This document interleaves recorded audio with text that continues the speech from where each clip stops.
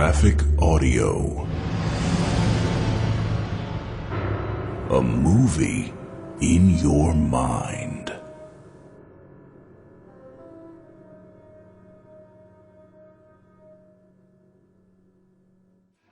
In a world at war with terrorists, America needs a covert last line of defense. A special operations group, unbound by standard rules and procedures, and answerable only to the Oval Office. A team of battlefield commandos and cyber warriors takes the most direct approach, stemming the tide of global terrorism and high crime. As the court of last resort, they handle the dirty work no other government agency can touch. Graphic Audio presents Don Pendleton's Stony Man. Narrated by Terrence Aselford, with performances by Nanette Savard, David Coyne, Jeff Baker, Colleen Delaney, Richard Rowan, Chris Graybill, Thomas Penny, James Lewis, Casey Jones, and Mort Shelby. Stony Man number 43, 0 Hour.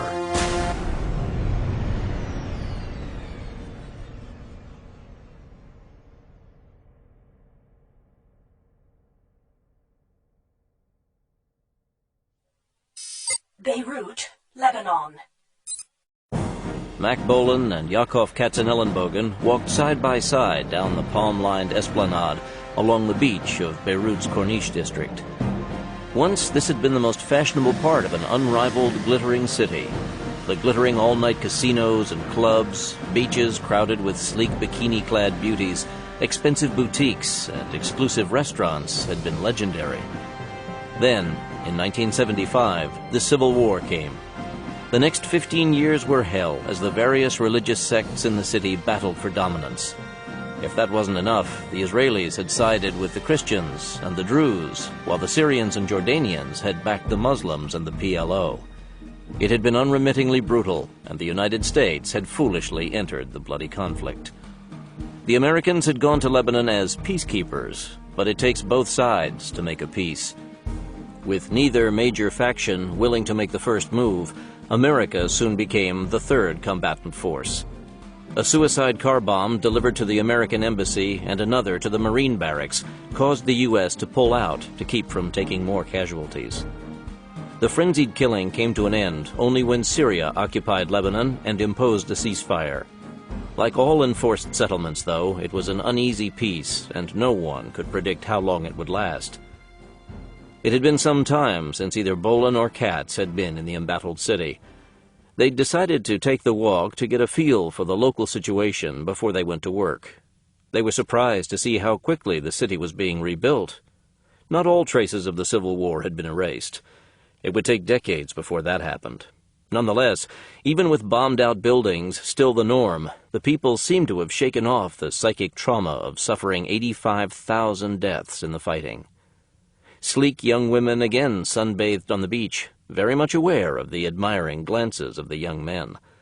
Brightly colored umbrellas shaded well-dressed patrons of sidewalk cafes as they sipped their coffee and tea and talked of plans for their reborn city.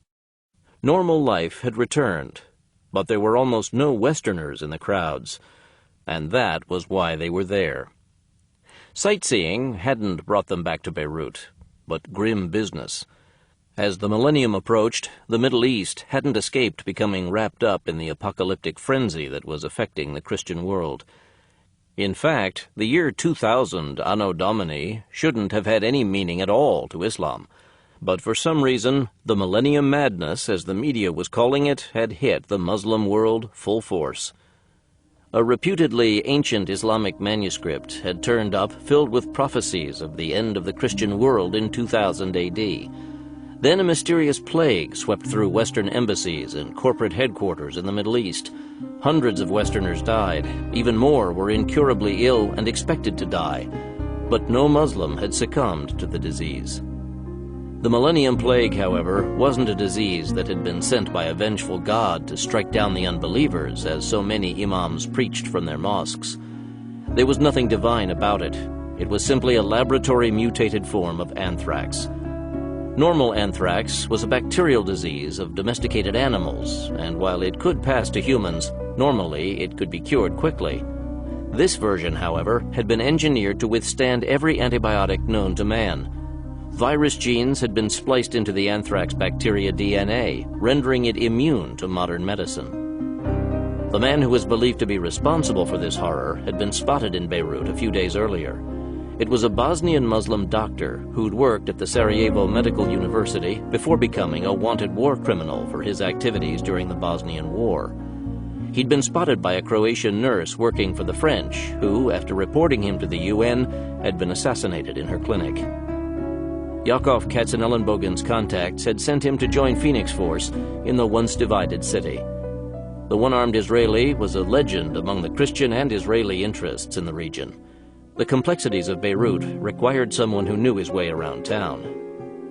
Bolan was a legend in the Middle East as well, but not as the executioner. In Arabic, he was known as Al-Aqsari, the soldier. He was not as real a figure as Katz. People who really should have known better often regarded him as pure mythology. Part of that was because when Al-Aqsari operated in the Middle East, he left few live enemies behind, and the dead could hardly tell of what they had seen. Bolan and Katz carried identification that let them into the UN compound without question. Once inside the main building, the duty officer directed them to see a René Klosterman. How may I be of assistance, gentlemen? You know a Mr. Wendelman? George Wendelman, yes. I'm sorry to have to tell you, gentlemen, that Mr. Wendelman was killed a few days ago. What happened? He was gunned down in the street, a most unfortunate incident. Did any witnesses happen to say that he was killed by men who came in a dark Mercedes and who were wearing ski masks? Yes.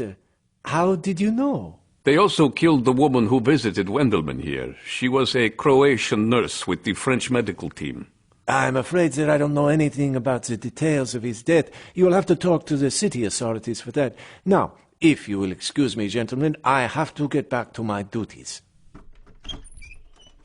As soon as the two men left his office, René Klosterman picked up his phone and dialed a number. Yes, this is Klosterman. The usual. Chicken shawarma to go. That done, he went to his secretary. I'll be out for a few minutes. Yes, sir. He walked out of the UN compound to the cafe around the corner. Taking a seat in the rear of the cafe, Klosterman didn't have to wait very long before his contact arrived. He didn't know the man's name, only that he paid very well for information about certain subjects of interest. One of those topics was anyone who showed interest in the late Georg Wendelman. People are asking about Wendelman's death. Tell me more. He did. An envelope was passed under the table. Thank you. My pleasure. Klosterman slipped it into a side pocket and got up to leave. Like Wendelman, he too always had more expenses than he had income, particularly in a city like Beirut. He would now visit one of his major expenses that night and share most of it with her. Katz and Bolan were continuing their recon on foot when a dark blue Mercedes four-door approached. It suddenly came to a halt, blocking the road in front of them. Duck! They dove for cover. 4 gunmen emerged from the Mercedes wearing the uniform of sectarian violence in the city, dark clothing with ski masks, and carrying folding stock AK-47s. Bolan's Beretta 93R appeared in his hand like magic. By that time, Katz had his mini-Uzi out from under his jacket and, firing one-handed, swept the last 2 gunners. Seeing his comrades on the ground, the Mercedes driver cranked the wheel around and trod on the gas. The powerful sedan fishtailed as the driver fought to control it. Bolan stepped out into the street and took a 2-handed stance.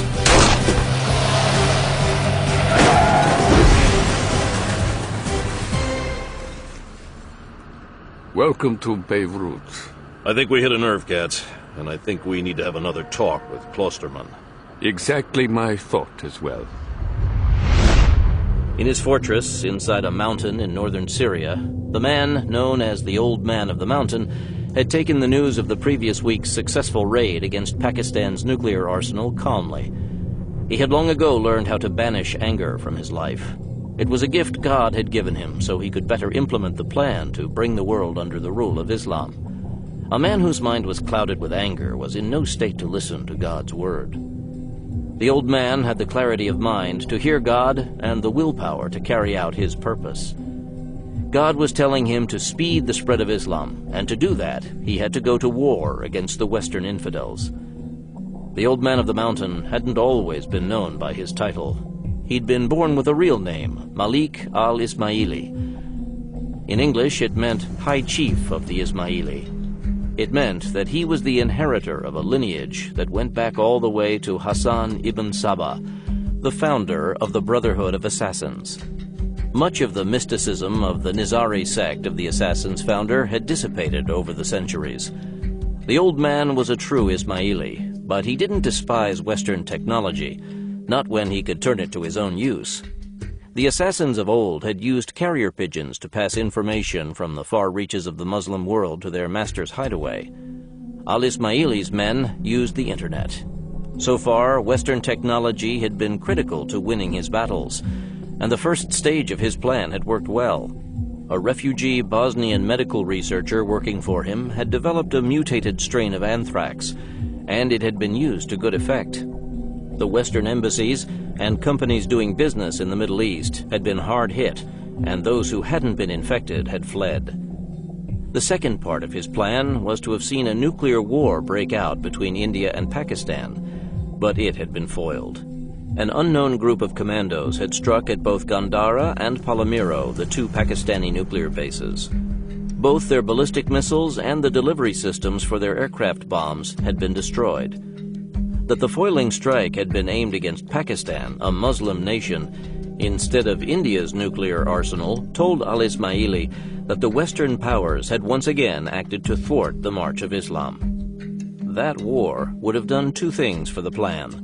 It would have created tens of thousands of new holy martyrs for Islam, and it would have let the nuclear genie out of the bottle.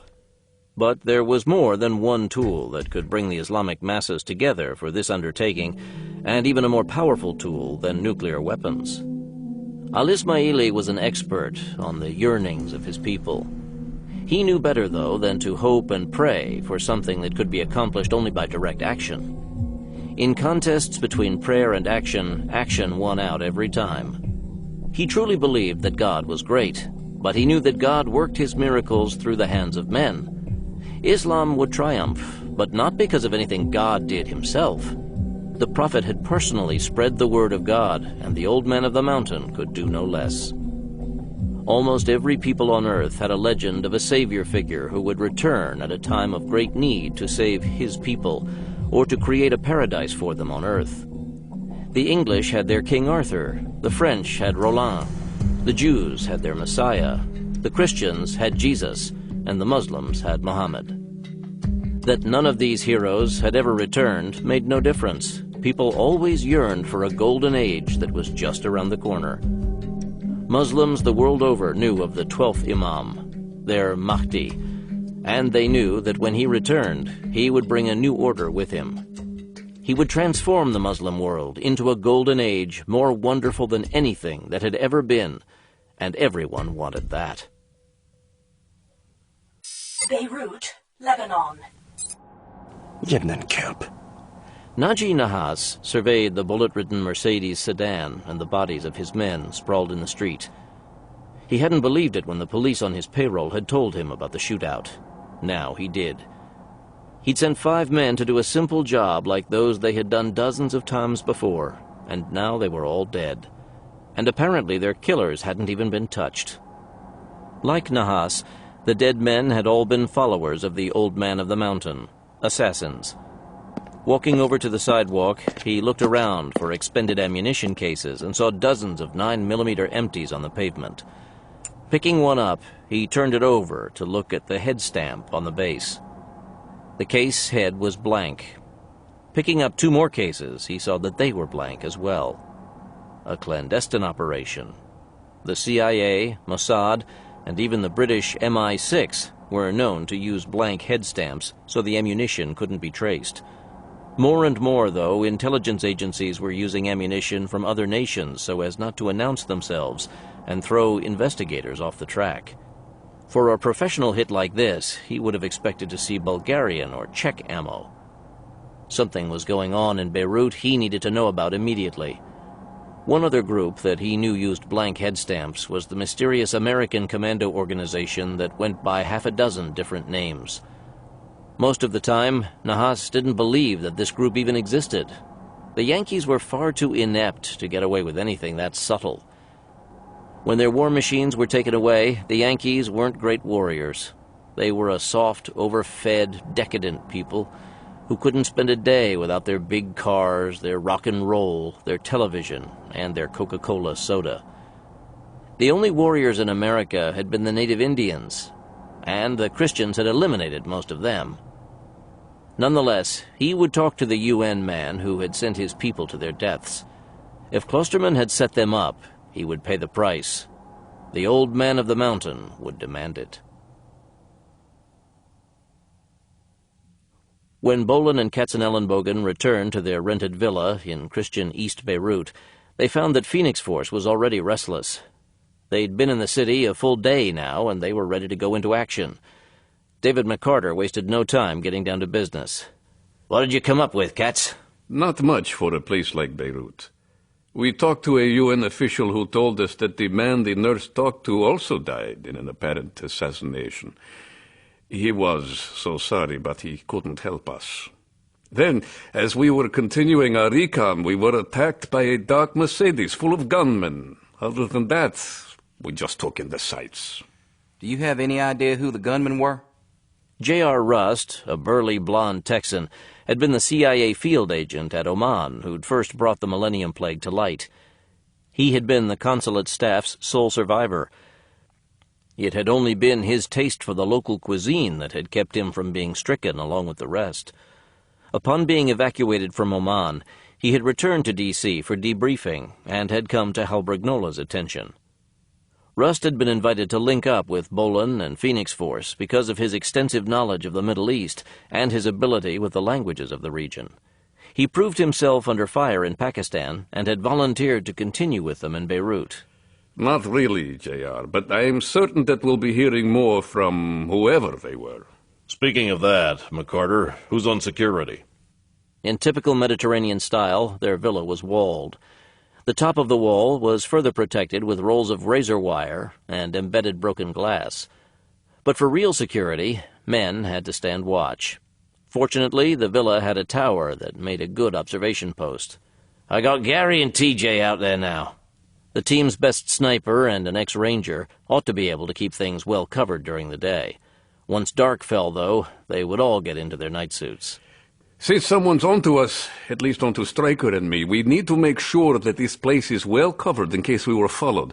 And remember, this is the home of the car bomb. The villa came with a supply of 55-gallon drums filled with concrete, and I had the lads roll them out to cover the gate. It's an RPG attack I'm more worried about. Our neighbors are a little too close to us for my taste. Hopefully, we won't be here long enough to attract that much attention. Where are we going? First, Enciso, I'm going to have a talk with the UN man we spoke to earlier and see if he knows why someone tried to kill us. Apparently, anytime someone asks the UN about Dr. Vedic, they get set up for a hit. Who do you want to take with you, Mac? I was thinking of having Jack drive so Katz and I can concentrate on the target. I also want him to get acquainted with the terrain around here. How about my tagging along too, Bubba? I speak good Syrian Arabic. Katz also spoke Arabic, but it might not hurt to have two linguists. Plus, in Palmyra, Pakistan, the CIA man had proved to be a good man to have around when the situation went bad. His solo rescue of McCarter from the Pakistani Air Police lockup had been a thoroughly professional piece of work. Sure. Later that afternoon, Bolin and Katzenellenbogen were sitting in a rented Alfa Romeo sedan across the street from the UN building. Jack Grimaldi was glad to be behind the wheel and out of the villa compound. Sitting in a static position always bored him. He liked being behind the controls of an aircraft or a fast car. The UN offices closed at 6. They took up position a half hour early in case their man was in a hurry to call it a day. Here he comes. I got him. Grimaldi reached for the powerful DOHC Alpha's ignition. René Klosterman paid no heed to his surroundings as he drove out of the UN compound. The payoff he had received earlier that day was burning a hole in his pocket. It had been almost 3 weeks since he'd been able to afford Jerzeel, she of the golden eyes and skin. It was no challenge at all for Grimaldi to follow the UN man's Fiat through the streets. Even though the city was making a strong comeback, vehicular traffic was still sparse. When Klosterman pulled into the open gate of an elaborate arabesque building, Grimaldi pulled around the corner and parked on the street. We got him. That's one of the city's better whorehouses. It's been in business since the days of the Turks, and if he's seeing someone there, he better have a major credit card with him. That good? That expensive. Maybe we should see if we can save him some money then. I'm sure he'll want to thank us for it later. You watch the door, JR, and Stryker and I will invite him to join us. A high-class whorehouse in Beirut was like an exclusive Victorian-era gentleman's club that offered women along with the other refreshments. The interior looked like something out of the turn of the century as well, but with an oriental flair. René Klosterman was sitting on a pile of cushions, sipping cardamom-scented coffee. Jazeel had been spoken for, and while he waited for her, he watched two scantily clad girls writhing about. Westerners called it belly dancing, but here it was an art form designed as a warm-up for the pleasures to come. He suddenly felt cold steel pressed behind his ear. Come with us, and you won't be killed. Who are you? Keep your head to the front and your mouth shut. Get up and walk to the door. Klosterman wasn't a brave man and did as he was told. Outside, he offered no resistance as he was put into the back seat of a sedan and blindfolded. Where are you taking me? One more word, and you die. They reached a bombed-out, deserted area. This is far enough. Take off his blindfold. When he saw where he had been taken, the UN man was certain he was going to be killed. This was one of the major body-dumping sites for the city. I don't know what you want, but I'll cooperate in any way with you. Do you know who we are? I just know that you were in my office this morning. After we left, someone tried to kill us. And I think you can tell me why that happened. If you can't, though, you get left here with a bullet in your head. The UN man feared the Lebanese man he fed his information to, but that threat was far away right now. I call a man at the cafe whenever there is something new or interesting, or perhaps dangerous in Beirut. I order a meal. Sometimes they give me an assignment, but they usually take care of the rest. Do you know your contact's name? He never would tell me his name, but I can tell you what he looks like, and I'm willing to look at photos, if you have any, and try to pick him out. Describe him. He looks Arab. He has a small scar on the right side of his mouth. One more thing. Yes? I advise you to leave Lebanon immediately. In fact, I advise you to find another line of work entirely. The UN isn't well served by men like you. Syria. The old man of the mountain studied the image of Naji Nahas in the screen of his video-equipped computer. Another gift God had given him was the ability to tell when a man was lying, and he could tell that the assassin leader was telling the truth. If the Brotherhood had unknowingly gone up against the elusive commando unit that turned up in many corners of the world, the failed Beirut hit hadn't been Nahas's fault. Al-Ismaili fully believed the rumors about the secret commando force that were so common in the Middle East.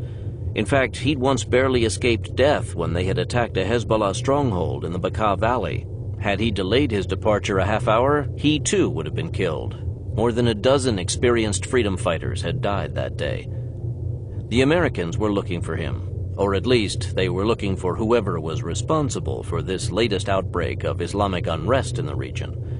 He doubted seriously that they had a line on him personally. His security was tighter than tight. Nonetheless, he could take no chances that they might get a lead on him. He had to wait a few more days before he could announce that the Mahdi had come. Activate all your cells, Nahas, and find those two men. When you find them, kill them. Spare no effort to ensure success this time. As you command, Master. And Nahas, do not fail me again. Stony Man Farm, Virginia. Hal Brignola looked at the cluttered desk in front of him in dismay. He had taken over Barbara Price's small office in the farmhouse. With her in the hospital, with the Millennium Plague, and Yakov Katzenellenbogen in Beirut, someone had to step in to keep things on track, and he'd been elected. That was the problem with running the nation's most secretive government organization. There was no one on the outside he could call upon to come in and give him a hand. The Stony Man farm was a tightly closed society, closed to the public and most of the federal government. Brignola was the sole point of contact with the outside world, and he reported only to the president. As the mission controller, Barbara Price was his second in command, and Katz was in the number 3 slot as the technical advisor. But with both of them indisposed, he was the man both in Washington and at the farm. Price's little cubicle was a far cry from Brignola's spacious Washington, D.C. office on the executive floor of the Justice Department building. It was like trying to work in a shoebox. He didn't have a clue how Barbara was able to get anything done in such cramped quarters. Brignola was personally focused on the chance to resolve the Millennium Plague situation. The president was zeroed in on the new threat Carl Lyons and his able team had brought back from their last mission in California. So while most of the Stony Man crew was supporting Phoenix Force's Beirut operation, Brignola was being drawn deeper and deeper into the latest disaster in the making. While Able Team had been on a weapons smuggling mission in San Diego, Rosario Blancanales had infiltrated a cult organization that was arming for Armageddon. Their leader, however, had been smart enough to plant a female spy with Blancanales to make sure that he was actually a true believer. Over the course of the mission, the woman, Sarah Carter, had been critical in helping Able Team pull off another success. With her help, they tracked down and destroyed stolen military weapons that were being used to arm a surplus Air Force ballistic missile silo that was being turned into a fortress. In payment for Blancanales having rescued her, Carter disclosed that she had once been the girlfriend of a Florida computer billionaire, Ian Dingo Jones, and was hiding from him. Jones was an Australian who had moved his company, Rainbow Cybertech, to the United States to escape the tax structure of his native land. Once in this country, he quickly built a high-tech empire rivaled only by Microsoft and Intel.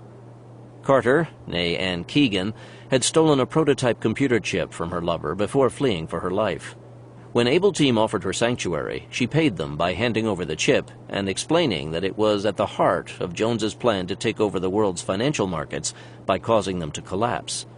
According to her, the chip was a cybernetic hunter-killer missile designed to wipe out banking and financial networks the world over.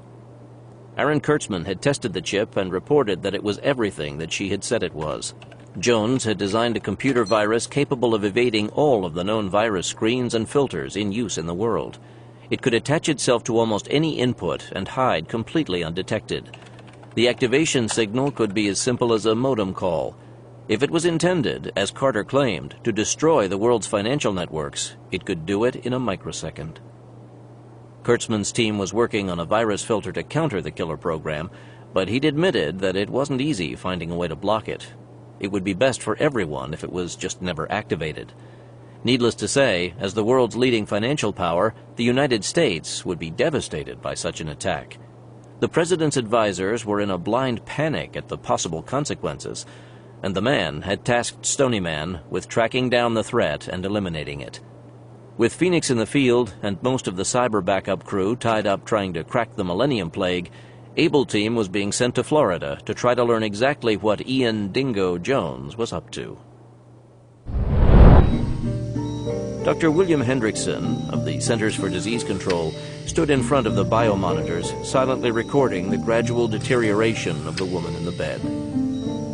Part of him wanted the process to speed up so she wouldn't suffer so much. Another part of him, the research scientist, wanted to keep trying to fight for her life. Though he had several hundred victims of the Millennium Plague in CDC satellites throughout the nation, this one woman, Barbara Price, was his personal poster girl. She was highly intelligent and stunningly beautiful, which piqued his interest. She had that effect on most men.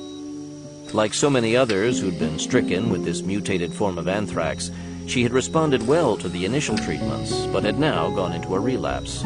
Unlike most, though, she was still alive. For how much longer, he had no way of predicting. He was watching the insidious destruction of a beautiful woman, and there was damned little he could do to stop it. Nor was there anything he could do for any of her fellow sufferers either. He had been told that the government was trying to track down the designer of this plague in hopes that he had also engineered a cure at the same time. He knew, however, that the chance for that to happen before Ms. Price was dead was slim. After making his final note, he bent and brushed a strand of the woman's honey blonde hair out of her face. I'm sorry. I really am.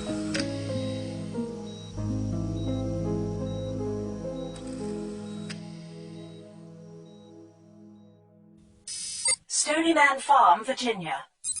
Aaron Kurtzman put down the phone and stared blankly at the data slowly scrolling down his monitor. He wasn't a man who gave up easily, but he was close to despair this time. He had just spoken with Dr. Hendrickson of CDC Atlanta and had been given an update on Barbara Price's condition. She was very gradually slipping deeper and deeper toward an irreversible state. This process had been noted in other patients who had contracted the mysterious plague, and most of them had died. Price was strong, and she was still fighting it, but without new information to work with, Hendrickson wasn't optimistic that the CDC would be able to save her life. Kurtzman considered telling Mac Bolan what he'd just learned. Bolan and Price had a long-standing relationship that went beyond the professional. It wasn't a thing of promises and rings, but that didn't diminish the strength of what they felt for each other. It was merely a realistic reflection of the lives they led. No one expected the executioner to settle down in the suburbs, wear a suit, and drive a Volvo wagon. Equally, Price wasn't cut out to be a soccer mom who did volunteer work for worthy causes when she wasn't baking cookies. The mission in Beirut was in a critical phase right now. Developing information from the single lead they had was going to require Bolan's undivided attention. Kurtzman didn't insult Bolan by thinking that he wouldn't be able to absorb the information about Barbara, put it out of his mind, and continue doing what he had to do. But every man, even the executioner, could take only so much. He also decided not to mention this to Hal Brignola. The Big Fed also had enough on his plate. Even though the last Phoenix Force mission in Pakistan had diffused a potential nuclear war on the Indian subcontinent, they hadn't been able to make even a dent in the craziness that was overwhelming the world. The world was coming to an end, and it looked like Stony Man Farm wasn't immune. Orders were orders, but Carl Lyons still wasn't used to having Sarah Carter as an appendage to Able Team. It wasn't that the ex-LAPD cop didn't like women, far from it. But even though she'd been crucial to their shutting down a dangerous millennium cult in San Diego, he didn't trust her.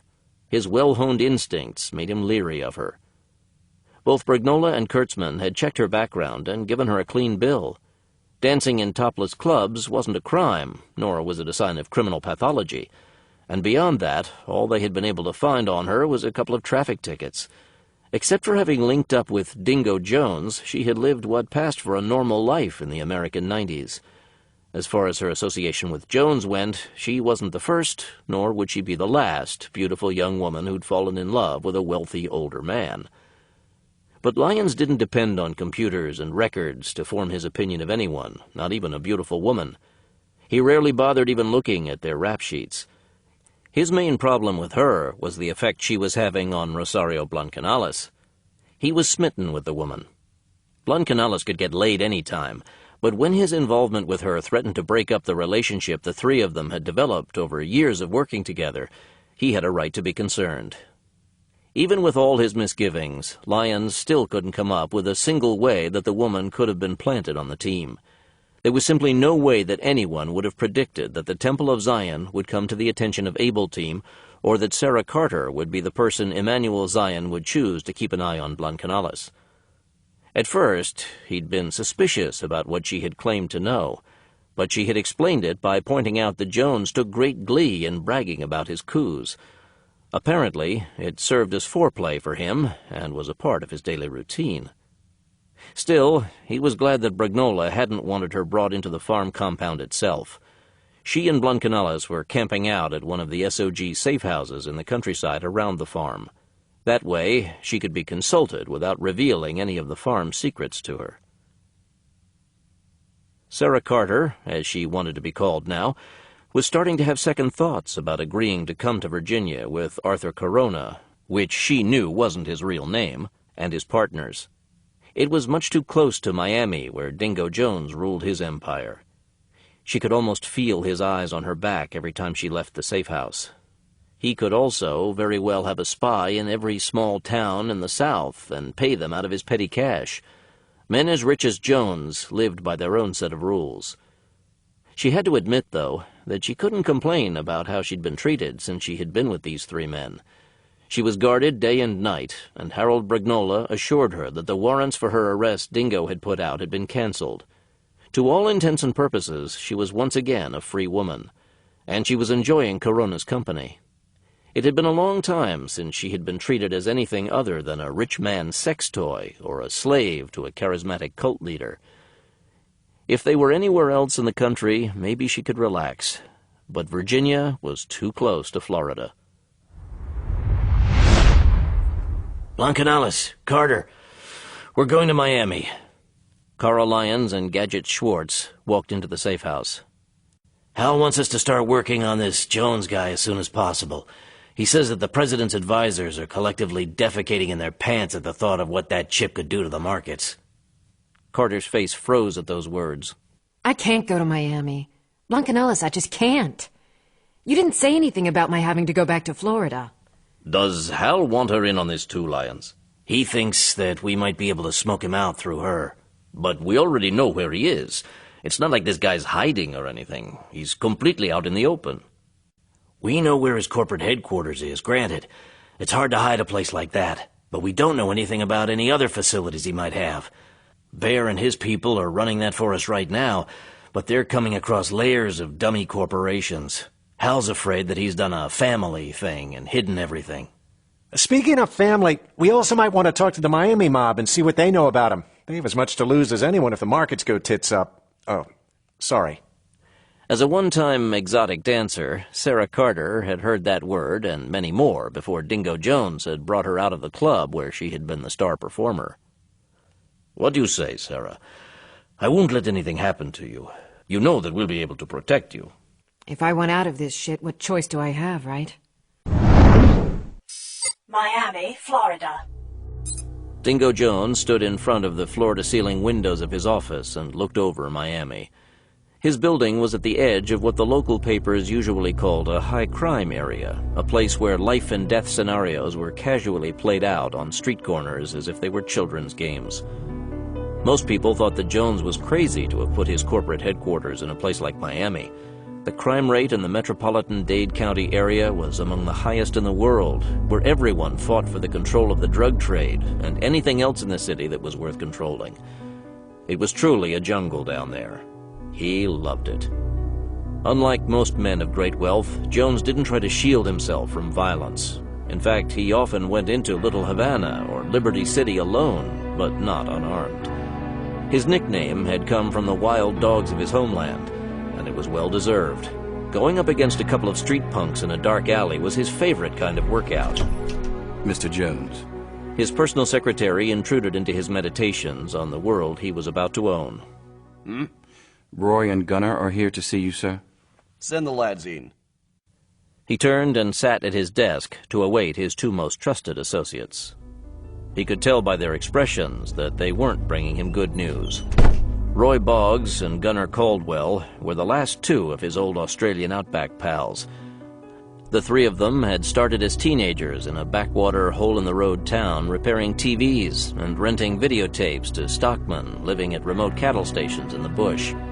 They had also dabbled in drug trafficking and anything else that would make them a buck before Jones discovered computers. When he found that he was good at writing programs, Jones went to Sydney, taking Roy and Gunnar with him. They'd used their outback methods to set themselves up in business. When that wasn't enough, they moved to Silicon Valley. After finding a niche in the cyber business that wasn't being covered by the giants of the industry, he hired bright young computer engineers and designers and made that niche his empire. Now he was one of America's richest men, and he was poised to become the richest man of all history. The only glitch was the matter of Ann Keegan and the microchip she'd stolen. He didn't really need it. Making specialized computer chips was what had built Rainbow Cybertech to be the power that it was. He wanted Ann Keegan back. Like the wild dog he'd been named after, he didn't let go of anything that was his. You haven't found her, have you? Gunnar Caldwell stepped up to take the heat. Of Jones's 2 henchmen, he was the stronger and the natural leader. He was smart enough, though, to know when to bend to a stronger will rather than to try to go head-to-head. That was what had kept him from falling by the wayside. Roy Boggs was a born follower and a man who could carry out instructions without question. Such men were useful. No, we haven't, Dingo, but we're making good progress. We found a way to check the driver's license photos of all 50 states, and we're running it now. The problem is that no two of the bloody states are using the same bloody kind of computers, so we have to tailor our program to each system. You can't believe some of the crap that's still in use out there. You're assuming that she's still in the States. We already ran as good an immigration check as our money could buy. My money? Christ, Dingo, I know it's your money. All I'm trying to tell you, mate, is that we're doing everything we can. Keep on doing it. And more.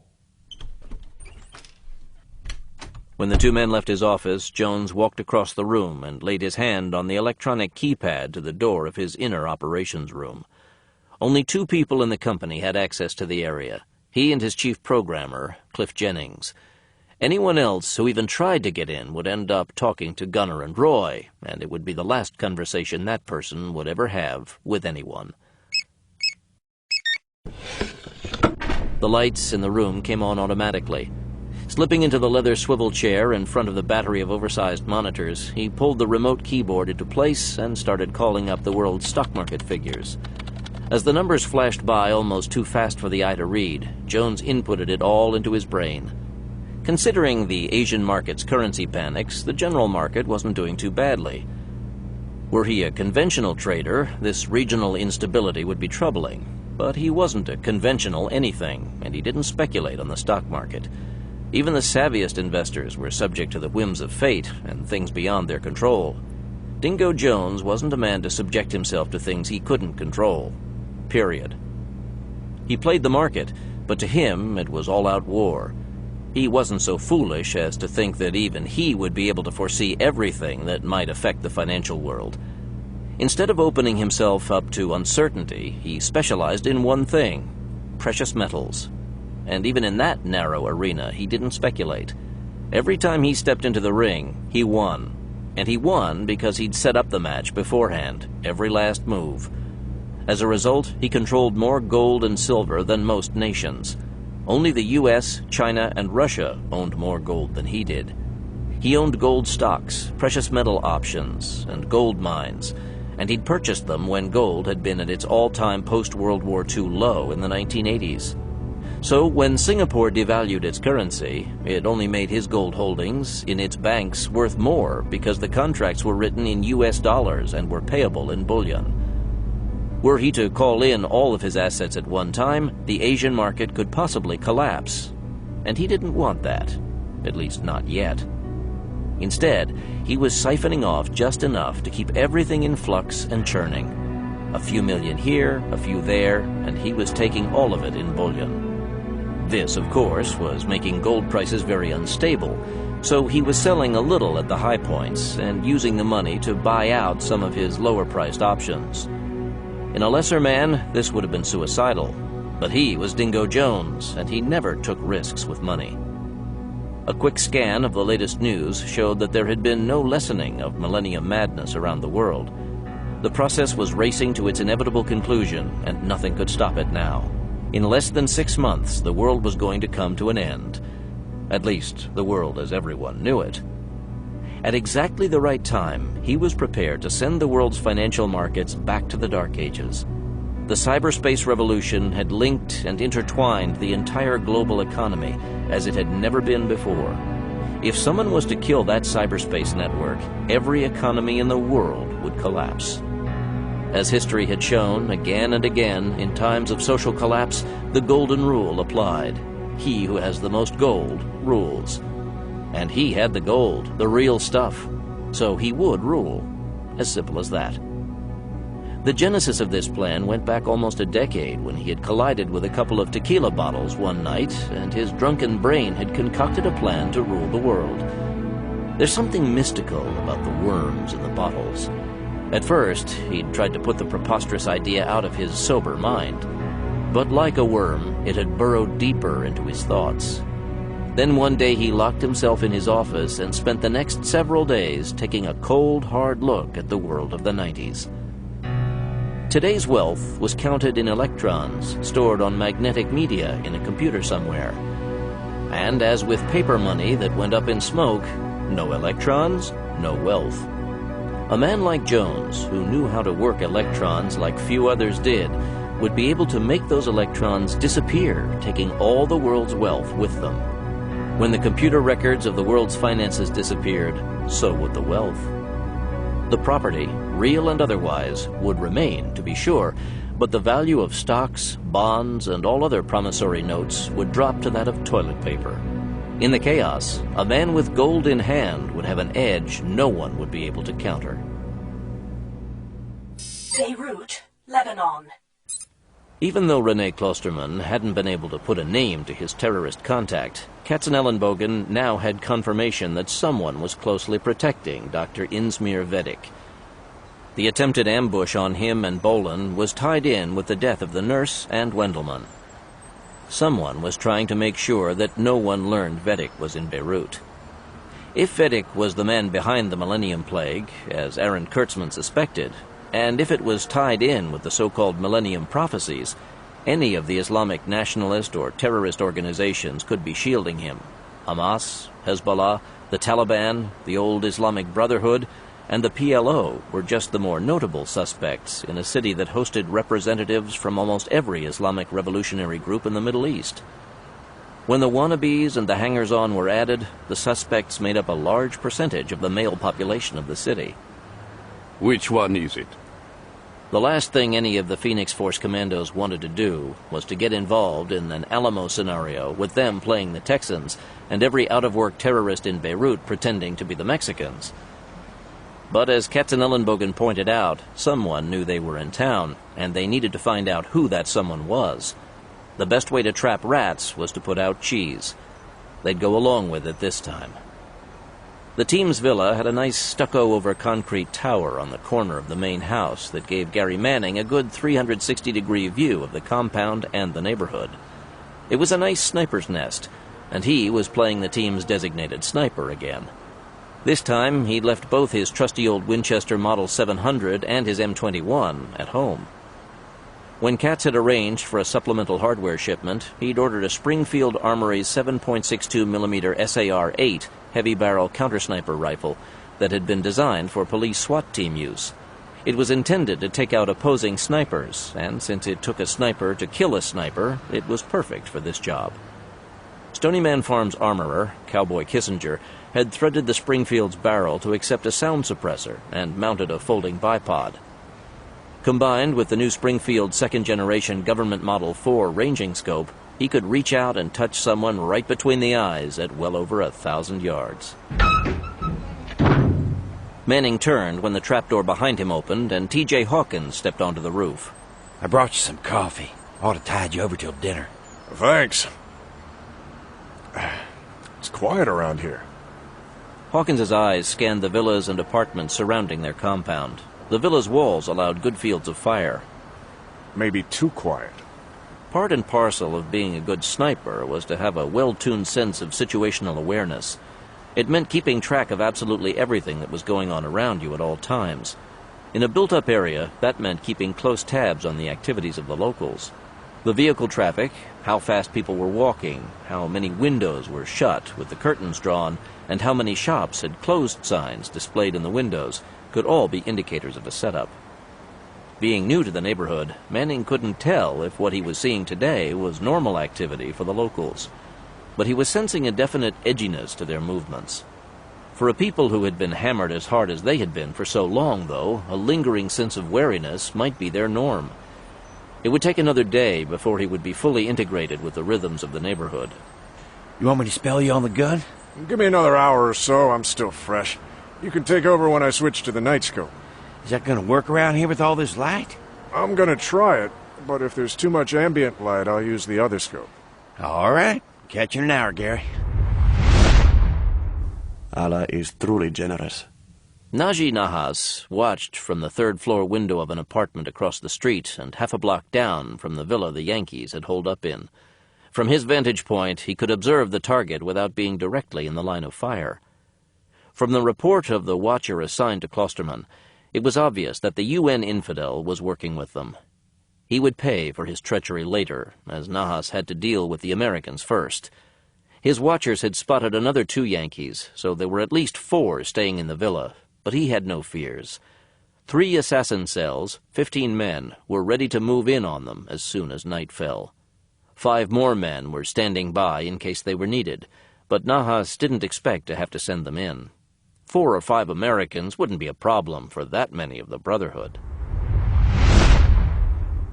The night found Bolin and Phoenix Force inside the darkened compound, patrolling with their night vision goggles. Katz was in the villa's makeshift communications room as information central. Bolin was the mobile reserve. There was no hard evidence that they would be attacked this night, but not to be prepared would be a serious mistake. Hawkins was taking his shift on the sniper rifle. Heads up, guys. I got 2 intruders coming over the seaward wall and they're armed. Roger. Let them get inside and then drop them. I don't want their bodies falling into the street. Roger. Through the scope, Hawkins saw the intruders in shades of green. They were dressed from head to toe in dark clothing, including a face scarf and gloves. Their weapons appeared to be silenced Italian Beretta Model 12 subguns. They dropped inside the wall. Hawkins fixed the trailing terrorists in his sight reticle. Without waiting to see if he had scored, he switched to take out the lead man. As he brought the scope to bear, he saw that his target had heard the 7.62mm round impact with his partner and was turning to see what had happened. Hawkins caught him behind the left shoulder. The insurance shot went into the base of his skull. 2 down. It's a feint. I've got a dozen of them coming over the south wall. It's easy, Hawkins. Pull back to the garage. Bolin grabbed his H&K and headed for the door. By the time Hawkins moved the rifle to the other side of the tower, all the dark-clad attackers, except for the one Enciso had dropped, had disappeared under cover. For the moment, the ball was in the attacker's court. Rafe, I'm coming up on your right. I've got your left. Rust, Manning, and Calvin James were spread out a few yards apart in front of the main house's west side, waiting for the terrorists to come to them. In preparation for the evening's activities, they'd fitted the sound suppressors to their MP5 SDs, and their magazines were loaded with subsonic 9mm ammunition. Left front, by the pool house. Got him. The intruder broke cover. James stitched him from his belt buckle to his neck. Whoa, shit! He ducked in reflex. Where is he? Then chaos broke. The Stony Man commandos were suddenly fighting for their lives. Bolin, Enciso, and McCarter waited in the dark until the terrorists were concentrating on the other half of the team before breaking cover. Go! Coming in on the attacker's flank, the commandos silently put 4 of them down before the other terrorists knew they were being hit. It took a long moment for them to react to taking fire from 2 sides, and the delay cost them 2 more of their comrades. Though they were grouped together in cells, the assassins had been primarily trained to work alone. Bolin and Phoenix Force, however, worked as a team, and the teamwork was paying off as they whipsawed the attackers. In the tower, Hawkins was using his scoped rifle to spot movement and direct fire. He was looking for a clear target so he could take a shot as well, but having his teammates down there made him cautious. There's one working his way around the hedge behind the patio. I'm on it. Spinning to face the threat, the CIA man saw the winking of muzzle flash. Rolling to the side, he snapped out a return burst and rolled again. Another burst chewed up the ground beside him. Screw this. Spotting the glow of warm muzzle steel in his night optics, Rust rose to one knee. Damn it. When he looked again, the target was gone. Without the sounds of gunfire, it was hard to tell when the battle ended. After waiting several minutes, the Stony Man team moved out to comb every square foot of the compound to make sure that no one was hiding in the dark. Cats, I'm clear. Nada aquí. I think I've got a WIA south side of the pool house. Hawkins, I'm on the way. Hawkins had held back to keep from spooking the terrorist until help arrived to take him captive. The man's bloody right arm hung limply at his side, and he had taken another round in the chest. But even with blood bubbling from his mouth, his eyes glared defiance. When he saw the Phoenix Force commandos, their weapons ready, his left hand snaked down to his waist and came up with a curved dagger. Allah Akbar! He raked the knife across his own throat. Shit. Hawkins looked at the inlaid handle of the curved-bladed dagger embedded in the terrorist's throat. Whoa, that knife looks like an assassin's dagger. A jambaya. It's more or less the standard knife throughout the Arab world. No, J.R. I mean the signature daggers of the old Brotherhood of Assassins. You know, the guys who were around during the Crusades. The old man of the mountain, Hawkins. That and the tales of Sinbad are the most enduring myths to have come out of this region since Islam took over. The assassins weren't a myth. I know they took the credit or were given the blame for damn near every guy who disappeared in a dark alley or went face first into a dish of poisoned couscous back then. But they were very real, and they were damn good at what they did. Some of your heroes? You might say that, Calvin. The assassins were some of the best clandestine warriors of all time. Make the Japanese ninjas look like amateurs. The combined efforts of every caliph and prince in the region couldn't put them down. It took the Mongol hordes to finally accomplish that. Now, they've been dead for centuries, but that knife sure as hell looks like the only authentic assassin dagger known to exist. In fact, it looks like it could be its twin. Where's the dagger? The real one, I mean. Well, as I recall, it was last seen in Damascus right after World War II before it disappeared. Like the spear of Casca, it seems to keep dropping out of sight. TJ, that was the spear used to kill Christ, right? Now, I have this thing about legendary weapons, and that spear was found in Syria as well, in Antioch, I think. Katz had stood silent throughout this exchange. He was a pragmatic man and had no use for legends and myths, not even for the ones he had helped create. If Hawkins was correct in saying that it was a copy of an ancient assassin's jambia, it could mean that the Deadly Brotherhood had been resurrected. Katz also knew a lot about the assassins of old, and he, too, knew that many of the stories were fact. Hawkins was right in saying that they were the greatest clandestine warriors of all time. For the better part of 2 centuries, they'd played a critical role in the history of the Middle East. In the modern age of nation-states, a medieval cult of killers might seem to be out of place, but it wasn't impossible. I think we better pass this one on to the farm and see what Aaron can come up with on resurrected assassins. Whoever these guys were, what do we do with them? Take their mug shots in duplicate and then deliver them to the UN compound. Let those bastards sort them out. We have a dozen or so to haul away, Katz. Make 2 trips. Miami, Florida. Sarah Carter didn't particularly enjoy being back in Florida. The soft early evening breeze caressing her skin didn't feel as good as it had before. After having lived in San Diego, the stately royal palms lining the boulevard looked stunted.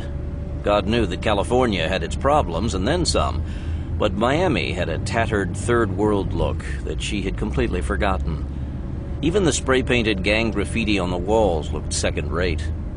The colors weren't as bright, and the words were misspelled.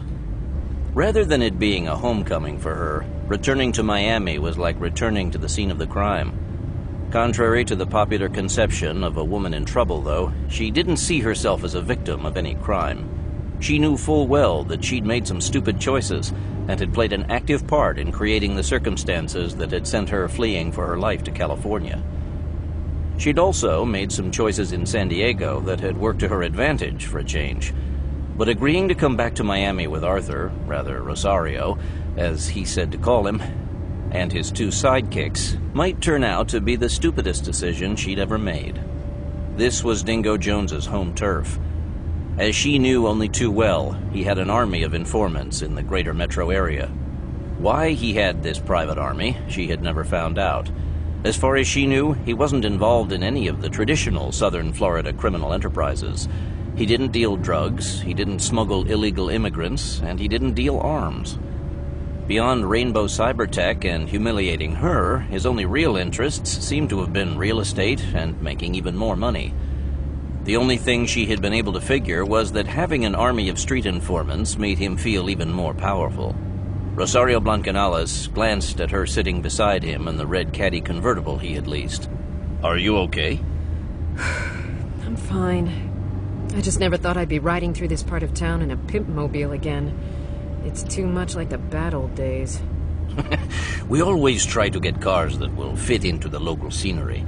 Caddies are a dime a dozen around here, and most of them are ragtops.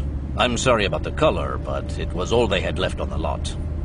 She felt like the flashy car had a blinking neon sign on it, announcing that she was riding in it. But she realized that it was just her imagination working overtime again. It's okay, Rosario. I'm just a little jumpy, that's all. I'll take you back to the motel if you want, and I can finish this up with gadgets. No.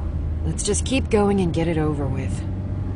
As the first part of the exercise, Blancanales was making a street recon of all the known Rainbow Cybertech sites and taking notes. Having Carter riding with him made them look like they were just 2 more tourists out for a thrill visiting the wild side of the city. The woman had thought that Blancanales had been out of his mind when he suggested doing that. But now that they were in Little Havana, she saw that they weren't the only two well-dressed people in fancy cars cruising the crowded streets. She didn't understand why anyone in their right mind who didn't have to be here would want to be. She had also never understood why Dingo had so much of his operation located in the high crime areas of the city. It was true that the land was cheaper, but he had so much money that a couple of million more or less was just pocket change for him. He could have built anywhere he wanted. The thought crossed her mind that it might have been because of his warped love of danger. He might be getting a thrill out of living so close to people who would kill him for his shoes and not think a thing about it. She knew, though, that anyone who tried wouldn't live long enough to regret it. It wouldn't be easy to kill Dingo Jones. Do you want to stop for lunch? Sure. The food's the only thing I miss about this city. And if I remember right, there's a good place not too far from here, Papa's. I think you'll like it. Which way? Just keep going. Back at the motel, Herman Schwartz was downloading the information Kurtzman's team had gathered about Dingo Jones and his operation. He'd also requested a listing of any and all crimes that had been reported in a 4-block radius around the Rainbow Cybertech sites. He didn't know what he was looking for, but it would help pass the time until they came up with something worth working. While Schwartz sorted through the files, Carl Lyons lay on the bed, staring at the ceiling and waiting for the night. This was one operation where he was going to have to be more than patient. Patience wasn't one of the ex-cop's better virtues. He wished that Sarah Carter had just kept her mouth shut about that damned computer chip. He'd been sent on wild goose chases before, but this time he didn't even have a decent goose to chase. All they had was that this Dingo Jones made computer chips and operated out of Miami. Having Blancanales drive around town in a red caddy, with the woman at his side, was a crude way to try to develop a lead, but it was all they had.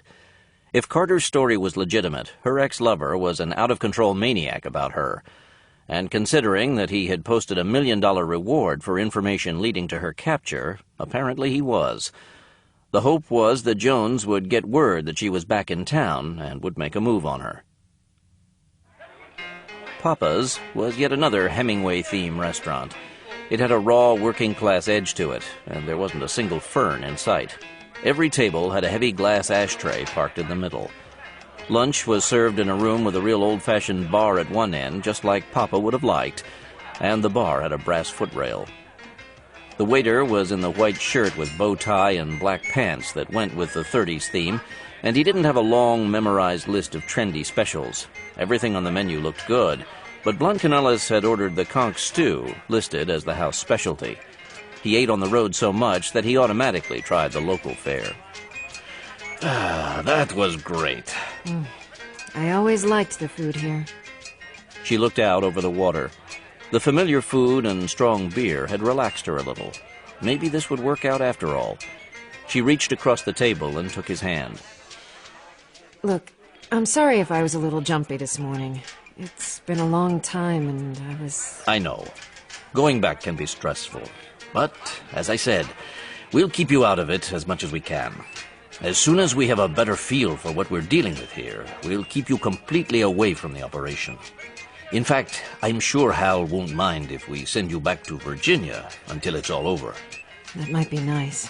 So, let's get back out there and finish this up today. Let's do it.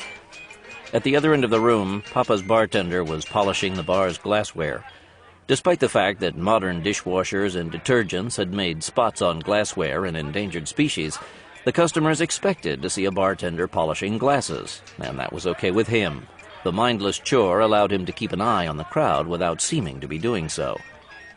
Bars were places where people did and said things that they would never think of doing or saying anywhere else, and that also suited the bartender very well. He made a good living, the salary was fair, and the tips were great.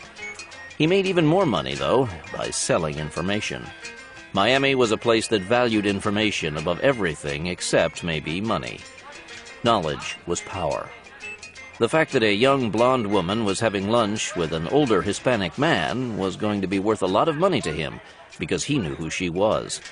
As soon as they left, he reached for the phone and dialed a number from a card he had tacked on the wall next to the cash register. It's me. Dingo? Yeah, Gunner. The first sighting has her riding around in Little Havana with a guy in a red Caddy convertible. The informant was sure it was her, because he used to go to the club to watch her. Caldwell knew that he could mention the strip club where Ann Keegan had once been a dancer. Jones seemed to revel in it. You get a plate on the car? I ran it, and it's a rental from down by the marina. The name on the form is Rosario Perez. The second sighting? The bartender at Papa's said that she stopped by for lunch with an older Hispanic guy, and that would go with the name on the rental. Figures. I want to know who this guy is and what she's doing with him. Well, Dingo, I don't know who he is yet, but he looks like a player, that's for sure. And as far as what she's doing with him, I saw her hanging all over the guy like he was her, Her what, Gunner? Nothing, Dingo, nothing. Well, I want both of them brought here immediately. Doing it that way is likely to be noticed in the barrio, and I know that you don't like that. I don't care if it causes a bloody war. Get them and bring them here. You got it, mate. The takedown in Little Havana went like clockwork. It was late afternoon, and Rosario Blancanales was headed back to the motel when a delivery van backed out of an alley in front of him. He stopped the caddy to let the truck get past. An instant later, two men came from behind and had guns to Carter's head before he could react. "Take it easy." He made sure to keep his hands in plain sight on the steering wheel. The shorter of the two gunmen re-aimed his pistol to target Blancanales. Bring your hands up slowly, mate. Blancanales did and allowed the gunman to slip plastic riot cuffs over his wrists. Once his hands were bound, the gunman backed off. Get out of the front seat and get in the back on your side. You try to run, and I'll shoot your legs out. Again, Blancanales was careful to follow instructions. He had no choice. As soon as he was reseated, the shorter gunman slipped into the back with him, while his partner got into the driver's seat. "Where are you taking us?" Shut your gob or I'll blow it off. Blancanales did as he was told. Carter sat stiffly, staring out the windshield as if in a trance. Remembering how she had come through in San Diego when the three Temple of Zion goons broke in on them that night, he was surprised. He had thought that she was more of a fighter than that. Carter kept silent, while Caldwell drove the caddy out of the barrio and headed for Jones's headquarters. She had been in a state of shock since she recognized Gunner Caldwell and Roy Boggs behind the pistols aimed at her face. Dingo Jones's two henchmen were the last people she had expected to see. Or at least, she hadn't expected to see them so soon. She had tried to warn Rosario and his partners about the dangers of going into Jones's home ground, but they hadn't believed her. Now they would, but it would be too late for both her and Rosario. There was a small chance that Jones might let her live, but there was no way that her companion would leave the building alive. Once he was in Jones's glass and steel fortress, he would die.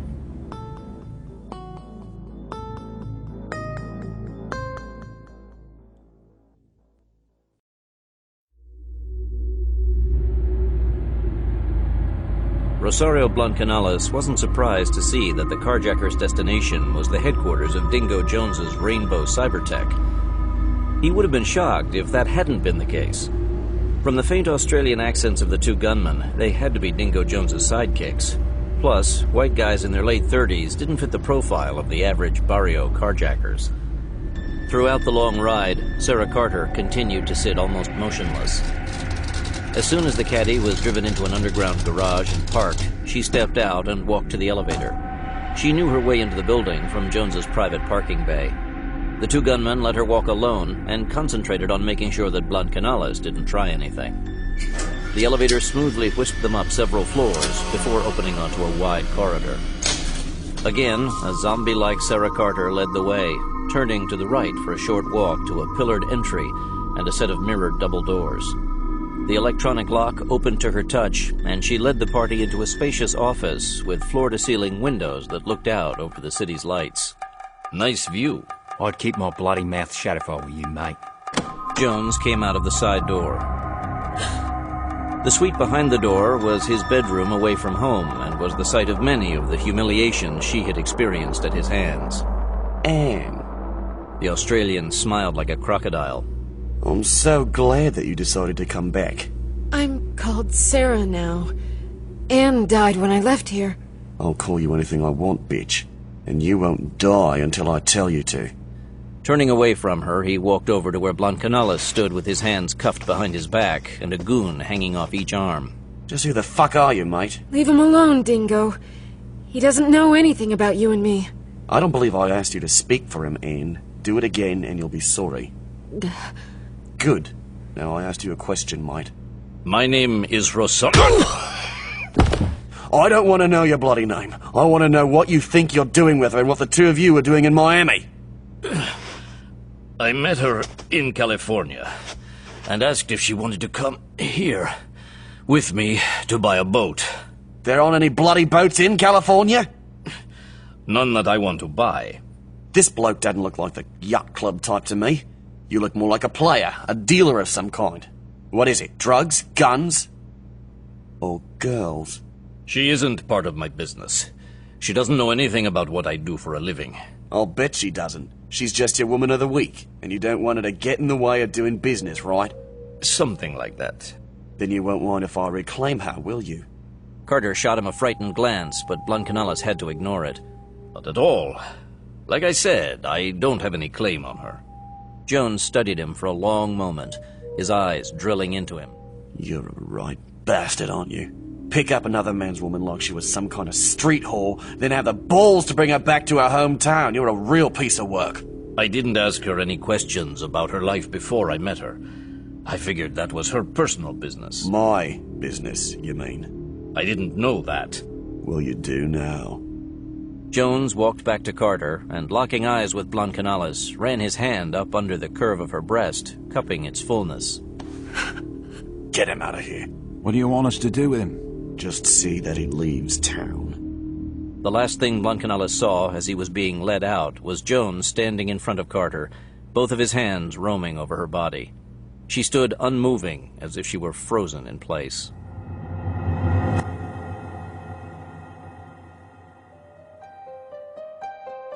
Hal Brignola had tasked the Stony Man computer room staff with keeping track of the growing number of Millennium Madness incidents. Hunt Weathers, Akira Tokaido, and Carmen Delahunt were all logging and running threat analysis on each event as it happened. Most of what they were finding was harmless, but it was tagged for trend and filed for later reference. In Latin America and the U.S., Virgin Mary sightings and the resulting riots were increasing, as was the loss of life when order was restored. Even in the most Catholic nations, public order had to be maintained. Crowds simply couldn't be allowed to run rampant and close down major cities. In the U.S. and Western Europe, cult groups were a box office business. Otherwise rational people were flocking to join anyone who stood and claimed to know what the future held in store. After the problems in California with the Temple of Zion and other cults arming themselves for Armageddon, these groups were being closely watched by everyone from the ATF to the local sheriff. The hottest action right now, though, was in the Islamic world. The so-called Millennium Prophecies were getting more attention than ever. From Afghanistan to Zanzibar, they were being played on radio and TV daily, and imams read from the apocalyptic texts at every mosque service. Now that the threat of the Millennium Plague had forced the evacuation of most of the Western embassies in the Middle East, getting on-the-ground intelligence from the region wasn't easy.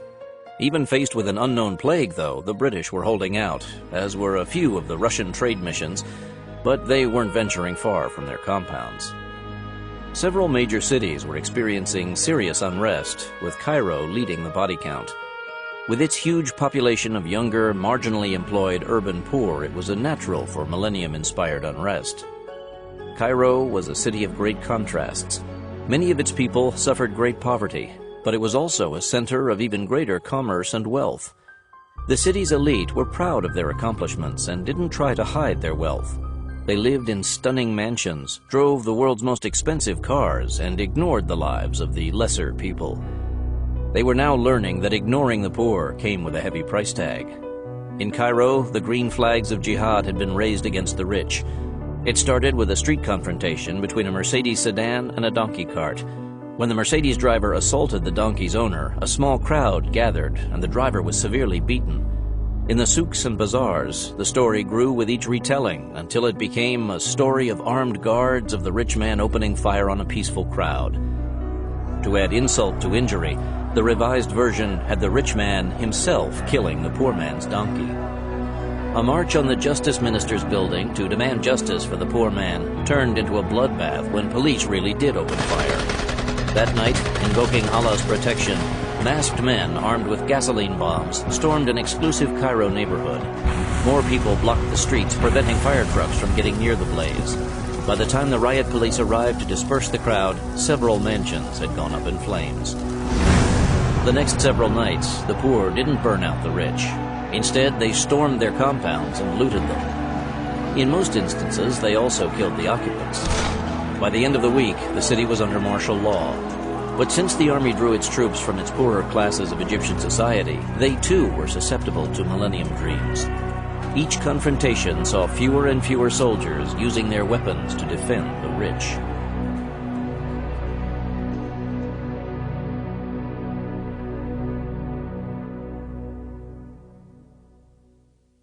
Shouldn't we have heard from Paul by now, Gadgets? Yes, Carl, he's late.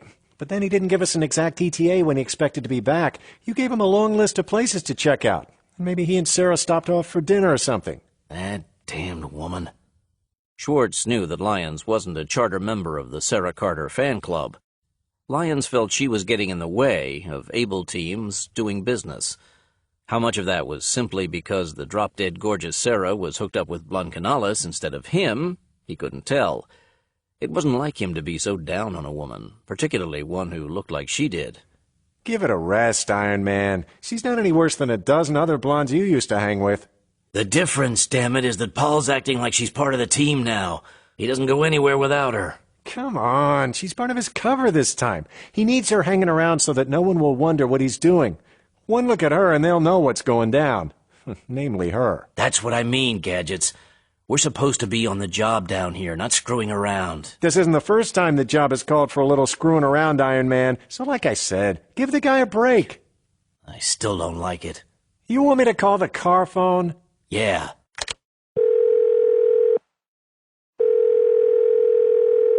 Nada. Can you trace the car? I should be able to. All I have to do is dial it up on the GPS network. Going to his laptop, Gadgets rang a local cellular phone number and punched in a code to remotely access the onboard GPS unit in the car. Quite a few top-of-the-line cars were now equipped with the devices that acted as a theft deterrent as well as a navigator. He was able to activate the GPS, but when he tried to locate the car, he couldn't get a reading. Something's wrong. I should be getting a reading, but nothing's coming through. Maybe it's parked in an underground parking structure or something like that. The damn thing won't transmit through concrete. No sweat. I'm going after him anyway. Exactly what did you have in mind, Carl? Simple. I'm going to go to Jones's headquarters and ask him if he's seen Paul and Sarah. Oh, Sato. Faced with your righteous wrath, he'll just fess up and hold his hands out for the cuffs. Why don't we try something a little stealthier? We might be able to gain access to Jones's empire through the back door, hack our way in. I know you feel like busting someone's head right now, but let's try and find out which head will do us the most good to bust. After that, we can go around smacking anyone we feel like, but that might be counterproductive right now. With you or without you, I'm going in there tonight.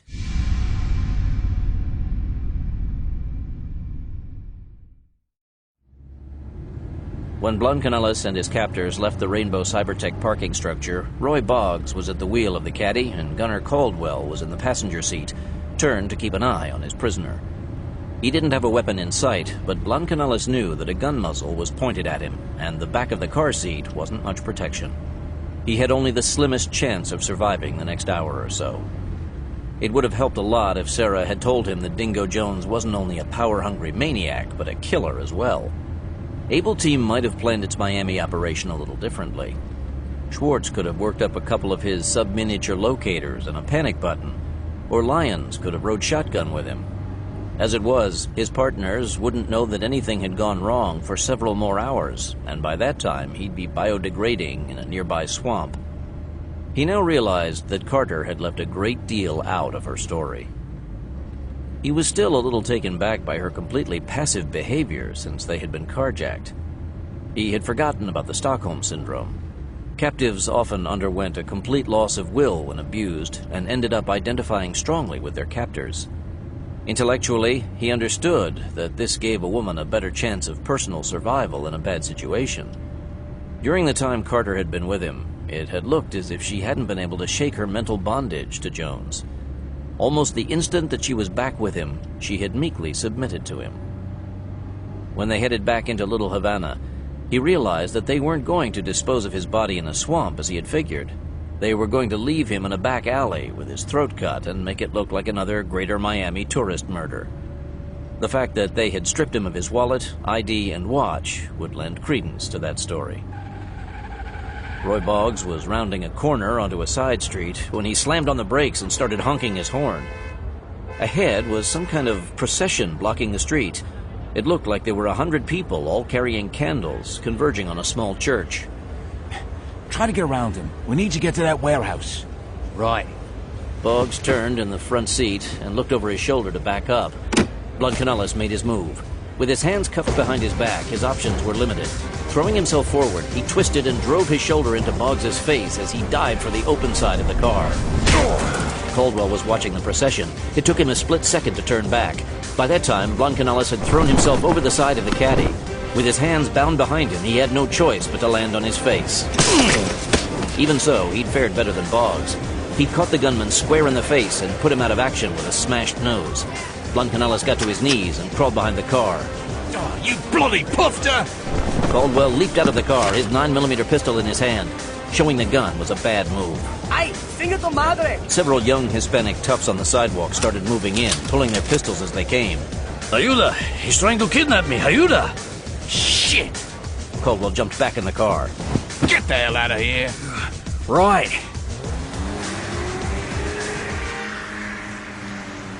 Blancanellis was trying to get to his feet when one of the gangbangers kicked him in the ribs. Where'd you think you're going, amigo?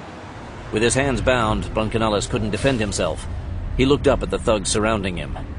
I can pay if you help me. Ha! Oh!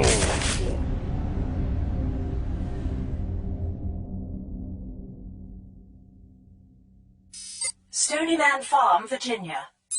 Hal Brignola was sitting in as the farm's mission controller. He took Katzenellenbogen's report about the foiled attack on the Beirut villa. That was a good sign. It was further confirmation that the Vedic tip was valid. If the Bosnian doctor wasn't in Beirut, the team wouldn't have been targeted twice. Katzenellenbogen's theory that the attackers had been from some kind of born-again versions of the medieval assassin cult, though, wasn't good news. It added another dimension to an already complicated situation. Picking up his notepad, he headed downstairs to the computer room to brief Kurtzman on this new twist. Assassins? Aaron Kurtzman sat back in his wheelchair and clasped his hands behind his neck. Real assassins of the Brotherhood? This is getting more and more interesting as it goes along.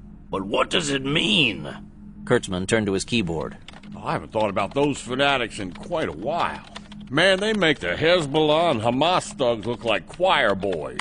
They were probably the best terrorists the world has ever seen. At least they were the most successful. Wonderful. Brignola reached into his jacket pocket for his roll of antacid tablets. Another drawback to Price's absence was that the medical supply closet was running out of his favorite medication. He had just broken open his last roll, and when they were gone, he'd be reduced to drinking baking soda and water. Kurtzman looked up from his monitor. Katz and the boys might have tripped over a serious hornet's nest there. I had forgotten the religious underpinnings of the Brotherhood of Assassins. But they were hashish-addicted killers, right? Right, but it wasn't quite as simple as that. If doing hashish was the answer, every street punk in the inner cities of America would be a Superman. The Assassins were dedicated holy warriors following a very unusual Islamic splinter group. They were Nizari, an offshoot of the Ismaili, a sect of the Shiite branch of Islam. And as with the Christians, the more times you break away from the mainstream, the more unorthodox you become. The Nizari weren't content to just break away and be different. They created a synthesis of damn near every religion that had ever existed in the area. They mixed in elements of Christianity, Judaism, Mithraism, and Persian pagan beliefs, the whole 9 yards. Among other things, the Nizari were into the millennium scenario just like the Christians at the time were. Since they were picking and choosing their beliefs as they went along, they accepted Jesus as a major prophet and counted his birth as a significant event. Even though they were nominally Muslim, if they're back, I would expect them to be on hand for the Millennium Party. Bear, you're telling me that an ancient sect of killers has been reborn so they can help bring about the end of the world? Stranger things have happened, and as far as that go, we've got a lot of strangeness happening right now. Just look at the daily Millennium Madness report Hunt's tracking. Supposedly perfectly sane citizens of the world's most advanced nation are relapsing into a completely medieval mindset. They've taken to worshiping water stains on stop signs and patterns on tree bark. And we're the nation that invented the computer and sent men to the moon. You have to remember, Hal, that civilization's a very thin veneer. Bosnia's a good case in point, as well as every nation in the Middle East for the past 50 years. India, Northern Ireland. Now that I stop to think about it, I'm not surprised to hear that the Brotherhood of Assassins has been resurrected. Needless to say, we Christians don't have a patent on lapsing into religious insanity every 1,000 years or so. With the strong Azari tied to the Millennium, someone could have used that to recruit fanatic followers. All we need now is to have another Mahdi show up and all of the pieces of the puzzle will fall in place. What puzzle is that? The one that pictures the end of the world. The real Armageddon the Bible thumpers and doom criers have been wailing about for the past couple of years. Since the appearance of the Mahdi signals the end of the world, the Muslims would get into it as well. Big time. They really take their religion seriously. Brignola closed his eyes as if to shut out the world. Not all that long ago, the world had been a much more rational place to live. Not that it had been less dangerous, but the maniacs who were trying to blow up the world back then had all been motivated by greed or a lust for power, both of which could be considered rational motives. Religious mania, however, followed neither reason nor logic. I'll need a white paper to send to the man. On the Assassins or the Mahdi? Both. I had the Mahdi paper in the can. All that'll take is a quick update. The Assassin study will take at least 24 hours. Do it in 12. The old man of the mountain hadn't heard from Naji Nahas yet, but he was fully aware of what happened at the villa in Beirut. The Watchers had reported to him as soon as the last silenced shot had been fired. He didn't regret having sent 15 brothers to their deaths. They were now in paradise, and their deaths hadn't been without value to him. He was now certain that the mysterious foreigners were the shadowy commando force led by al-Askari. They'd been fully prepared for such an attack. It looked as if they had invited it to happen. They, too, wanted to know who they were up against, and taking prisoners would have been high on their agenda. The bodies of the 15 assassins who had made the assault had been found lying in a row on the sidewalk around the corner from the main gate of the UN compound. All of them had borne bullet wounds, but one's throat had been slit as well. Knowing what he did of al-Askari, he was certain that the American hadn't mutilated the corpse. True to his vows, the assassin had killed himself to keep from being captured. Al-Ismaili's concern now was to keep the Americans bottled in Beirut until he could make his appearance as the Mahdi. He didn't think that the commandos were after him per se. No matter how good they were, he would have been astonished if they had heard of him at all. Beyond the men of the Brotherhood itself, no one knew that Malik al-Ismaili had brought the assassins back to life. It was more than apparent, though, that the Americans were looking for Inzmir Vedik. Naji Nahas had acted properly in silencing the Bosnian nurse immediately, but he might have overreacted when he ordered the first UN man killed as well. It was true that he'd been told that protecting Vedik was of the utmost priority, but carrying out those orders had had unseen effects. Al-Ismaili could see now that the commandos had come to Beirut because of those two deaths. How they had learned about them was of no importance. They had, and they had moved on the information. This, too, was a sign that he wasn't facing the CIA or some other normal American intelligence agency. The CIA could never have moved that fast. Al-Ismaili had wanted to keep Vedik on hand until the Mahdi had the East firmly under his control. The threat of the Millennium Plague would be a good counter to have against Western reaction to the appearance of the Mahdi. It could be used to divert attention from the Islamic upheaval that would result. But those were merely contingency missions. Now that the disease had done its main job of clearing the unbelievers out of the Middle East, it didn't have the importance that it had once had. Vedik's manufactured plague had worked well in conjunction with the Islamic prophecies. It had showed the faithful that God was watching over them and that he was punishing the infidels. While the hysteria about the disease had leveled off in the Western world, Muslims still buzzed with talk about it. After so many decades of being dominated and humiliated by the West, the faithful were rejoicing to see the infidels run in panic. They could see now that God was still with them and was taking his vengeance on heathens. The return of the Mahdi would be the last step in this process of revitalizing a beaten people. For one thing, it would put an end to the endless wars that had torn the Arab world for so long. One of the biggest reasons that the West had been able to dominate the Middle East was that the Islamic nations didn't present a united front. Petty tribal and nationalistic differences still divided God's people. The Mahdi would put an end to all of that. He and he alone had the power to bring the peace to Islam that it hadn't known since the death of the Prophet. Maybe he could afford to sacrifice Vedic if it would keep the Americans from interfering with the appearance of the Mahdi. Leaving the doctor in Beirut would guarantee that he would be spotted again. Al-Ismaili would ensure that he would be well protected, and if the Yankees got too close to him, he would simply be killed to prevent his capture. Beirut, Lebanon. Naji Nahas had spent the night praying that the merciful God of his fathers would show him mercy yet one more time. He knew, though, that his life was forfeit for the debacle at the villa. 15 brother assassins had died there without even as much as a sound. Had it not been for the muzzle flashes he had seen from his vantage point, he wouldn't have believed that a firefight had taken place. It was almost as if the earth had opened and demons had swallowed them. He hadn't reported his failure to the old men of the mountain yet. He knew that he was honor-bound to do so and to accept whatever punishment he was given. But there was something he had to do first. In hopes of partially redeeming himself, he was going to eliminate the last link to the sighting of Inzmir Vedic in Beirut. As long as René Klosterman was alive, the secret of the Bosnians' whereabouts wasn't a secret. Gathering his 3 remaining men, he drove across town to the apartment building where Klosterman lived.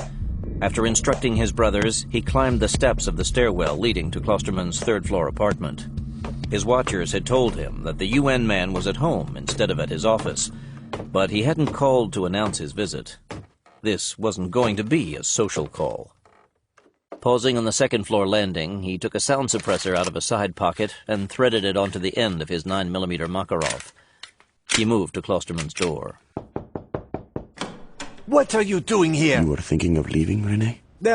Something has suddenly come up. My wife has taken sick. The call came in right as I was leaving the office yesterday. I'm going back to Paris for a week or so. That is a lot of luggage for a week's trip. If I didn't know better, René, I'd say that you were planning to run out on me. The flicker of anxiety that crossed the UN officer's face told Nahas all he needed to know. You know I can't let that happen, René. Those 2 men you talked to yesterday turned out to be the wrong people for you to have talked to. How was I to know that? They walked into my office and started asking me questions about Wendelman.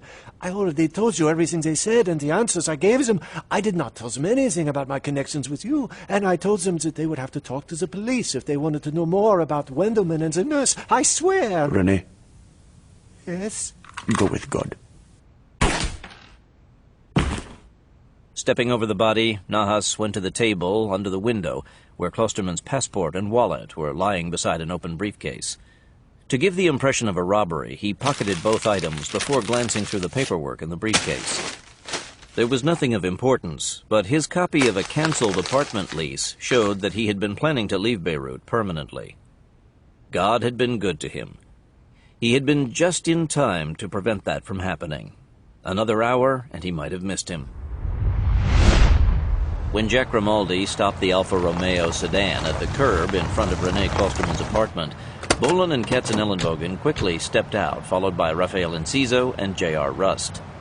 Grimaldi would wait behind the wheel while Enciso and Rust guarded the building, and Bolin and Katz went upstairs for another chat with the UN man. The attack on the villa the previous night could mean that he hadn't gotten the message. Katz and Bolin had barely gotten inside the door when Enciso's voice broke in on the comlink. I've got 2 bandits lurking by the back of the building. They look to be armed. The presence of the gunman put Bolin on full alert. Klosterman was of interest to someone besides him, and that could only be the opposition. Just watch them, but make sure they don't follow us. No sweat. And if they do, try to keep from killing both of them. If they're who we think they are, I'd like to talk to one of them. I'll try. Bolin paused in the entryway to slip his Beretta 93R from his shoulder leather and thread its custom sound suppressor in place. Beirut was well accustomed to the sounds of gunfire, but the locals also tended to shoot back. Katz swung his mini-Uzi from under his jacket and slipped it off safety. It too was silenced and well suited to a mid-morning confrontation in a building. As Bolin started for the stairs, he caught a moving shadow on the wall by the light at the top of the stairs. Someone was on the landing above. It might be one of the residents going across the hall, but his instincts told him that it wasn't. They had come too late to talk to Klosterman. Signaling to Katz, he paused while he tried to scope out the stairwell. The landing above looked clear, which meant that the shadow's source was on the 3rd floor. Bolin took the wall side of the stairs while Katz stayed to the right. Their rubber-soled boots made no noise on the concrete steps as they slowly advanced. Bolin hung back to let Katz get one step ahead of him. With them spread out, an attacker would have to choose who to take on first. Naji Nahas crouched by the banister on the 3rd floor landing, his Makarov ready. Holding the high ground at the top of the stairs would give him certain victory over the men who were coming to visit Klosterman. After hearing the front door close, though, he hadn't heard any movement. It didn't sound like anyone was coming up the stairs. Carefully peering around the banister, he caught a man's shadow slowly coming up the stairs with his back to the wall. Crouching again, he waited to let him get a little closer. When he thought that the target was close enough, he sprang, Makarov lowered. Too late, he saw the other man on the inside of the stairs. Snapping a shot at the big man, he was bringing his pistol to fire on the other target when bullets tore through his upper body. Bolin took the last 2 steps in a single bound, but their would-be ambusher was dead. A glance down the hallway showed that he had been alone. He signaled to Katz that they were clear. Rave? We're secure down here. They got excited when they heard the shot and tried to get past us. I'm sorry that I couldn't save one for you to talk to. Get ready to pull out. We'll be down in a minute. While Katz ran a check on the body, Bolin stepped inside Klosterman's apartment. All it took was one glance. The UN man was getting out of town, just not fast enough. From the consistency of the blood on the floor, Klosterman hadn't been dead for more than a few minutes. A quick search of the apartment turned up nothing of value, and he closed the door behind him as he left. In the hall, Katz was also finished. He's completely sterile. But see that scar by his mouth? Remember what Klosterman said? That's his assassin contact. Another dead end. At least another dead body. And speaking of which, we'd better be moving on before the police arrive. Someone is bound to have called them by now. As far as Katzenellenbogen was concerned, they were in a state of war. The only problem was, since he still didn't know exactly who was attacking them, he didn't know who they should target for reprisal. But there were ways to bring the rats out of the rubble. As a first step, he called a meeting as soon as they returned from Klosterman's apartment. After recounting the thwarted ambush at the apartment and the UN man's death, he made an announcement. We're going to change tactics. We're going to start trolling. For what? For anyone who wants to mess with us, JR, and that includes Hawkins' assassins. I'd like to be able to narrow it down a little bit better than that, but as yet I can't. What about Vedic? We're still looking for him. But since we just lost our last link to the original sighting, we're going to have to try to develop another lead. And that is what's behind this new program. By going out and looking for them, instead of sitting here and letting them come to us, we should have a larger haul to look at. When do we start? Tomorrow. I want you guys to spend the rest of the day familiarizing yourselves with the maps and intel reports on suspected factions. Bolin sat through Katz's briefing without adding much. He knew that their mission to find the creator of the Millennium Plague had been a long shot at best. He also knew that every day they didn't find Vedic was one more day that Barbara Price and the rest of the victims of the plague would suffer. When the briefing broke up, he joined Katz. I'm going to go out tonight, alone. Do you really think that you can develop something that way? We don't even know what the guy looks like, and we have no reason to think that he's still in the city. I know. But the assassins know where Vedic is, and maybe I can get my hands on one of them before he can put a knife in his throat. Take one of us with you, Mac. I'd rather do this one solo. At least let us provide backup for you. We don't know how many of the bastards are watching the villa, and you don't want to pick up a tail. At least, not too soon.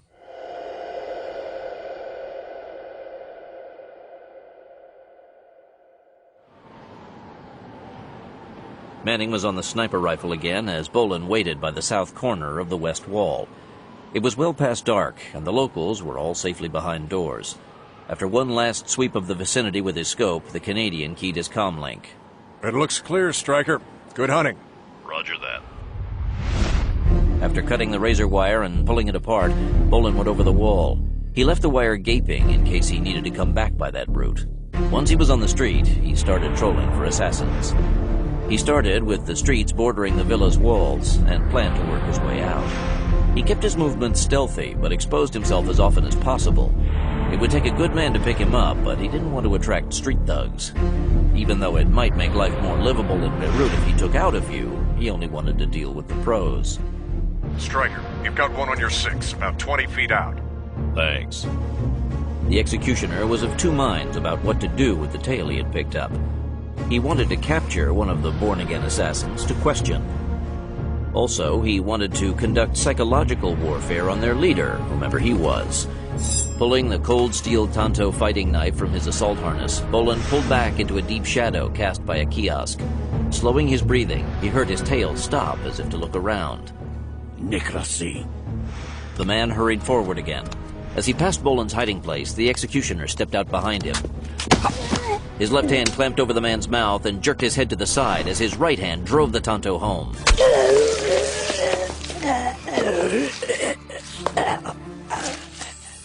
Bolin eased the assassin's body to the ground, face up.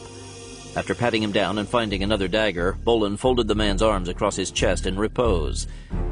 He planted the distinctive dagger hilt in his dead hands with the blade pointing toward his feet. He didn't know if that meant anything to the Brotherhood, but it would show them that he knew the significance of the dagger and was on to them. Bolin went looking for his victim's partner. A proper night surveillance required more than one man. He hadn't found a radio on the corpse, which meant that the second man was probably close by. He was approaching the end of the block when a dark shape suddenly blocked his path. The man was dressed in black from head to foot, and even had a black keffiyeh wrapped around his face. His AK-47 was slung over his back, and drawing the curved dagger from his waist, he assumed a crouched fighting stance. The knife's hilt was against the butt of his hand instead of the thumb against the hilt grip, which was favored in Western steel techniques. Stryker assumed the classic low-blade stance of most Western knife-fighting styles. The assassin's jambia was a couple of inches longer than Bolin's weapon. But while the curved blade was good for slashing attacks, it was no good as a stabbing weapon. Bolin's straight, chisel-pointed Japanese blade was.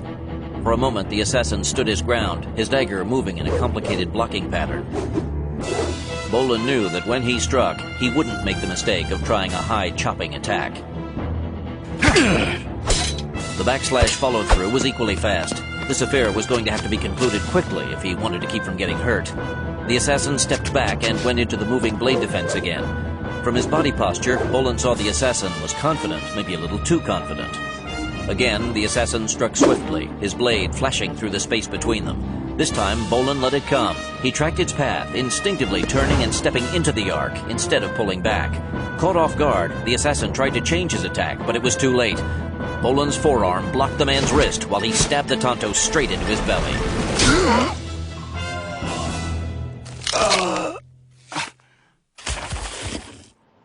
When Bolin stepped back, he realized that he had taken a slash across the top of his left forearm when he'd blocked the assassin's knife. Damn. It wasn't serious, but it was enough to put an end to the evening stroll. First, though, he laid the corpse on his back with the knife in his hand. The message was going out that messing with this particular group of Yankees carried a price. Stony Man Farm, Virginia. With everything else that was going on at the farm, Aaron Kurtzman had almost forgotten about his search to find a photograph of Inzmir Vedic. After the initial search had come up with nothing, he'd been forced to put it on the back burner to take care of more pressing matters. He was pleasantly surprised when he clicked onto an email from the UNPRO-4 mission in Sarajevo and found a message asking if he was still looking for a photo of the Bosnian doctor. He was on the phone to Bosnia before he even finished reading the message. Fortunately, the UNPROFOR headquarters had a quality fax at its disposal, and the photo came through beautifully a few minutes later. According to the report that came with it, the group shot had been taken at a reception that had been held at the Sarajevo Medical University a few years before the war, and was the only image of Vedic they had found so far. In the photo of some 24 people, an unremarkable-looking man had his head turned away from the camera, as if he were talking to the woman next to him. Fortunately, he was tall enough that his face wasn't obscured by the man in front of him. Kurtzman would have preferred to have had a full-face mugshot, but the three-quarters profile was better than nothing, and it would certainly do. Placing the photo on the tray of his chair, he wheeled himself to Akira Takaido's workstation to let him have a go at it. Takaido was a genius at manipulating photographic images. Give him a badly blurred snapshot, and he could make it look almost like a studio shot. Here's our man Vedic. Not much to look at, is he? But guys like him rarely look like maniacs, do they? Only in the movies. Hey, can you rotate this and give me a full-face view? No sweat. But remember that it will be fully symmetrical, instead of showing what the other side of his face really looks like. But I can make a good profile shot from this side if you want. How long will it take? I should have the profile done before dinner. But the frontal view will take a little longer. I also need it with glasses and facial hair versions. Oh, and at least one with a Middle Eastern-style mustache. Piece of cake. I have all the hair templates I need already in the program. Rainbow Cybertech Headquarters, Miami, Florida. Towering against the night sky, the glass and chrome towers of Dingo Jones's Rainbow Cybertech Headquarters complex looked like it was straight out of a Star Trek movie. From a distance, they looked like a computer-enhanced set design. The slender sky bridges connecting the towers and glittering glass domes were lit up to further enhance the futuristic look, but were jarring against the backdrop of the neighborhood they bordered. The landscaped campus around the buildings was carefully manicured, but it hadn't been designed with the aim of keeping out intruders. The dips and hollows combined with decorative plants gave Carl Lyons and Herman Schwartz a well-concealed approach almost all the way from the street to the main structure. A final dash across 50 yards of darkened open ground put them in the deep shadows at the base of the building.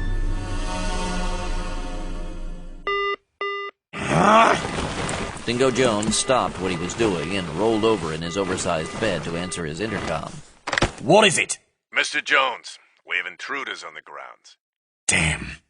Jones sat up and punched a code into the keyboard of his bedside workstation. The monitor instantly snapped to a multiple-screen image showing 24 scenes of the grounds. He clicked on 4 of them, and the screen switched to show 4 views of 2 men making a cautious approach toward the side of the main building. Looking over Jones's shoulder, Sarah Carter immediately recognized Carl as one of the 2 men. There couldn't be 2 big blonde men in Miami who had balls enough to try to break into Dingo Jones's complex. Apparently, they'd realized that something had happened to her and Blancanales and had come looking for them. She watched them race to the side of the building and duck into the shadow. There was no way that they were going to be able to get in, and even if they did, they'd be captured. Jones had a 20-man internal guard force on duty at night, and she knew that they were well armed. Once safely hidden, Schwartz took out one of his gadgets to check the electronic environment they had entered. We're being video scanned. They know we're here, and I recommend that we get the hell out of this place ASAP. Do you have that laser zapper of yours? Schwartz's video camera killer had proved so successful on its first outing that he'd modified it a bit and made it a part of his standard break-in kit. The laser now looked more like a pistol, albeit a futuristic one, and the battery pack had been incorporated into the pistol itself like an ammunition magazine. It still fired line of sight, and Schwartz had no trouble taking out the first video camera he found mounted on the wall. Once he had it in his sights, the thin red laser beam streaked out to disappear into the camera lens. There was no visible effect of the weapon's effectiveness, but he knew that was one electronic eye that could no longer see them. Looking around, he located another camera and lined up to take it out as well. When Dingo Jones saw the first video screen blink out, he knew what was happening. Even the best video surveillance could be defeated by using the right weapon. He immediately contacted his duty officer. Get some men down there quick. I want those guys caught. You want me to notify the police? No. Use our own people. Right away, sir. Jones started dressing. Where are you going? Down to greet my visitors. I wouldn't be surprised if they turn out to be friends of yours. I'm scared. Please stay here. Jones took one look. She had been gone a long time. Yeah, all right. They'd better not get away. And they'd better not be anyone you know. Schwartz zapped 3 more video cameras. I think we can move out now, but we're going to have to keep a sharp eye out. Someone has to notice that their security system has gone tits up. Hey, I think they're over there. Shit. The two crouched low in the shadows against the wall, weapons ready to see if it would pass.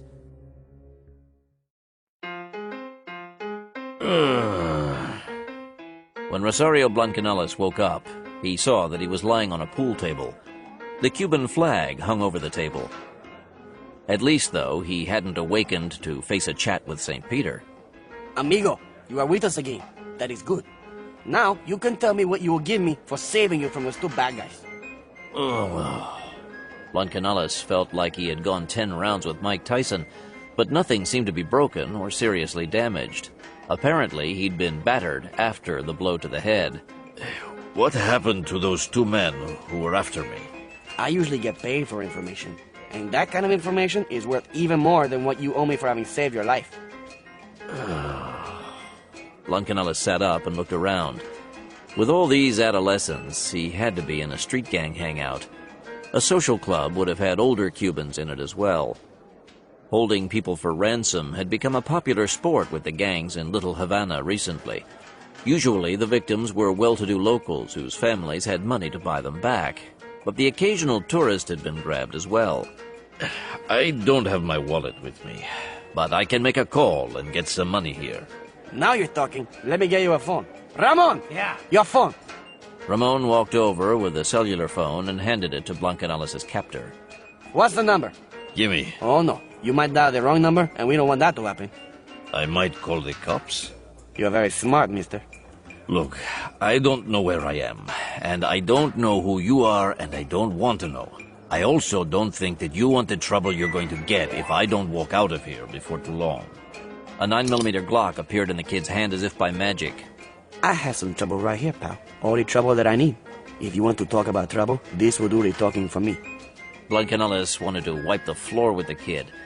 Why was it that every street punk who got his hands on a gun thought he was a god? Put the gun away. I'm not worth a damn thing to you dead, and you know it. It might be fun to kill you. Blancanellis locked eyes with the gunman. Do it, or shut up. The young Cuban was puzzled. This wasn't the way this scenario was supposed to go down. Everyone else he had pulled the gun on had begged for their lives. You better listen to the man, Paco. It sounds like he might eat you if you don't stop bothering him. Blancanellis turned and saw an older gangbanger, a man in his late 20s, sitting at a table by himself, drinking a beer and smoking a fat Cuban-style cigar. If you can get this kid to wise up, I might be able to make a contribution to your club here. If not, my associates are likely to become annoyed at my loss, and I don't think you want to talk to them about why I was killed. The other man got to his feet. You spoke of a contribution. What would this be for? Your friend here said that you deal in information. It is a valuable commodity in a place like this, yes. My associates and I pay well for information of the right kind. Blancanellis turned back to the kid with a Glock. We do not, however, pay ransom. In fact, we take pleasure in killing kidnappers. Great pleasure. I am Gutierrez. The man walked in front of the kid with the pistol. Blancanellis held out his hand. Rosario Perez. What kind of information do you seek, Mr. Perez?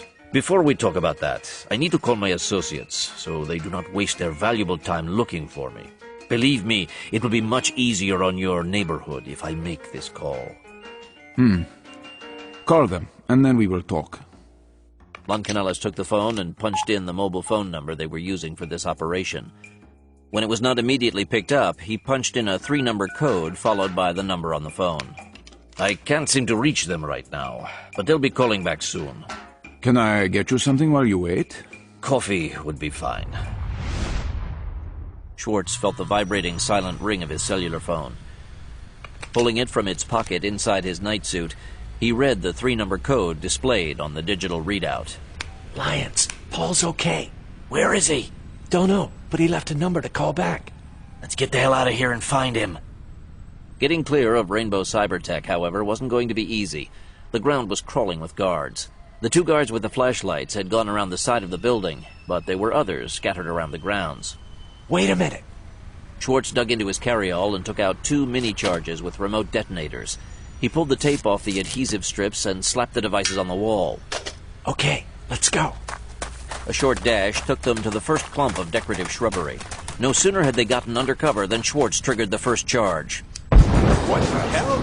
Flashlights converged on the smoke cloud. Get ready. Go! Ah!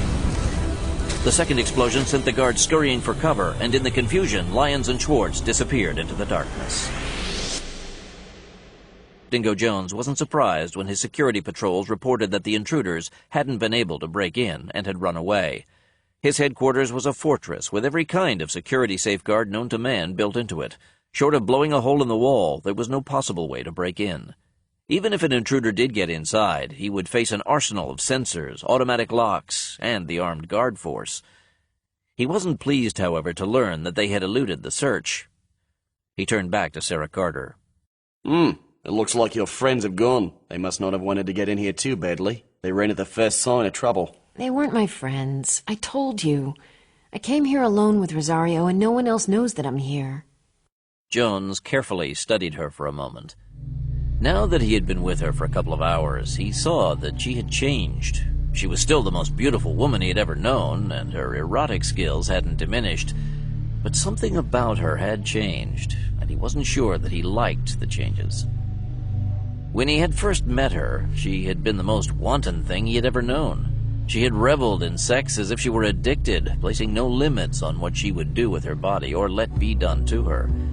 She had also been completely devoid of the routine lies and deceits that passed as normal behavior for most women. Unlike every other woman he had known, she had never once said no when she really meant yes. Now, though, he had sensed reluctance in her, and he could smell the lies she was telling. There was more to her being back in Miami than she was telling him, much more. Why she had come back was going to be interesting, and he would find out. After having stolen the microchip, only a mad woman would have ever come back. And he knew that whatever else she might be, Ann Keegan wasn't crazy. Rosario Perez had to play a role in this. He had intended to wait until morning to ask her about the stolen microchip, but since this had happened, he might as well get started on it now. How long it would take for him to learn the truth would depend on her. If she was stubborn, it might take all night. But he had always done his best work at night. This had better be good. Dingo picked up the handset. His slitted eyes flicked over to Carter. I'll be right down. What is it? Your new boyfriend has 9 lives. He escaped from Boggs and Caldwell. Carter knew that she couldn't let the relief she felt show on her face, but she was glad to hear that Rosario was safe. He had been good to her, and it wasn't really his fault that she was back in a hell of her own making. He had tried, but she was weaker than she had thought. I'm going down to talk to the boys, but you and I are going to continue this when I get back. The mood in the Cuban social club lightened while Rosario Blancanales waited for his call from Schwartz and Lyons. The punk who had tried to shake him down had put away his gun and faded into the woodwork. Along with the coffee he had asked for, Gutierrez offered Cuban rum, but Blancanales declined. Perez, Where are you? what's the address here? 12729 Biscayne Boulevard. Hear that? Yeah. We'll be there in 15 minutes. Do we need to bring the artillery? No, everything's okay here, but watch the neighborhood. Got it. Blancanales handed back the phone. It's good that I made that call. My associates were already looking for me, and no one will have to be hurt now. You mentioned needing information earlier. What information are you looking for? Do you know of a man named Dingo Jones? He runs Rainbow Cybertech. The wild dog. Yes, we know him. And I will tell you everything we know about him and his men for free. Why is that? He comes into the barrios at night and looks for those who do not know about him. Particularly the younger men like Paco here, who think that they are dangerous and want to prove that they are men. He always gives them the first move, and then he hurts them. What do you mean? He doesn't always kill them, but he makes them wish that they were dead. He cripples them in a way that they are no longer good for anything. The lucky ones are the one he kills. The police haven't been told of this? The police are not our friends here. If they knew of this, they think that we had only gotten what we deserved. They would not hunt a man who's doing what they wish they could do to us themselves. True enough. Look, my associates and I are interested in Jones for more than his street crimes. He's far more dangerous than anything he has done to your people in the barrios. I can't go into it in any detail, but we intend to take him out of action as soon as we can. You're not Mafia, and I don't think that you are from the cartels. Are you connected with the government? In a way, but we're not from any government agency you have ever heard of, and we're not interested in the kind of crimes most agencies work on. We have no interest in drugs, illegals, smuggling, betting, or others like that. We are only interested in putting Jones out of operation. I hope you have many associates, because Jones is not just any rich businessman. He has used this money to buy a private army. What does he need them for? For anything he wants.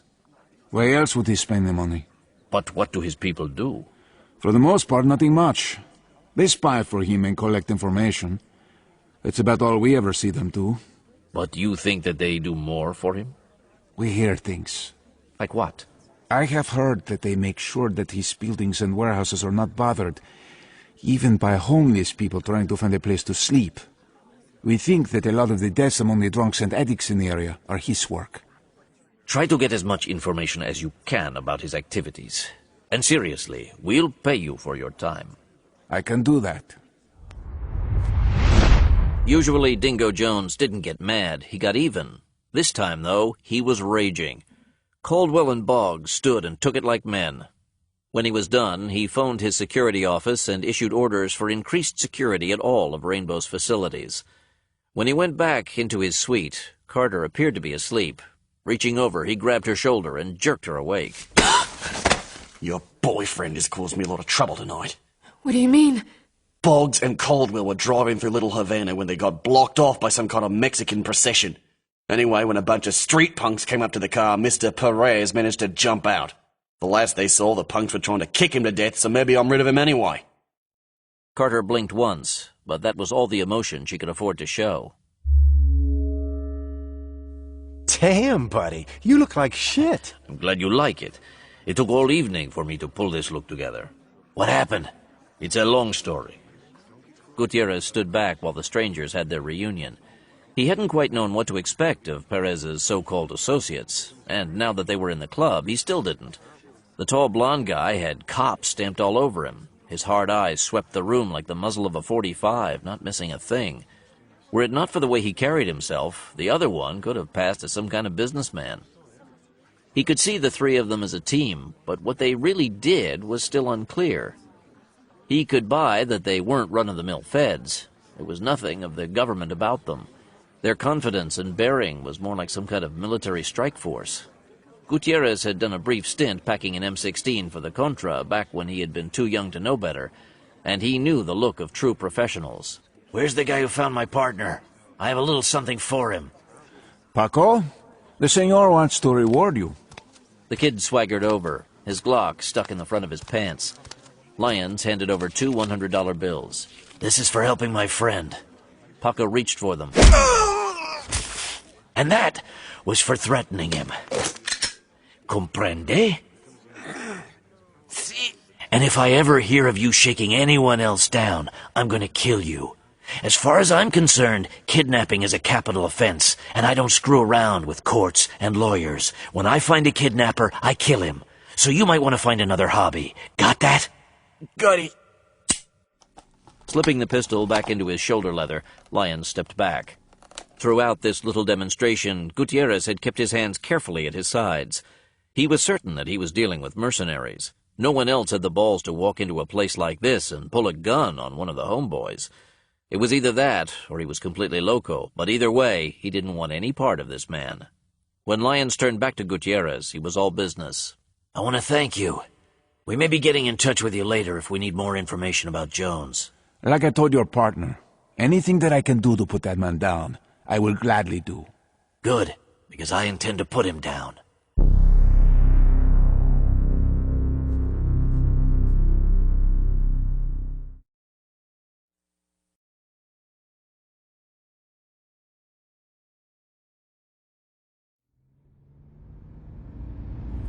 I told you she was no damn good, pal. She didn't give me up, though, Carl. If she'd told him what she knows about us, I don't think I would have gotten out of his office alive. She was just doing what she had to do to keep herself alive. She sure can't pick 'em. I'm not going to leave her there, Carl. I owe it to her. Hell, we all owe her for the San Diego operation, and you know it. If I can butt in... What is it, Schwartz? Paul has a point, Iron Man. And if you remember, we were looking for a criminal act to use as leverage to get at our man Dingo. Well, he just kidnapped Sarah Carter. And if I remember correctly, even in Florida, that's a federal crime. What are you saying? If we put on our Fed suits, we can go in there and have a little chat with Mr. Jones in broad daylight. It might be helpful to eyeball him, as it were. For one, I'd like to get a look at his defenses, so if I have to go in there again, I can be a little better prepared. We almost got our asses handed to us tonight, and I don't like that feeling. Let me think about it.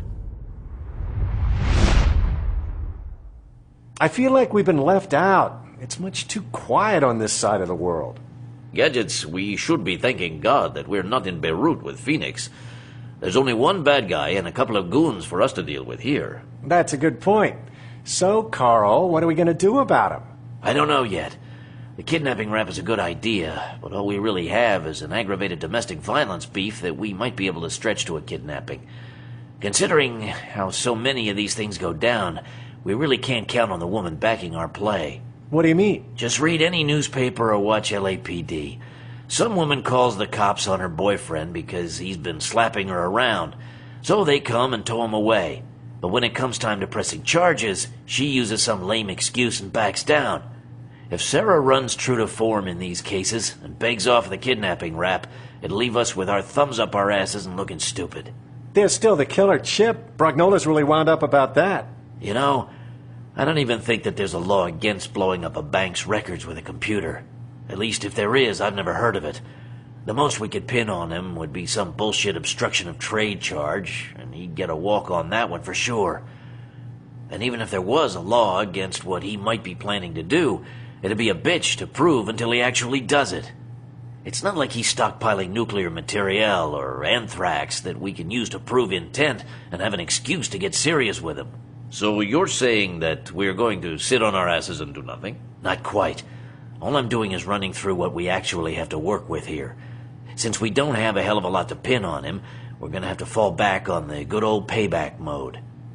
Jones pulled Paul off the street, roughed him up, and was intending to kill him. I don't like that.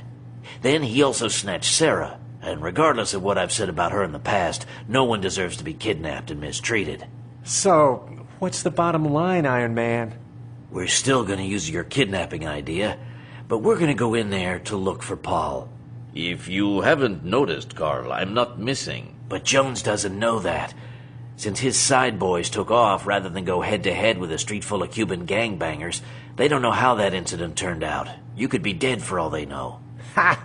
That's almost as low-down and sneaky as something I'd come up with. I love it. With the primary focus on Phoenix Force's Beirut operation, Able Team's Miami mission had been relegated to being a sideshow. Hal Brignola had been working on a no-news-is-good-news basis and had put it completely from his mind. The call from Carl Lyons, though, made him shift gears. When Lyons finished updating him, he laid out the next move. We'd like to do a Fed number on this asshole, complete with a valid warrant. Brignola had set up both Able Team and Phoenix Force with valid federal documents many times before. Usually they were arranged well in advance as part of mission prep, because it was easier to build a cover that way. These emergency requests always carried a risk of not being backed up in depth, but it was doable.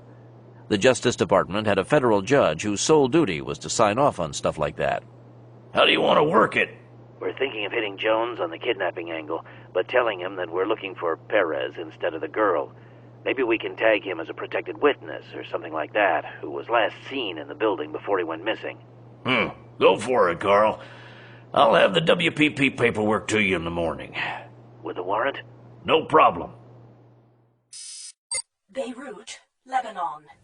The comm room in Phoenix Force's villa wasn't set up as a full-blown command center, but they had most of the necessities. A SATCOM radio, a computer with a modem, and a fax machine. With that minimal equipment, they could stay in full communication with Stony Man Farm and have any paperwork they needed sent to them electronically. Katzenellenbogen smiled when he looked at the Vedic mugshots he had just received from Kurtzman. I finally got you, you bastard. Stryker, Aaron just sent us a present. Photos of Insmir Vedic. Bolin took the photo.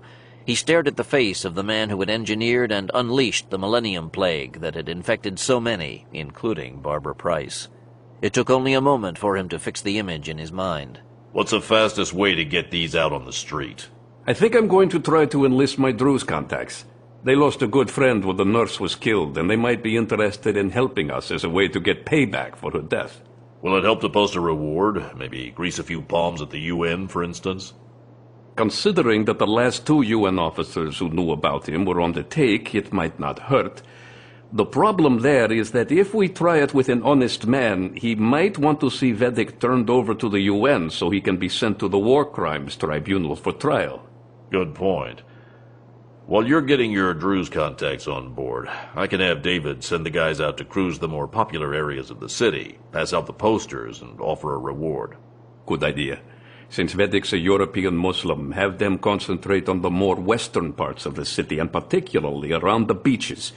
The upper-class Lebanese women are inclined to show more skin than anyone this side of Rio. After living in a place like Bosnia, he might want to know what a woman looks like. Bolin smiled grimly. Using the honeypot ploy worked even if the women didn't know that they were part of it and had nothing to do with setting it up. Ahmed Hamad was very proud to have been given his new assignment, but he was acutely aware that he couldn't allow himself to fail. Naji Nahas had failed. Lucky that the commandos had killed him instead of his having to report to Mount Alamut for his punishment.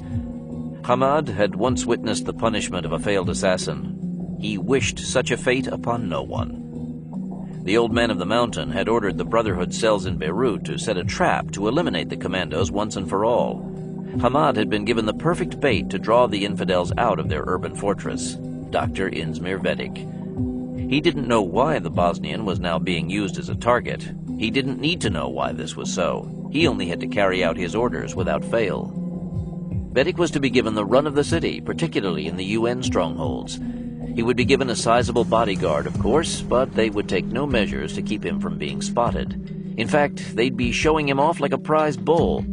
The plan was that once he was spotted, the foreign commandos would follow him and learn that he was staying in the villa. Then, when they attempted to either kill or capture him, they would be annihilated. It was a simple plan, and Hamad had confidence that it would work. To believe otherwise was unthinkable. Insmir Vedic was beginning to like Beirut a lot. He still wasn't quite sure why Malik al-Asmaili had suddenly decided to give him more freedom, but he didn't want to ask. For a man who'd gone through the destruction of Bosnia, Beirut was paradise. He had never seen so many beautiful women in his life, or so much of them.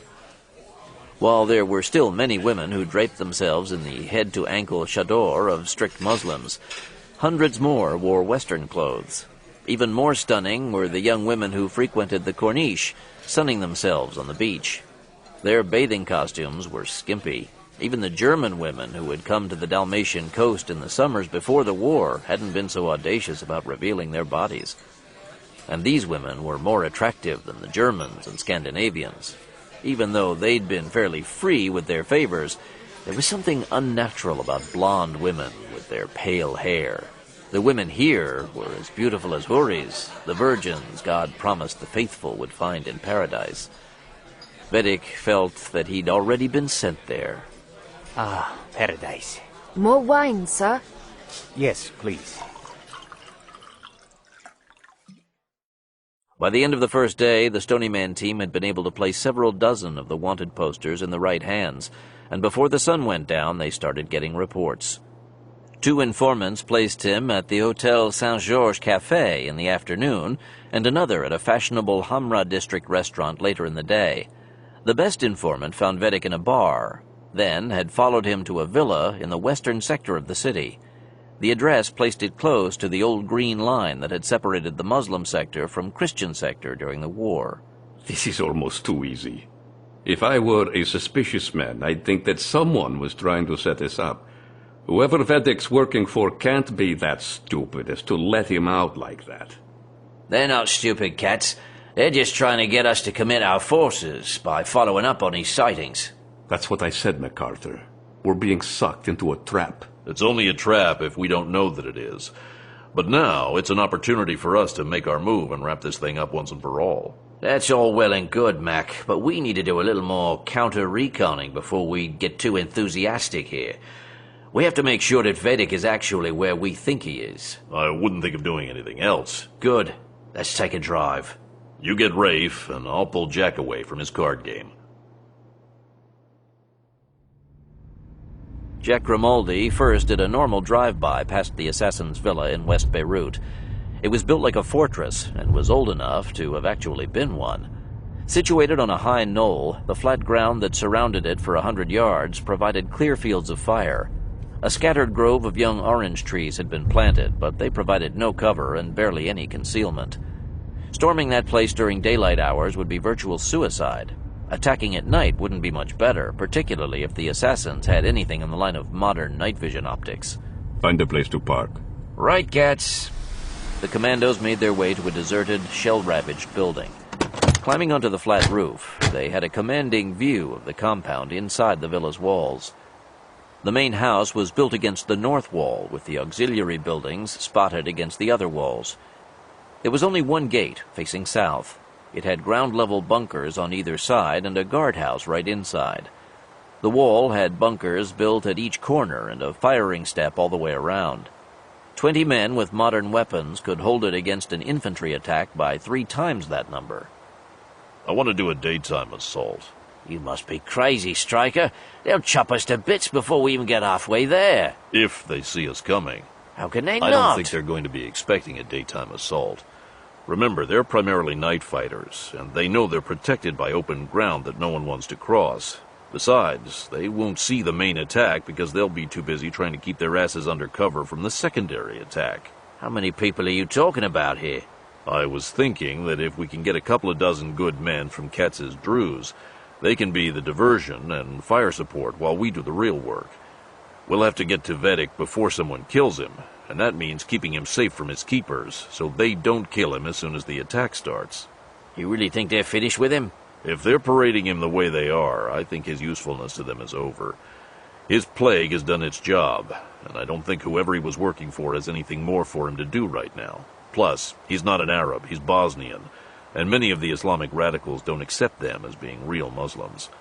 In short, he's expendable, particularly if he can draw us into a kill zone. Which is exactly what he's doing. The best defense is a strong offense. You are the one known as Al-Askari. The old Druze looked over at Bolin after Katz explained his request for fighters. I've been called that. Good. My young men will be glad to go with you. Do they know who they'll be fighting? The ones who think they are the ancient warriors, but who are not. They are just common scum who think too much of themselves and who follow a madman. What do you know about him? He is an Nizari fanatic who calls himself the Old Man of the Mountain, but his real name is Malik al-Ismaili. When the war started here in Beirut, he had a small band of fanatics and thought that he could create a union of the Islamic factions. When he was driven out, it is believed that he went into hiding in Syria. From there, who knows? But his killers started showing up right after the Syrian army came in to end the war. You're saying he's allied with the Syrians? Not officially, but he has been protected by someone in their government. Do you know where his headquarters is? They say it is in a hidden mountain fortress, but I do not know where it is. No one does. We'll look for that later, but now we need to do this first. When do you want to do this? Tomorrow, about noon. In the daytime, Al-Askari? That is dangerous. If you want to catch a night animal, you should go to his lair when the sun is shining.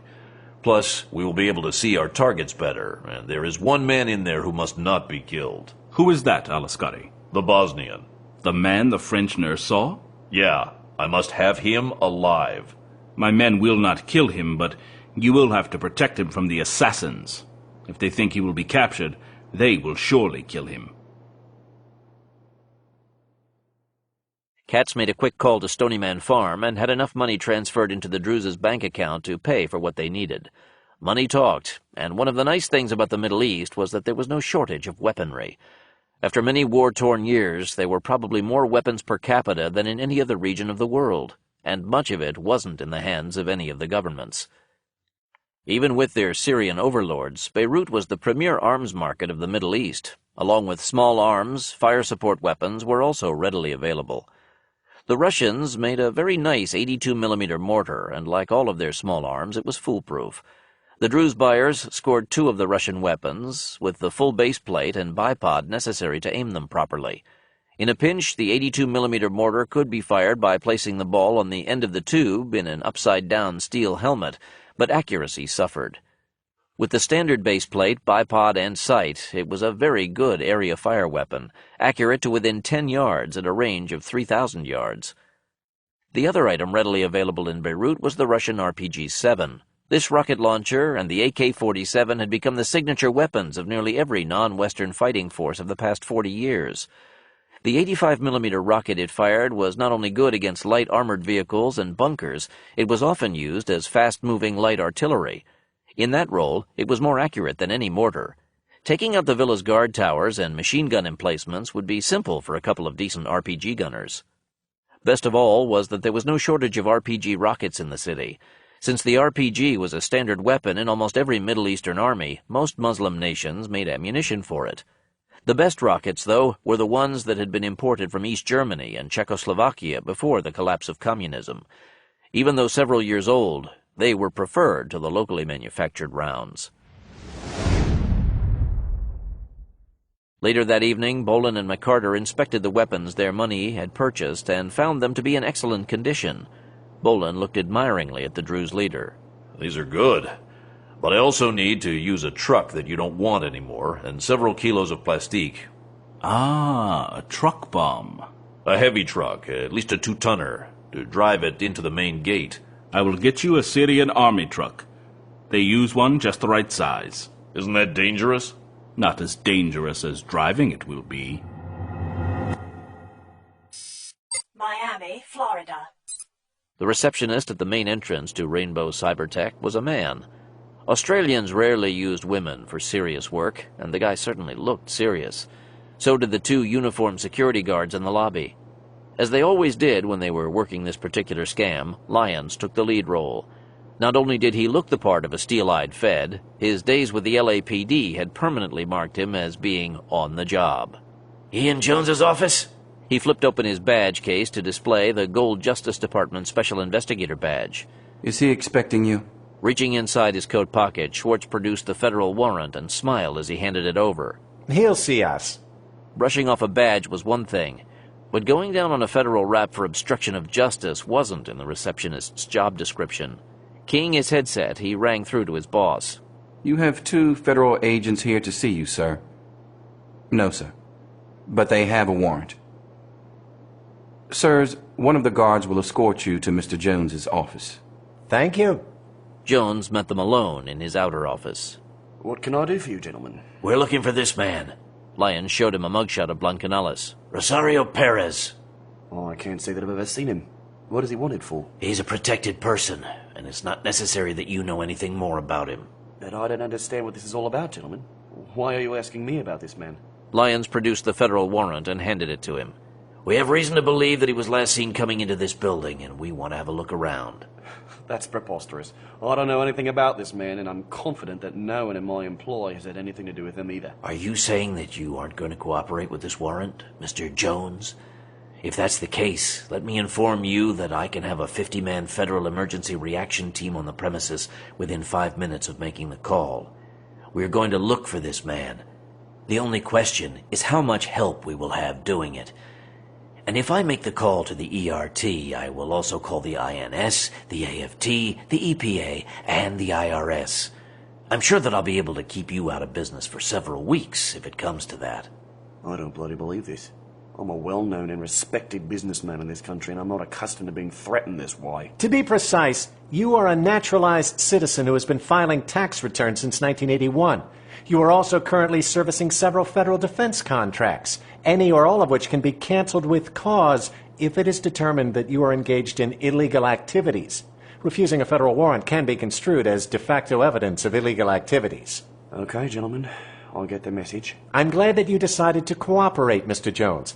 That'll make it go a lot easier for all of us. What do you want to see? Everything.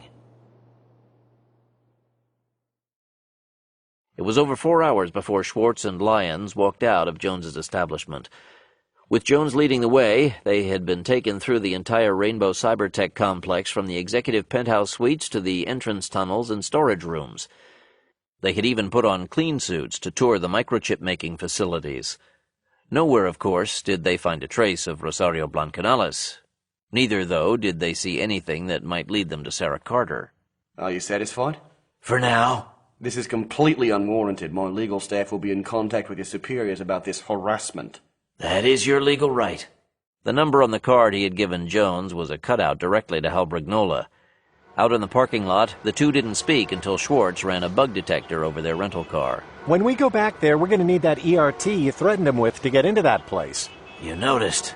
That, and that our man Jones was holding out on us. What did we miss?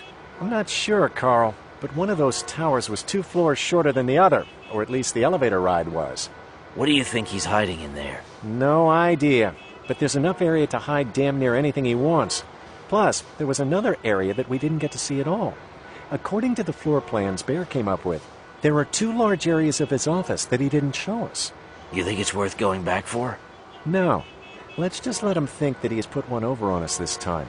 I like the bad guys to think that we're dumb shits. It makes our job just that much easier. He's gonna be sorry. That he will.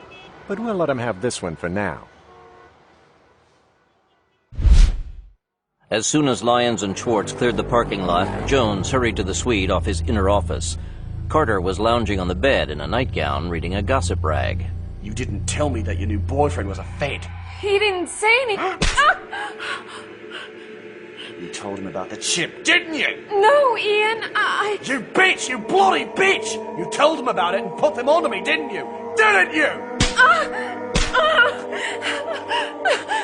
Please! Didn't you? Didn't you? When they got back to the motel, Schwartz looked at Blancanales with bemused eyes. We found that you weren't being held in that place against your will? We didn't see Sarah either. I don't think he's had his side boys drop her body in Little Havana. He's into her a little too heavily to do something like that. He might change his mind after our visit. I still don't think so. He might slap her around for a while, but I don't think he'll kill her. I sure hope not, because it's not going to be easy to get into that place to pull a rescue. I'd rather try to break into the war room at Langley. Langley's a snap. All we have to do is flash our metal and they wave us on through. The badges got us in there this time, but they're not going to work again. If he's even half as smart as everyone says he is, he's going to figure it out. I don't think we're going to be able to use any more of our Stony Man scams on this guy. Which is fine with me. Now we can go off book and do what we want about our Mr. Dingo problem. If Hal gets upset about it later, we can tell him we had to make our move when we saw an opening. If we should just happen to take care of Hal's business while we're taking care of ours, so be it. One way or the other, though, Dingo Jones is going down. Ah, now that's the Iron Man I know and love. Now, how are we going to do it? How about an aerial assault? Too noisy, particularly with the loudspeakers blaring the Ride of the Valkyries. How about going into a harassment mode instead? He accused us of harassment, so why don't we try a little of it on him? Let's see how the man handles pressure. But what about Sarah? The longer she's in there with him, the more he's going to slap her around. I don't think her life's in danger, but if we go into a harassment mode, it's going to take time before we can force him into making a mistake. Since we can't get at him with anything short of a strike force, Paul, I don't see anything we can do for her right now. I hate to say it, but she's going to have to be on her own for a while. Right. So what are you suggesting? You know, I'll bet the last thing Dingo needs right now is to have a lot of public attention focused on him. What do you mean? Look, if our information's correct, he should be pretty busy right now, getting ready to take over the world's finances. I mean that when the banks go down, if he intends to move in and take over, he needs to do a lot of groundwork first. He's going to be concentrating on that, and is not going to want to have to deal with outside problems. Such as? Well, since Jones's establishment is in the middle of a Hispanic district, I was thinking that we could maybe have a miracle appear on the side of one of those towers and see how he handles the crowds and the media. Considering the population demographics, I don't think that Miami's had its full share of millennium madness yet. They're due, and I'm the man who can make it happen. But how do you want to work it? I need to pick up one of those plaster figures of the Holy Virgin. You know, the one with her smiling, holding her hands out.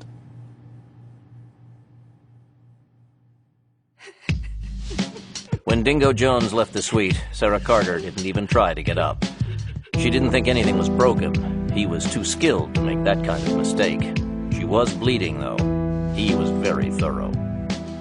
For the first time since she'd run away from Miami, she didn't have the slightest idea what she was going to do next. It was almost as if she had gone back in time to when Dingo had first taken her out of the dance club and installed her in his suite as his newest mistress. At first, it had been fun to be a rich man's sex toy. She had always been into sex the way some women are into shopping. It was how she measured herself against the world. That attitude and her stunning looks had gotten her everything she had ever had, including the lavish life Dingo had bestowed upon her. Dingo's psychotic jealousy hadn't shown up for several months, and by the time it did, she had been trapped. Now she was trapped again, and she wasn't sure that Dingo's twisted desire for her was going to be enough to keep her alive. He accurately suspected that she had passed on his secrets, and there was nothing he hated worse than disloyalty. There was also nothing he liked better than to have her ask his forgiveness for having crossed him. As much as she hated to grovel on her knees in front of the bastard, she was going to have to play the role of her life if she wanted to stay alive. And as long as there was any chance of Rosario and his friends breaking in to rescue her, she did. Gutierrez had been as good as his word. When Blancanelas contacted him, he had a lot of intelligence on Dingo Jones to pass on. I have learned that Rainbow Cybertech has been hiring a lot of security guards recently. And they're not taking just anyone like those rent-a-cop agencies. They're paying good money for good men who have military or police backgrounds. Even better, they're doing background checks on them, and only picking the ones with combat skills. You've done some time in uniform yourself, haven't you? I signed on with the Contras when I was 18. I thought it would be an adventure. As it was, I got shot at, got sick, and went a long time without a bath. It was not too adventurous, but we won. Or it looked like we did then. The bastard Sandinistas are still down there, so nothing has really changed in Nicaragua. It's called politics. But let me assure you that when my associates and I have finished our business with Dingo Jones, he will not bother anyone again. You know, for some reason I believe you. It has a lot to do with a big blonde friend of yours. He looks like he is a very serious man. Believe me, he is.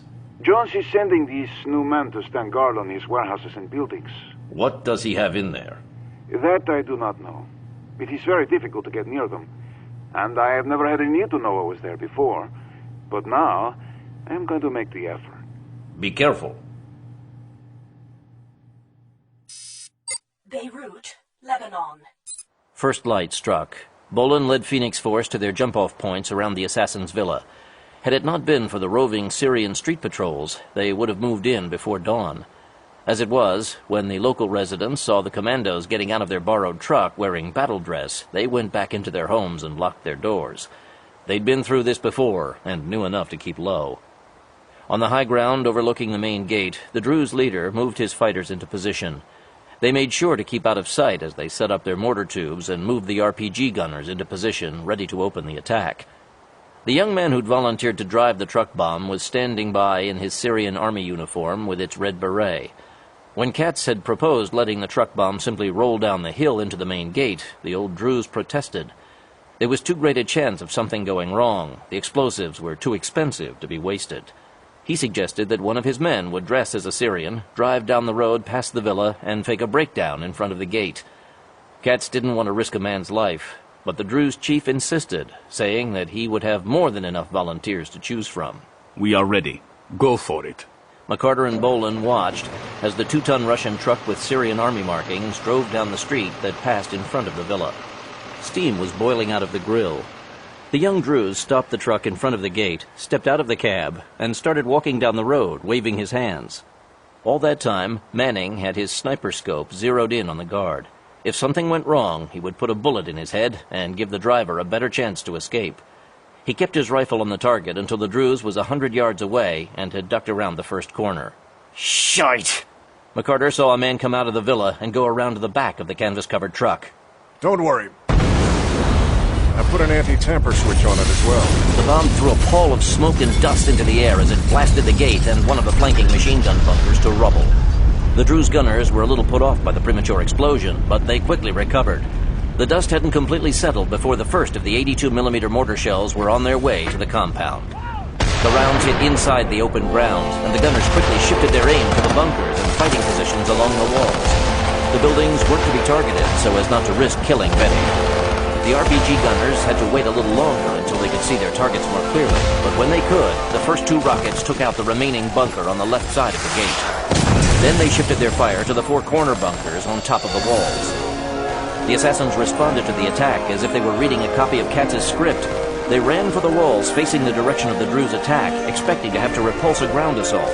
Instead, they were punished by the rain of explosive-laden steel falling out of the sky. With the 2 watchtowers on their side of the compound blasted to rubble and the assassins massing to the front wall to hold off the Druze, it was time for Phoenix Force to join the party. Let's go. The commandos took off across the open ground at a trot, their eyes seeking targets for their ready weapons.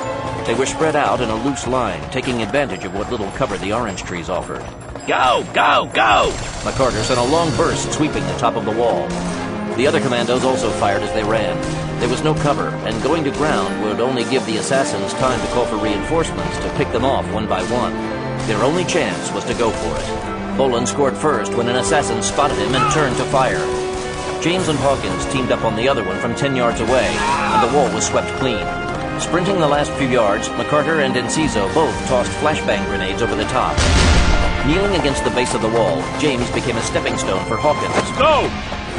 Ignoring the broken glass embedded in the concrete, Hawkins crouched on the top of the wall for a last look before jumping down. AK rounds ricocheted off the concrete below his feet. Shit! Watch it, it's cooking down there. I'm coming up to cover you. Enciso and McCarter reached the top of the wall. Hawkins dropped inside the compound. For a moment, he remained unnoticed. But when Enciso jumped down to join him, someone spotted the intrusion. Over there! Shit! Several assassins rushed to try to close their back door. McCarter leaped down to join his comrades, and for a moment, the 3 commandos had it all to themselves. Going flat on the ground, they put up a barrage of automatic fire as AK bullets blazed over their heads. It's clear. James came over the top of the wall to join them. Welcome to the party. Now that Phoenix Force had breached the compound, the Druze stopped firing their mortars and RPGs and raced down the hill to get in on the kill. From their positions along the front wall, the assassins poured fire into them, but the Druze RPG gunners had brought their rocket launchers to the charge and were stopping to fire them at every target they saw. The anti-tank rockets easily penetrated the stone wall, creating havoc among the defenders. Phoenix Force did its best to keep the assassins pinned down from behind as the Druze stormed the ruined front gate. Once the gate was forced, it became a dogfight. The Druze and the assassins were traditional enemies, and in their mutual hatred, no quarter was asked and none was offered. When magazines ran empty, the fighters turned to knives and daggers rather than stop to reload. With the Druze fighters holding their own, Phoenix Force could now start looking for Inzmir Vedik. Calvin, TJ, you take the main house. We're on him. James raced for the villa with Hawkins covering his back. Halting beside the open door, James pulled a flashbang grenade and lobbed it inside. Then he was going through the door with Hawkins on his heels. A grenade-dazed assassin fumbled with his AK. James put him down. Down here! Hawkins looked to his right and saw several doors leading off a central hallway. Tossing another grenade down the hall to his left, James turned and ducked to shield his face before following the ex-ranger. Working as a team, Hawkins kicked open the first door while James stood ready with his subgun. The room was empty, but from the bedrolls and equipment on the floor, it looked like it was a bare-bones barracks room. The next 2 barracks rooms were also empty. With the compound under attack, that was to be expected. The only people left in the building would be non-combatants or the wounded. Shit! There was another door at the end of the hall that could open into another room. They quietly moved forward to cover it and stood for a moment listening for movement inside. James gave the signal. When Hawkins booted the door, James tossed in a flashbang grenade before they both rushed in. This room was more than a bare cell. A man was on his hands and knees in front of a desk, feeling around blindly. James didn't have to check the photo in his jacket pocket to know this was their man.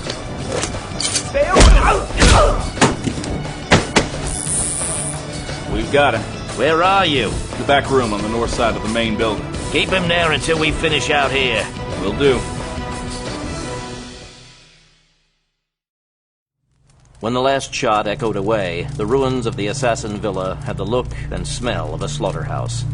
The acrid reek of cordite, the sweetish smell of blood, and the sour stench of voided bowels and bladders filled the air. The battle hadn't been all one-sided. Khaki-clad Druze bodies were mixed in with the black-clad assassin casualties. A couple more hadn't made it to the main gate, and several men were seriously wounded. Druze medics were treating the wounded and starting the evacuation process. An ambulance from the French medical mission arrived to take the most serious cases. When McCarter sent the all clear, James and Hawkins came out of the main house, dragging a man between them, Dr. Inzmir Vedik, the sole reason the Stony Man team had come to the Middle East. The Bosnian wasn't remarkable in any way. He could easily lose himself in almost any crowd in the region. He didn't look too much the worse for having been captured, but his face was almost unreadable. There was a slight sign of fear and a trace of defiance, but his emotions were as tightly guarded as the plastic riot cuffs that bound his wrists behind his back.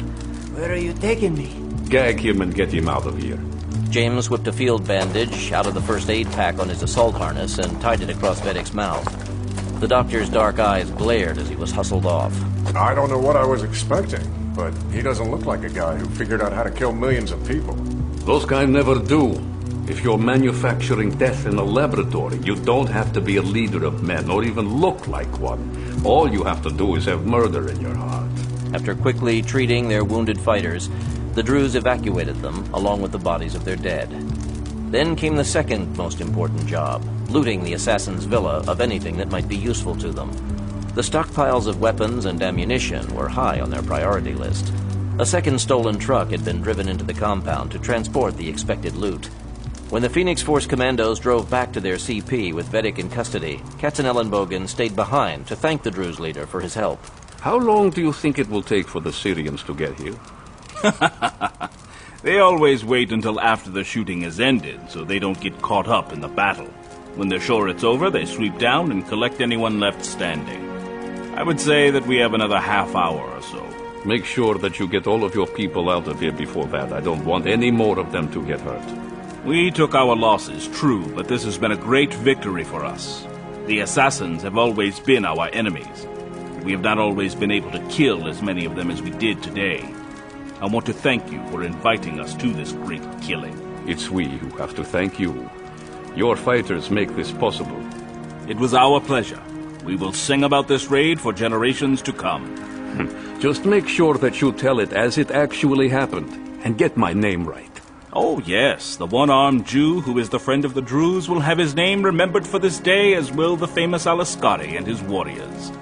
My young men will never let me get that part of it wrong. They will want everyone to know that they fought beside you this day. Thank you again, old friend. No, as I said before, it is we who should thank you. If that man you came for is the one who was responsible for the nurse's death, the price was cheap enough. She was good to us, and we repay our debts to our friends. And this was a great opportunity to show the factions that we Druze are not toothless. When the Syrians finally leave, this will do much to show that we too should have a seat at the table of power. A people who can kill so many of the dreaded assassins have to be listened to.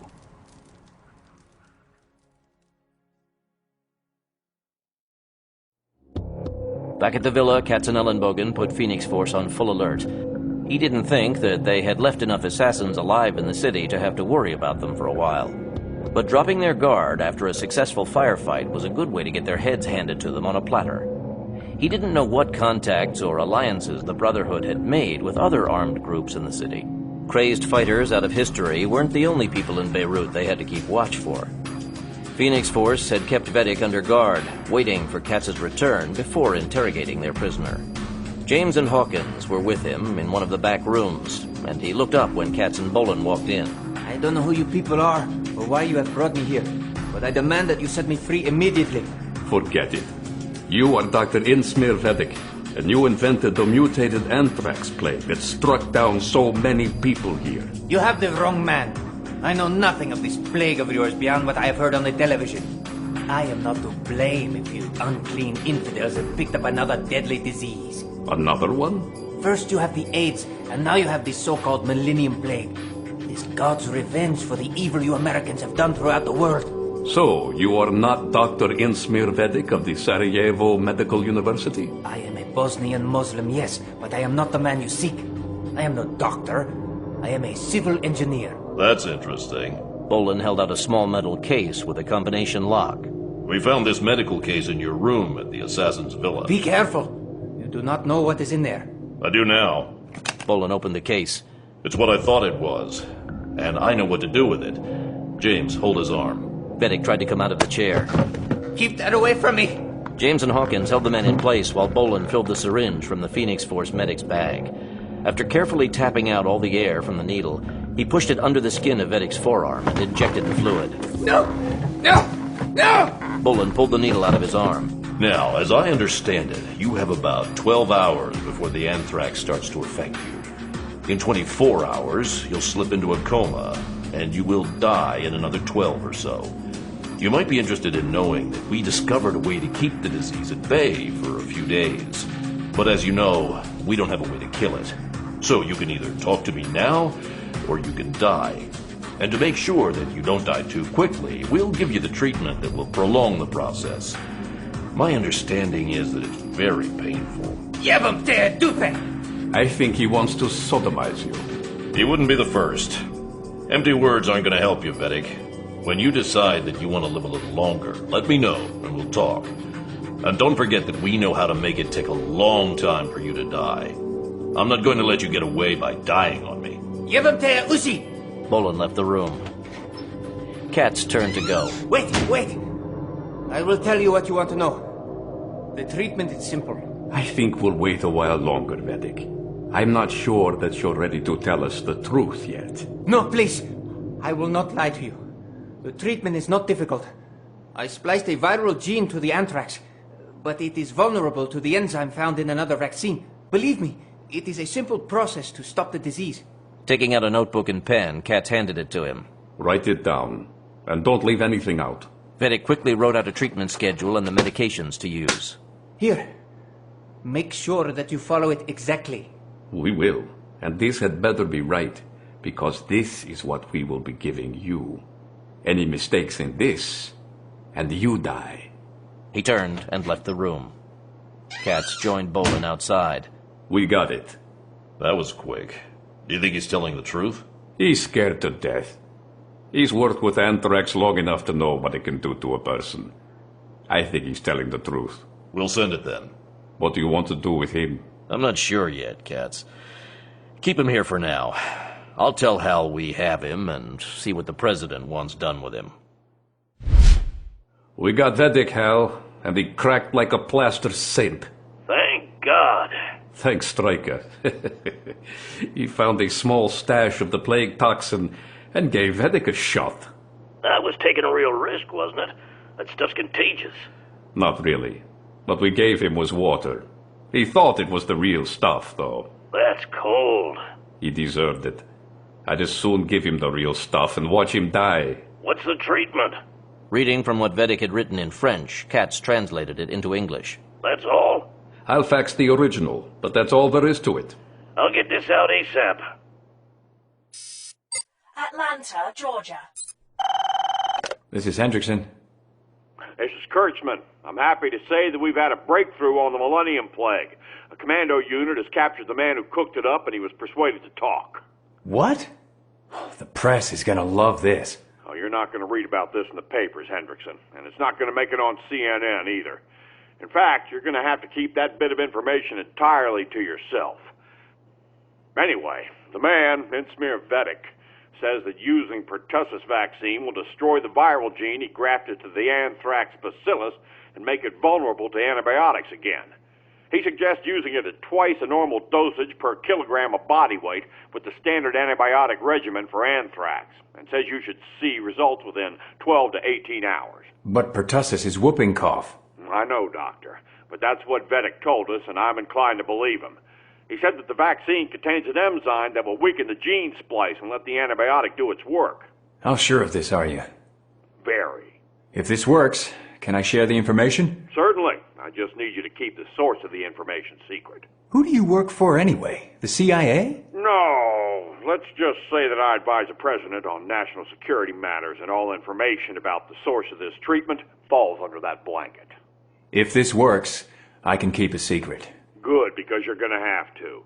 And you can consider this to be your official notification that the national medical emergency protocols are in effect. You have presidential authority to bypass normal informed consent procedures to make these tests.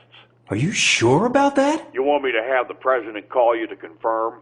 No, I'll take your word for it. Good. Now, if there are no more questions, I'll leave this in your hands. I'll get right on it and call you as soon as I have a result. When Kurtzman hung up, Hendrickson reached for his Merck manual. He wasn't a pediatric specialist and wanted to refresh his memory on whooping cough.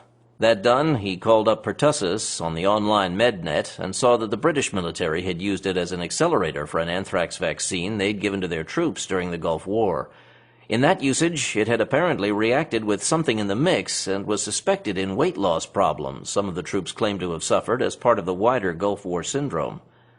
That might still be a problem, as the vaccine hadn't been tested and cleared for use on adults, but at this point in time he really didn't have any other choice but to try it. He had lost 4 more patients yesterday, and 1 that morning. As he wondered how to administer this therapy, he remembered Barbara Price telling him that he could test anything that came up on her. It took a couple of hours before he could get a supply of pertussis vaccine delivered. When it arrived, he took a vial, along with the antibiotic, to Price's room. Checking her monitors, he saw that she was starting to go into the long slide into oblivion. She probably had only another 12 hours before she went critical. At that point, nothing could bring her back. He prepared his medicines and syringes.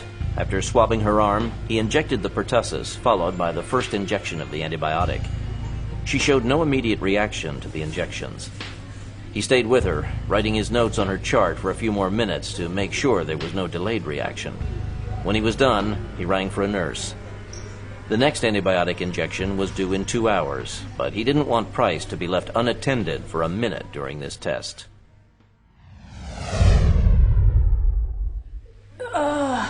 Barbara Price looked deathly ill, but she was awake when Dr. William Hendrickson entered her room. Her honey blonde hair was matted and tangled. Her face was almost skeletal. There were dark circles under her eyes, and she was sickly pale.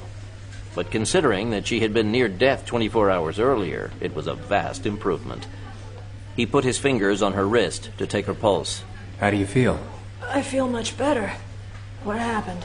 I gave you whooping cough. What? As strange as it may sound, it appears that pertussis, the bacteria that causes whooping cough, has an adverse effect on the mutated anthrax you picked up. In fact, it gets into the organism and forces it to shed the viral gene that was spliced onto it. After that's happened, a strong antibiotic regimen is all it takes to kill it. How in the world did you ever come up with that one? I'd love to take the credit, but a fellow by the name of Kurtzman passed that treatment on to me. He said that it came from some kind of government intelligence source. A guy named Kurtzman, you said?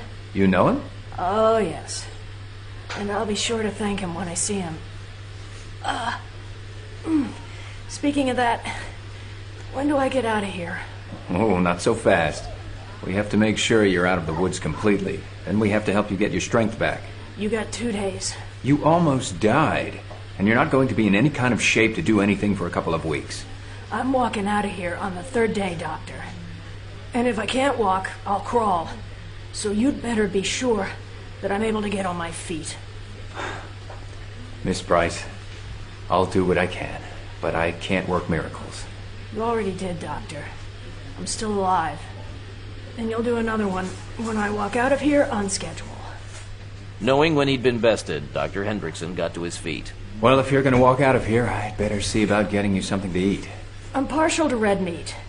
Lots of it, usually in the form of 2-inch thick sirloin with a fully loaded baked potato and a fresh spinach salad on the side. Something with chocolate for dessert would be nice too. And bread. Lots of bread with real butter. I might have to send out for that order. Our kitchen runs more to tuna casserole, diced carrots, watery mashed potatoes, and tapioca.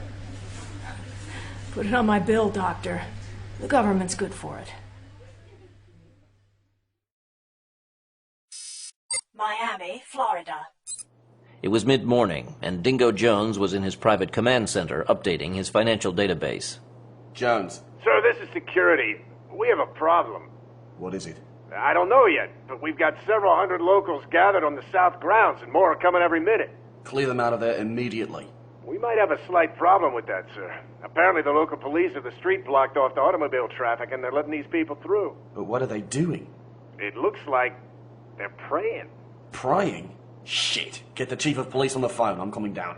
When Jones reached his security command center, the security chief pointed to the TV set tuned to one of the local stations. Do you want to see this, sir? Well, turn it up. First reported during the early morning commute.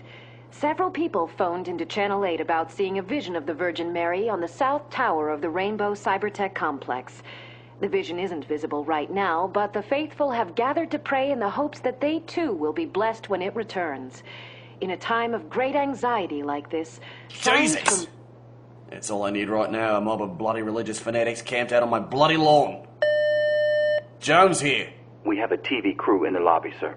They want to talk to you about the vision of the Virgin. Get down there and clear them out. We might want to be careful about doing that, sir. They are the press. I don't care if they're the bloody reincarnation of Christ and all the apostles. Get down there and get the bastards out of the building now. Yes, sir. On the lobby security monitor, Jones watched the security chief tell the camera crew that they couldn't set up their equipment in the lobby. The monitor didn't show, however, that a handheld camera was recording the confrontation. Sir, they refuse to leave without talking to you first. Not now, not ever. Get those bloody people out of my building or you're fired! Yes, sir. The handheld camera was still taping when the Cybertech security force moved in to remove the TV crew. Some of them walked out on their own, but most of them had to be carried out the doors. The footage looked great on the 6 o'clock news. It looked even better on CNN headline news. By early afternoon, the Rainbow Cybertech Virgin Mary story was top-of-the-hour news in most of the United States. By the time night came to Miami, an estimated 8,000 to 10,000 people had gathered at Jones's compound in hopes of seeing Schwartz's projection of the Virgin Mary on the mirrored glass of the towers. After taping dozens of tearful women clutching rosaries and praying, since there was nothing else to talk about, the reporters started commenting on the reclusive man who had built his company into one of America's microchip giants. A few still shots of him from his California days and some taped clips from local charity and civic events he had attended over the years were aired.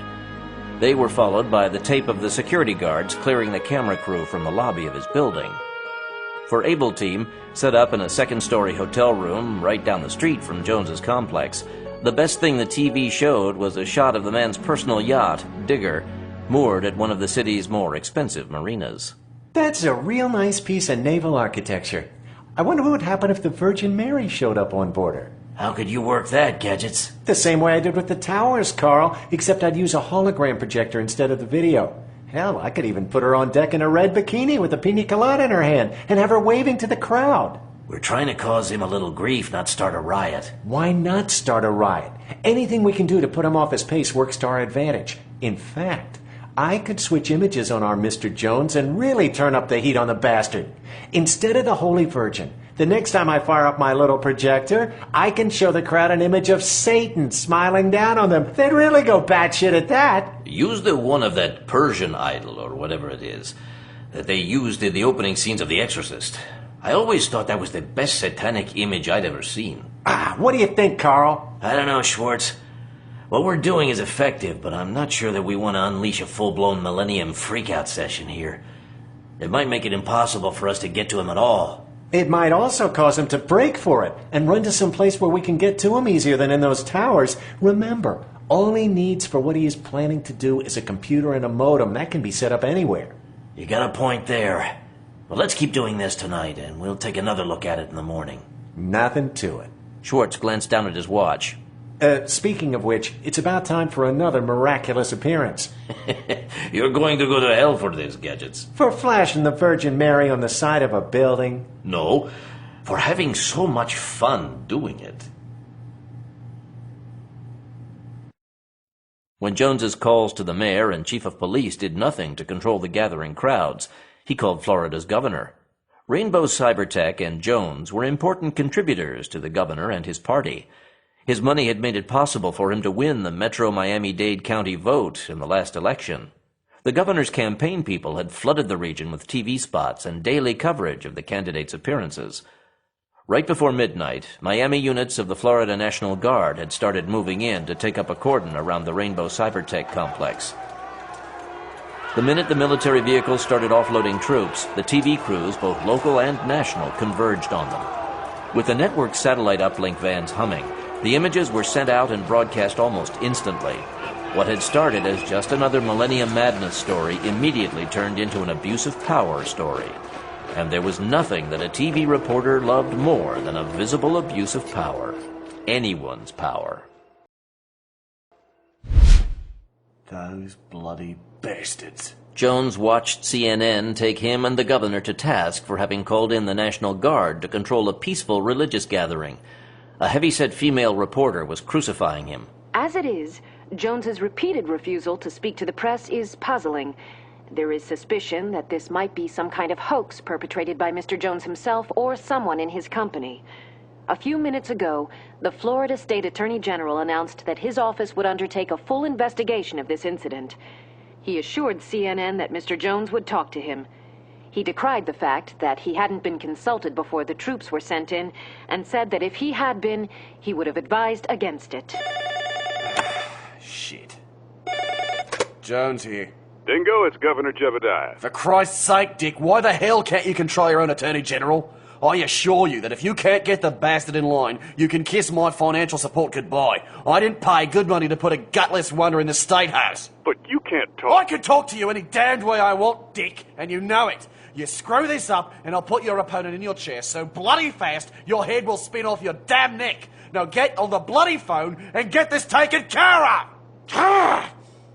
If there's anything I hate, it's a politician who won't stay bought. But we don't have to worry. This isn't any of our doing.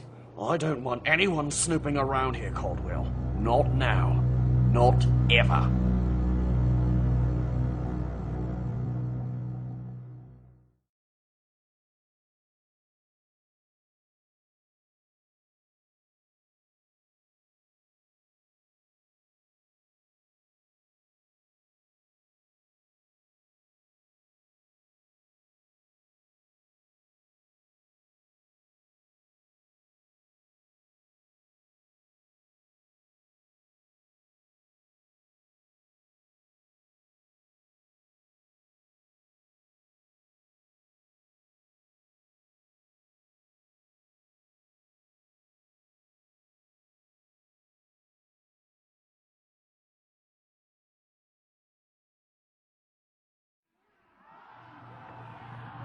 To keep the pressure on Dingo Jones, Schwartz turned on his TV projector a couple more times during the late night and early morning.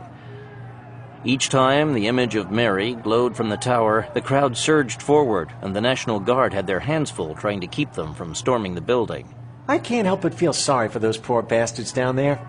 This is one of the dirtiest tricks I've ever pulled on someone who didn't richly deserve it. You've got a point, but we're doing it for all of them.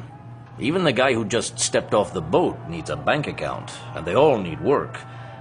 If Dingo pulls off his coup, the riots down there are going to be a lot worse than this.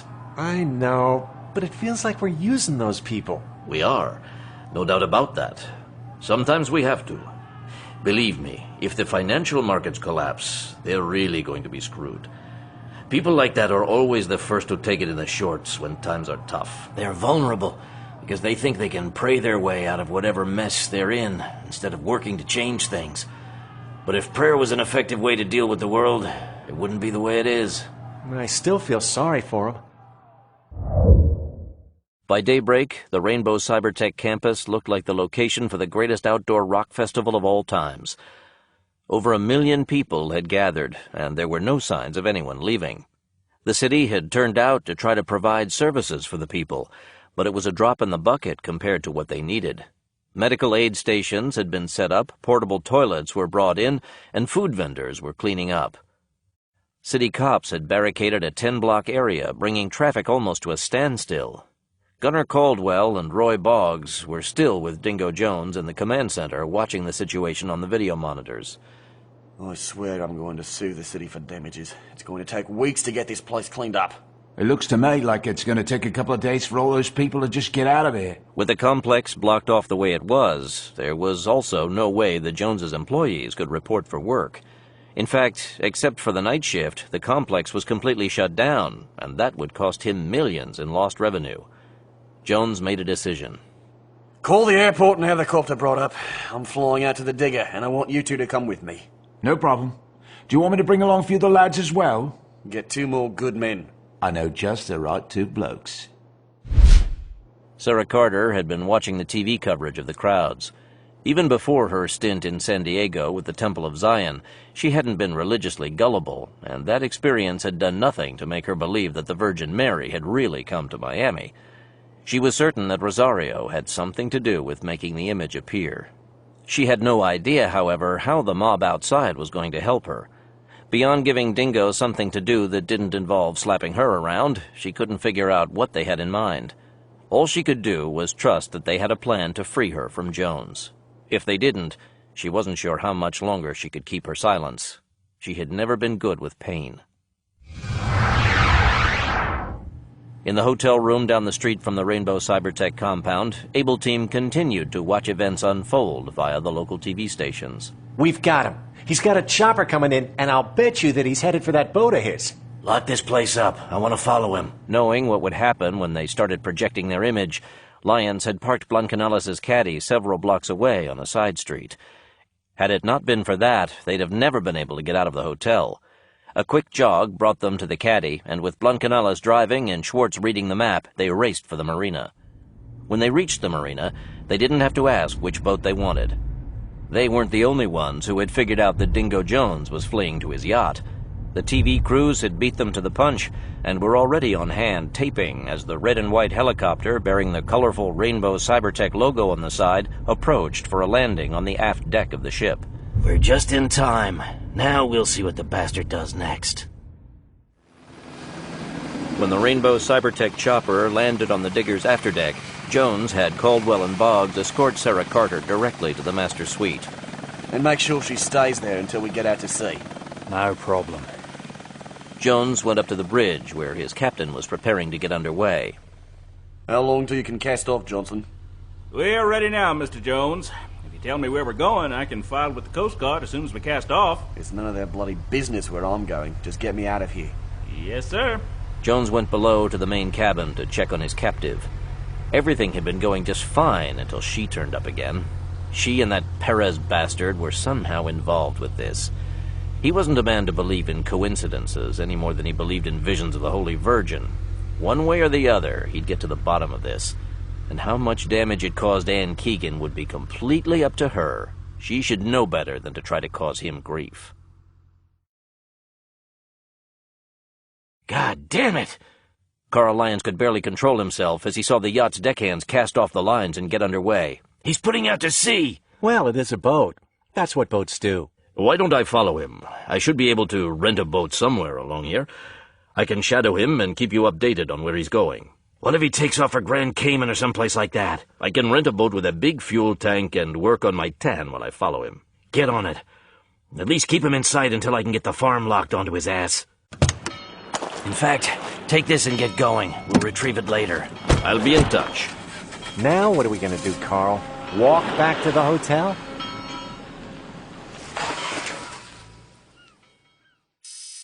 Stony Man Farm, Virginia. The Stony Man crew had picked up on the Miami Virgin Mary incident. Not knowing that Able Team was behind it, they'd simply logged it and filed it in the Millennium Madness file for future reference. When Lyons called in, though, it suddenly came clear. Tell Gadgets that was a nice piece of work. Using a popular religious belief to isolate a bad guy is a first, I think. However, I don't know how Hal's gonna take it. Manipulating religious mania is a touchy topic with the man right now. Tell Hal to stuff it. We did it to keep that guy from ruining lives. If they don't like it, they can come up with a better idea and we'll try it. Anyway, Jones just put out to sea in his boat, the Digger. I sent Paul after him to try to shadow him, but Gadget suggested that you try to get a lock on him as well. The boat should be in the Marine Registry, and the Coast Guard will probably have it in its databank too. If you can get the DEA's Blue Boy satellite to track it, we'll know where he's going in case Blancanales loses him tonight. The DEA satellite was an ex-Air Force recon bird that had been retooled and rededicated to tracking the surface and air traffic in the Caribbean and Central America as part of the expanded drug interdiction program. It had a full-spectrum sensor bank and could track multiple targets on land, sea, and in the air. I'll get someone on that ASAP. Miami, Florida. Rosario Blancanales lucked out at the first boat rental place he came to. He found a powerful 65-foot cabin cruiser fully equipped with navigation aids, including GPS and radar, a full radio suite, long-range fuel tanks, autopilot, and best of all, a fully stocked galley ready to be taken out to sea. The customer who had ordered it had called off at the last minute. Plunking down the company plastic, he was able to sign off and get underway in less than half an hour. Knowing that the Digger would probably keep to the shipping lane until it reached international waters, Blancanales shoved the throttles all the way to the wall and took off after him. Flipping on the GPS, he found his position before radioing back to Lyons and Schwartz. I'm underway, Iron Man. I'm heading south-southeast in the shipping lane, and I'll call again as soon as I make visual. Over. Roger. Called the Bear, and we're trying to get the DEA bird on him. Once you have him, make sure you keep well back out of range. There's no telling what he's packing on that thing, and I don't want you to get blown out of the water.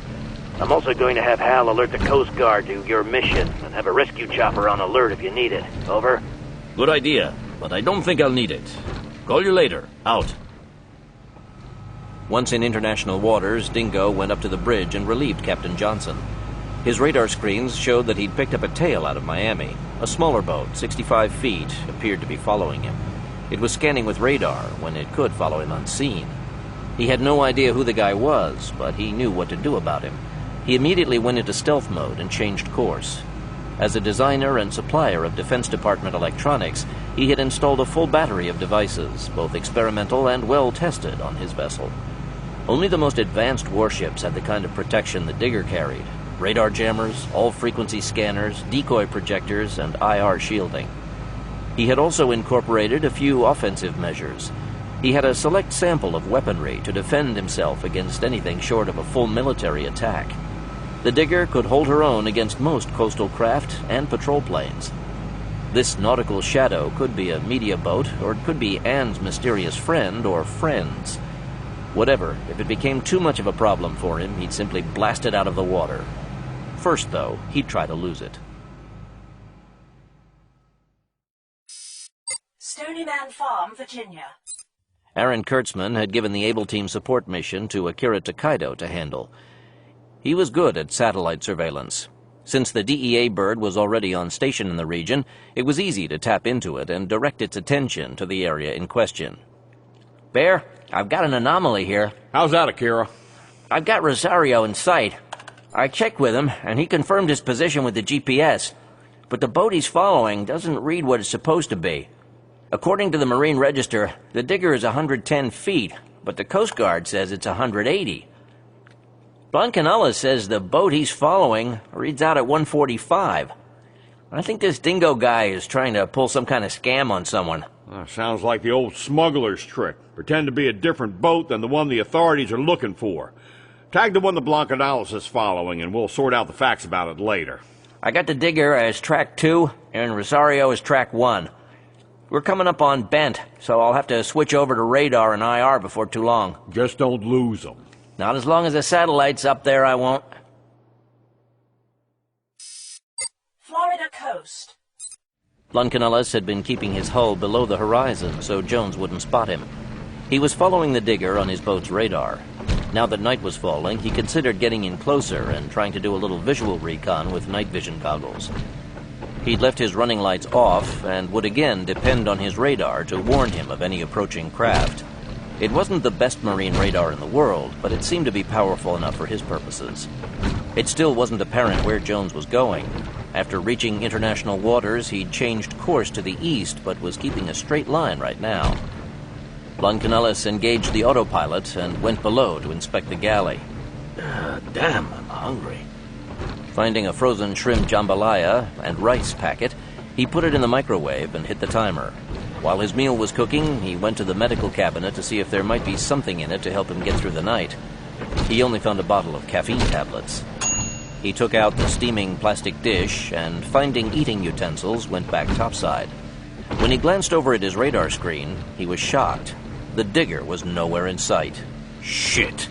Reaching for the radio, he changed to one of the Stony Man frequencies and put in a call to the farm. What happened, Rosario?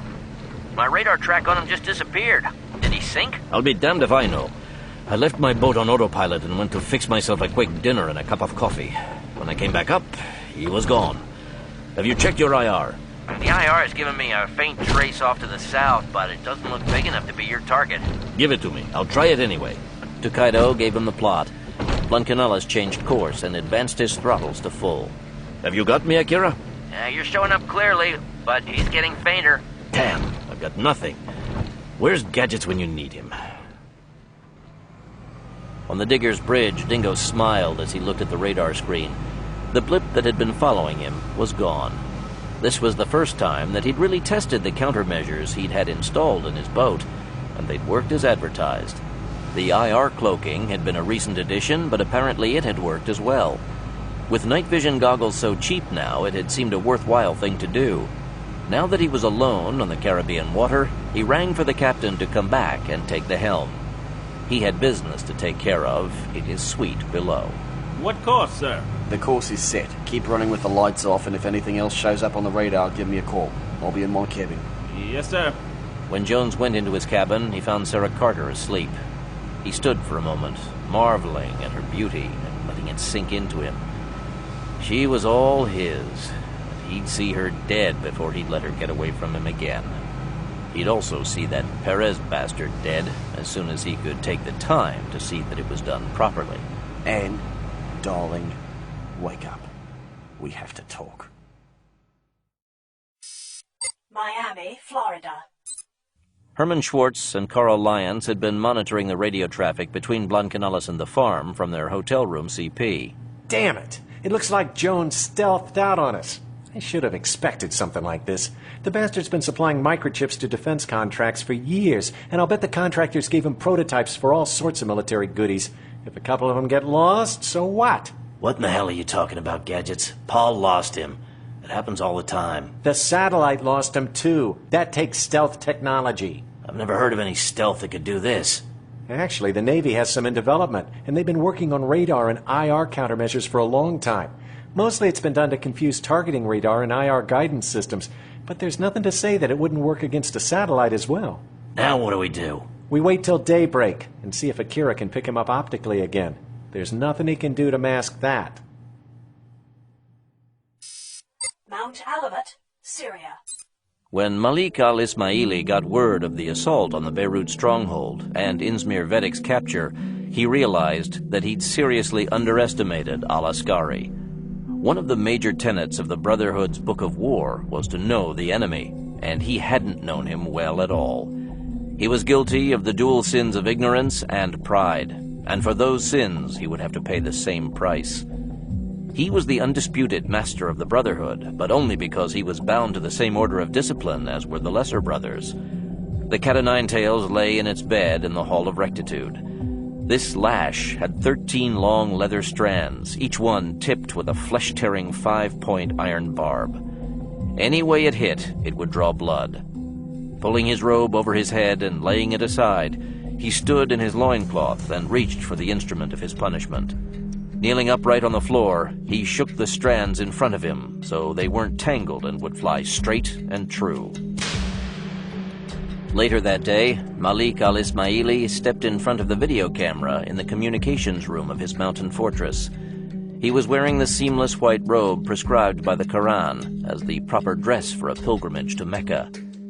He had on the green turban of a Haji, a man who had made the holy pilgrimage. He also had a curved Persian sword, a classic shamshir, with a jade hilt and resting in a jeweled scabbard. It had once been owned by Hassan ibn Sabah, the founder of the Assassins. The time had come for him to put his plans into action. To keep his transmission from being traced, the video signal would be tight-beamed to one of the Saudi communications satellites in geosynchronous orbit over the Middle East. From there, it would be retransmitted to millions of TV sets on every channel. The signal was so strong that it would override all local programming, and everyone would hear the apocalyptic message at the same time. The fact that the electronic technology that was making all of this possible came from the Christian West was one of the ironies of this history-making moment. The Islamic world had once been the world's leader in science and technology, but the division of Islam into warring factions had let that lead pass to Christian Europe. Now, to bring back the Golden Age meant having to use the machines of the infidel, but al-Ismaili didn't mind at all. He was a practical man who used whatever tool was the best for the job. The man behind the camera pointed at him, signifying that he was on the air. Allah Akbar, God is great. I, the hidden Imam, the Mahdi, have returned. The time has come for the world to fear God's retribution. His world must be cleansed of unbelievers. Their stench must be removed from his nostrils and their faces from his sight. The ancient prophecies foretold my return, and I have come as was promised. Now justice can prevail, and the world will turn its face to God. The fight against the unbelievers will not be easy, and not all of the enemies of God are foreigners. Many are the doers of evil, and many of them hide behind God's name, but they do not preach his word. Do not listen to them and their false preaching. Heed only God's word in his holy Quran. Go from your homes and praise God. Go forth and take your lives back from those who would hold you in chains of false belief. The time is here to take your rightful place in God's glory. Go now! Allah Akbar! Al-Ismaili stiffly stepped down from the stage. It was done. The dream of centuries had been accomplished. The Mahdi had returned, and now the Muslim world could get back on the path of greatness. J.R. Rust couldn't believe his own eyes, glued to Beirut television. That's all we need right now. Another damn Mahdi to show up. What's this Mahdi business? I remember reading about a Mahdi leading the Sudan uprising in the 1880s. Gordon of Khartoum and all that. But I didn't think it was still going on today. Believe me, it's still going on. In fact, if it wasn't for the legend of the 12th Imam, or the Mahdi as he's usually called, the Middle East would be a much quieter place for everyone to live. How's that? Well, there are two main branches of Islam, Sunni and Shia, kind of like the Protestants and the Catholics.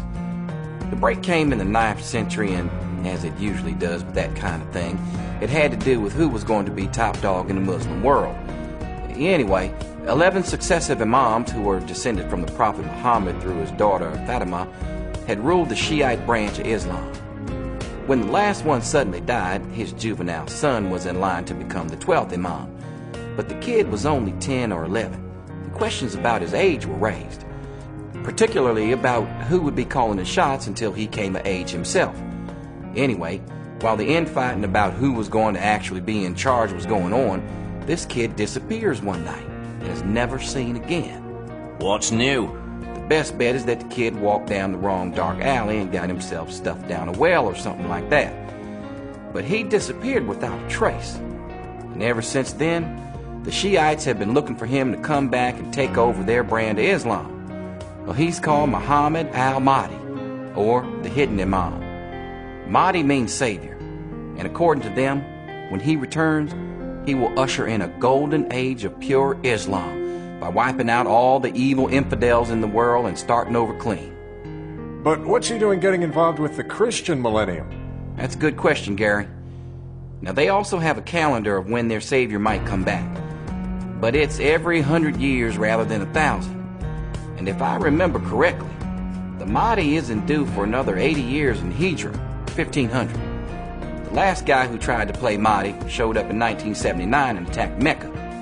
The Saudis were forced into taking military action in the sacred precinct, and they took a great deal of flack from the other Islamic countries for doing it, but they put him down. But if there was a Mahdi in 1979, what are we doing with another one now? And I don't remember any kind of fanfare like this back then. The Mahdi won't appear in a cloud of light accompanied by singing angels or anything like that. He'll be known only by his deeds, and that's why anyone can play.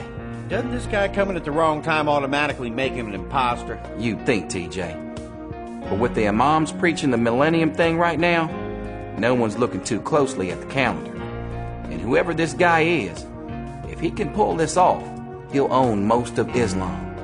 The Muslim national governments will collapse.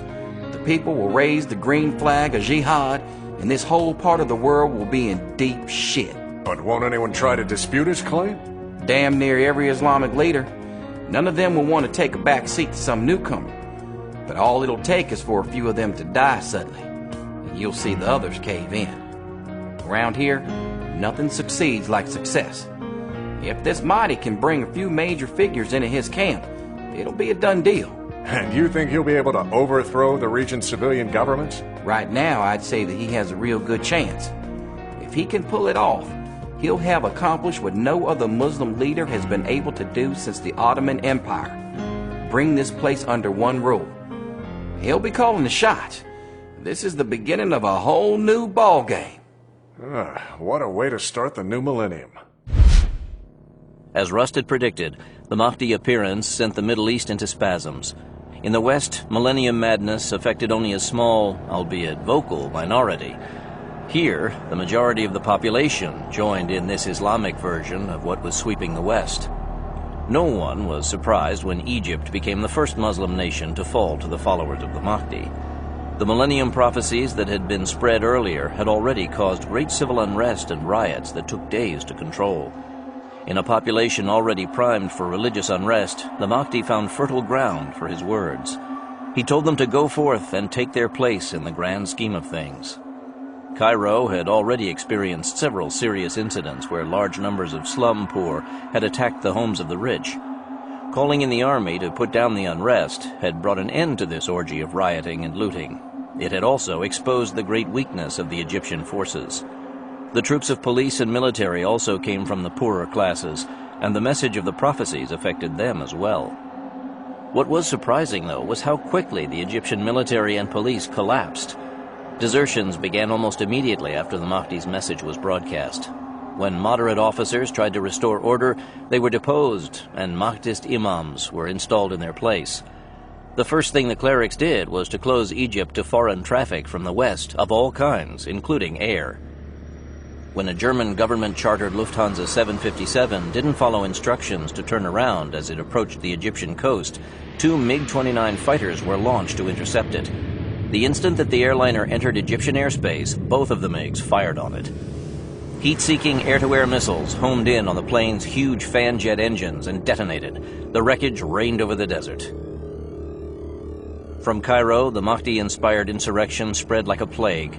Its first stop was the Gaza Strip. The disruptions started out small and were easily controlled by the police of the Palestinian Authority. As with the police forces of most Islamic nations, the Palestinian officers weren't hampered with Western-style concerns about breaking heads. Heads were broken and their owners imprisoned. The Israeli units guarding the Strip wisely kept out of what they saw as a purely internal affair. If the Palestinians were breaking their own people's heads, it was not their place to interfere. Many Israeli officials really didn't care if the Palestinians fought themselves. The more they fought each other, the less likely they were to kill Israelis. From the Gaza Strip, it was only a short trip to the Arab quarter of East Jerusalem. Thus far, the Holy City had escaped most of the Millennium Madness, including the so-called Muslim prophecies. Since Jerusalem was holy to 3 religions, no one wanted to see it trashed. But Millennium Madness wasn't under anyone's control, least of all the religious authorities in the city. It was true that certain Muslim and Christian groups were promoting irrational behavior in the name of the millennium, but so far the damage had been minimal. Then came the Mahdi. Within hours of the news of open warfare in Cairo and the Gaza Strip, Jerusalem erupted, and most of the victims were Christian. For years, the Christian population of Jerusalem had been in decline. In the decades-long unofficial war between the Palestinians and the Israelis, the Christians had been the unspoken enemy of both sides, particularly in East Jerusalem. The rising influence of the ultra-Orthodox Jewish factions in Jerusalem had also increased the pressure on them. Now, though, the age-old conflicts raged anew, and their ancient Muslim enemies took vengeance for ancient wrongs dating back to the Crusades. The Mahdi appearance had done little to improve the mood around Stonyman Farm, but Aaron Kurtzman welcomed the distraction to keep his mind off of Barbara Price. Not only was the Mahdi causing unrest in the Middle East, there was also fallout from his appearance in the Christian nations. Christian cult leaders were now denouncing him as the Antichrist foretold in the Book of Revelations. The New Agers also started reciting the prophecies of Nostradamus, who'd predicted that the greatest tyrant of all times would appear in the Middle East. According to most readings, the tyrant had been due to show up last year, but being only 1 year off was no big deal, particularly when the real beginning of the millennium wasn't until 2001. Reason and logic weren't top priorities when it came to the Mahdi. No one bothered to ask how a resurrected 12th century religious figure had managed to show up on a 20th century medium, satellite television. No one tried to find out who he really was and what he was up to. Everyone, Christian and Muslim, just jumped on the bandwagon. Beirut, Lebanon. David McCarter found Mac Bolan on the top of the tower above the villa, looking north to the sea. For once, the soldier looked at peace with himself and the world. Peace for him was so fleeting that McCarter hesitated to break it, but he had good news for a change. Stryker, Barbara's okay. Vedek's cure worked, and Hal says that she's going to recover completely. Good. I was afraid that I wasn't going to be able to help her this time, David. There's only so much that we or anyone can do when something like that happens.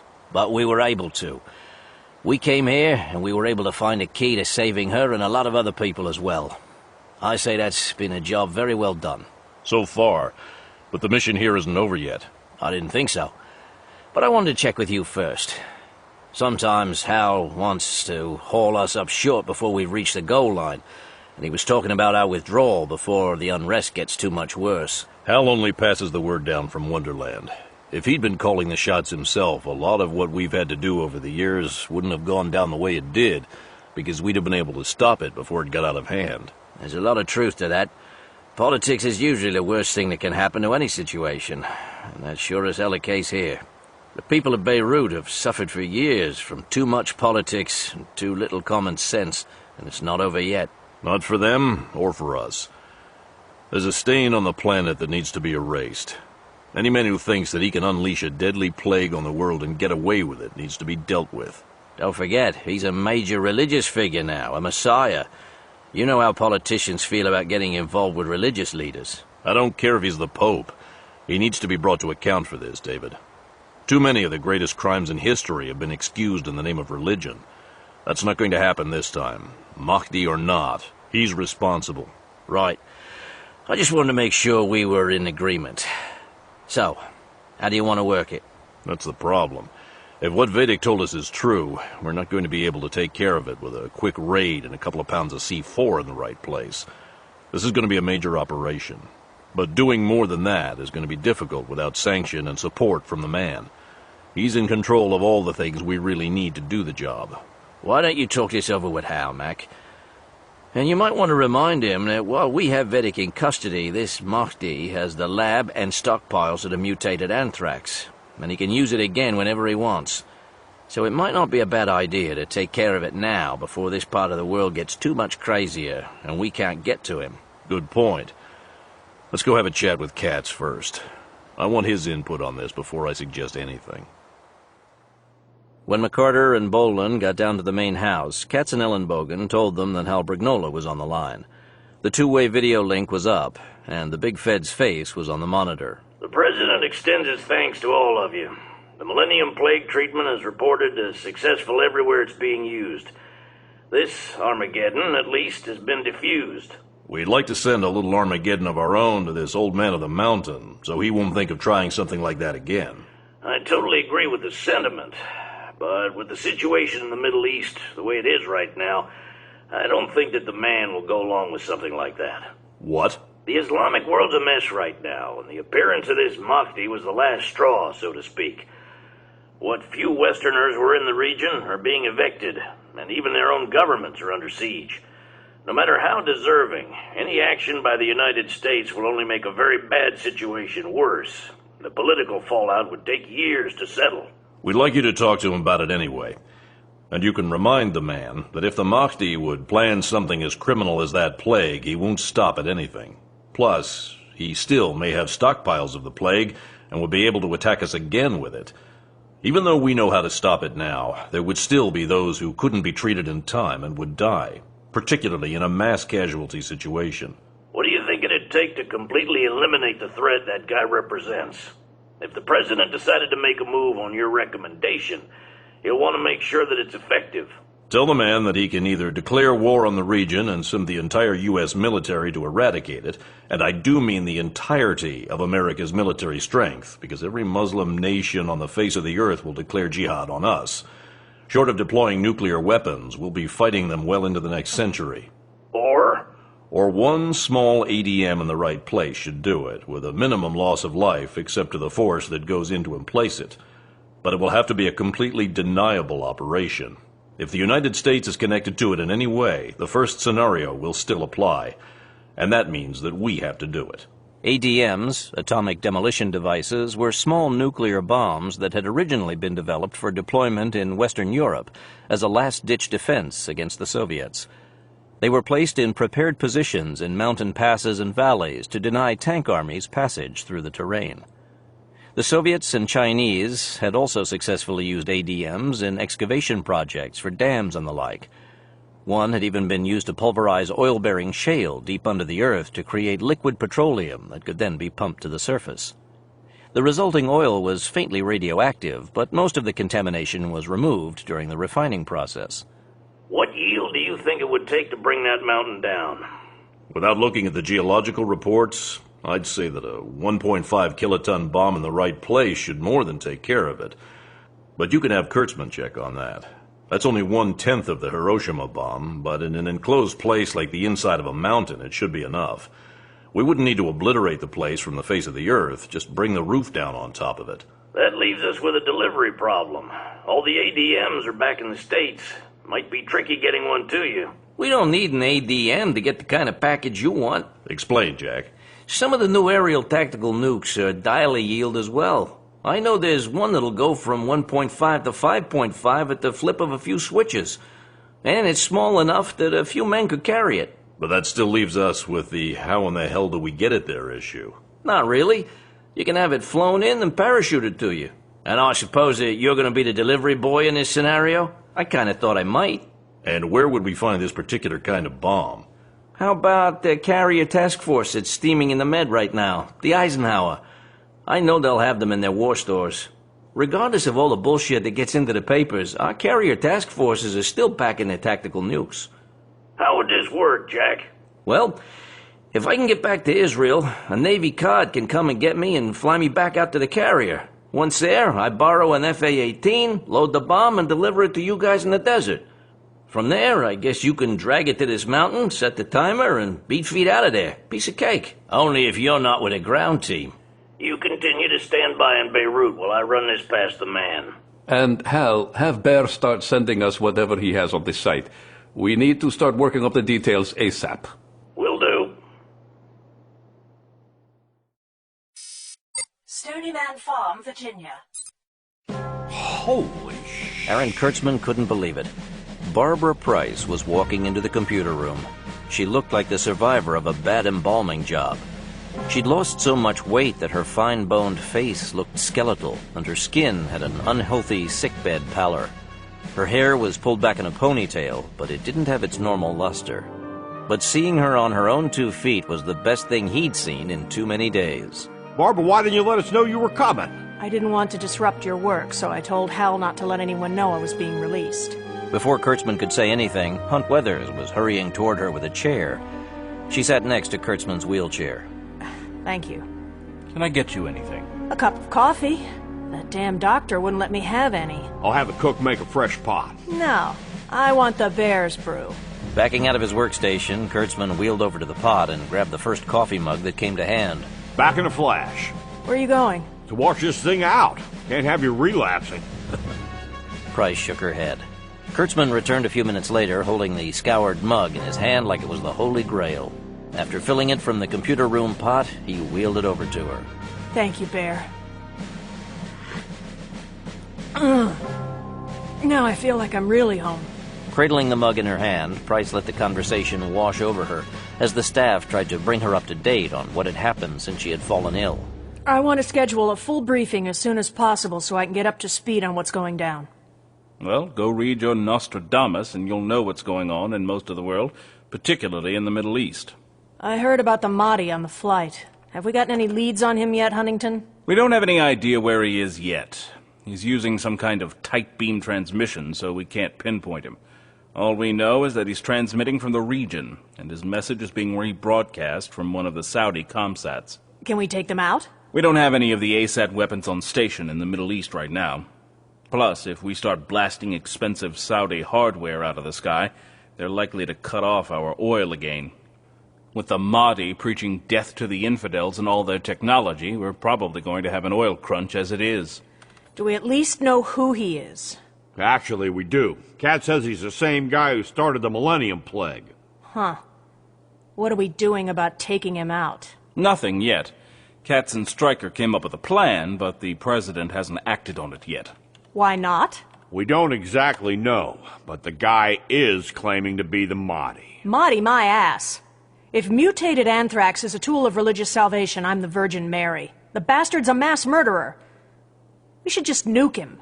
That's one of the options being discussed, but it appears that the president isn't too hot on the idea. We'll see about that. Where's Hal? When Hal Brignola saw Barbara Price standing in the open door of her office, he got to his feet. I thought you were going to rest. I've got too much to do. She walked past him and sat in her chair. Like what? The mission's over. I've been taking care of the housekeeping chores for you. You need to rest for a couple more days. The mission's over. That's interesting, Hal. If I didn't know any better, I'd say that you'd been bought off by the peace-loving tie-dye boys of the State Department. Brignola automatically reached for the roll of antacids in his pocket. Barbara, I think you need to come up to speed on the situation in that part of the world before you can understand what went into this decision. Since the appearance of the Mahdi, it's gotten worse than it's ever been. There's never been a worse time for our country to intervene in the region than now. Any move we make is going to ignite a conflagration that will... That's crap! If you like, I'll pass your assessment on to the man. Please do. And while you're at it, tell him that he's a gutless wonder who's going to go down in history as the man who allowed an international mass murderer to go free because he was too afraid to bring him to justice. What do you think you can do without getting presidential approval? If I remember correctly, the boys on the sharp end of the stick this time were doing what needed to be done a long time before anyone was around to give them permission. Sure, it's been a lot easier for them since Uncle Sam got involved and started providing all the hardware. But I can still remember a time when a small group of men stood their ground and put their lives on the line whenever the situation required it. And since the world's coming to an end anyway, we might as well go out with it. What do you mean?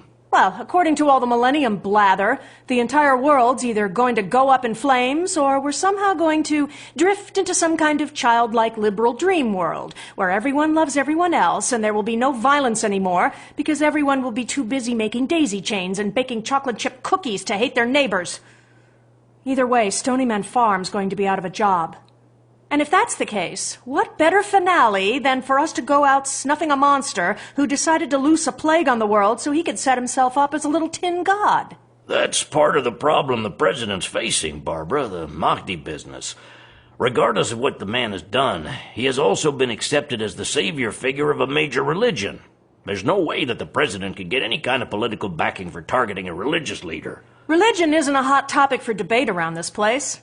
I don't know what, if any, religious affiliations anyone around here has, and I don't really care. All I care about is that people who do abhorrent things pay for them, quid pro quo and post haste. So I don't care if this guy is the Pope or the next Dalai Lama. It really doesn't matter to me. To put it in religious terms, he excommunicated himself from the human race the day he decided to commit a crime against humanity. Now, if this Mahdi is in fact a reincarnation of some deity, then I assume that he'll have some special power that will prevent him from being killed by any of us mere mortals. But that doesn't mean that we shouldn't try to take him out. Are you with us? Okay, I'm in. I knew you'd see it my way, Hal. Welcome back to the human race. Someday I'm gonna strangle you. Wait till I get my strength back, and I'll go you 2 out of 3 falls. What do you want me to do? Hang tight until I can talk to Bullen and Katz. I know they've been cooking something up. And I need to see what kind of targeting information Kurtzman has been able to come up with for us. Don't wait too long. The situation over there isn't going to get any better in the next week or so. In fact, it's only going to get worse. The only deteriorating situation I'm worried about is in the Oval Office. It's time for a gut check, and I'm not sure the man is up for it. You may be right. The Millennium Unrest has him running scared. That's what I thought. When Price went down to the computer room, Kurtzman handed her the bad news. Even though Phoenix felt that they'd gotten all the information they could out of Inzmir Vedik about the old man's hideout, it wasn't enough. He'd made sure the Bosnian didn't learn where he'd been while he had cooked up his deadly mutation. In fact, he had been blindfolded. All he knew was that he had been driven west when he left the hideaway. The main problem is that the name of the mountain associated with the Brotherhood of Assassins is fictional. What?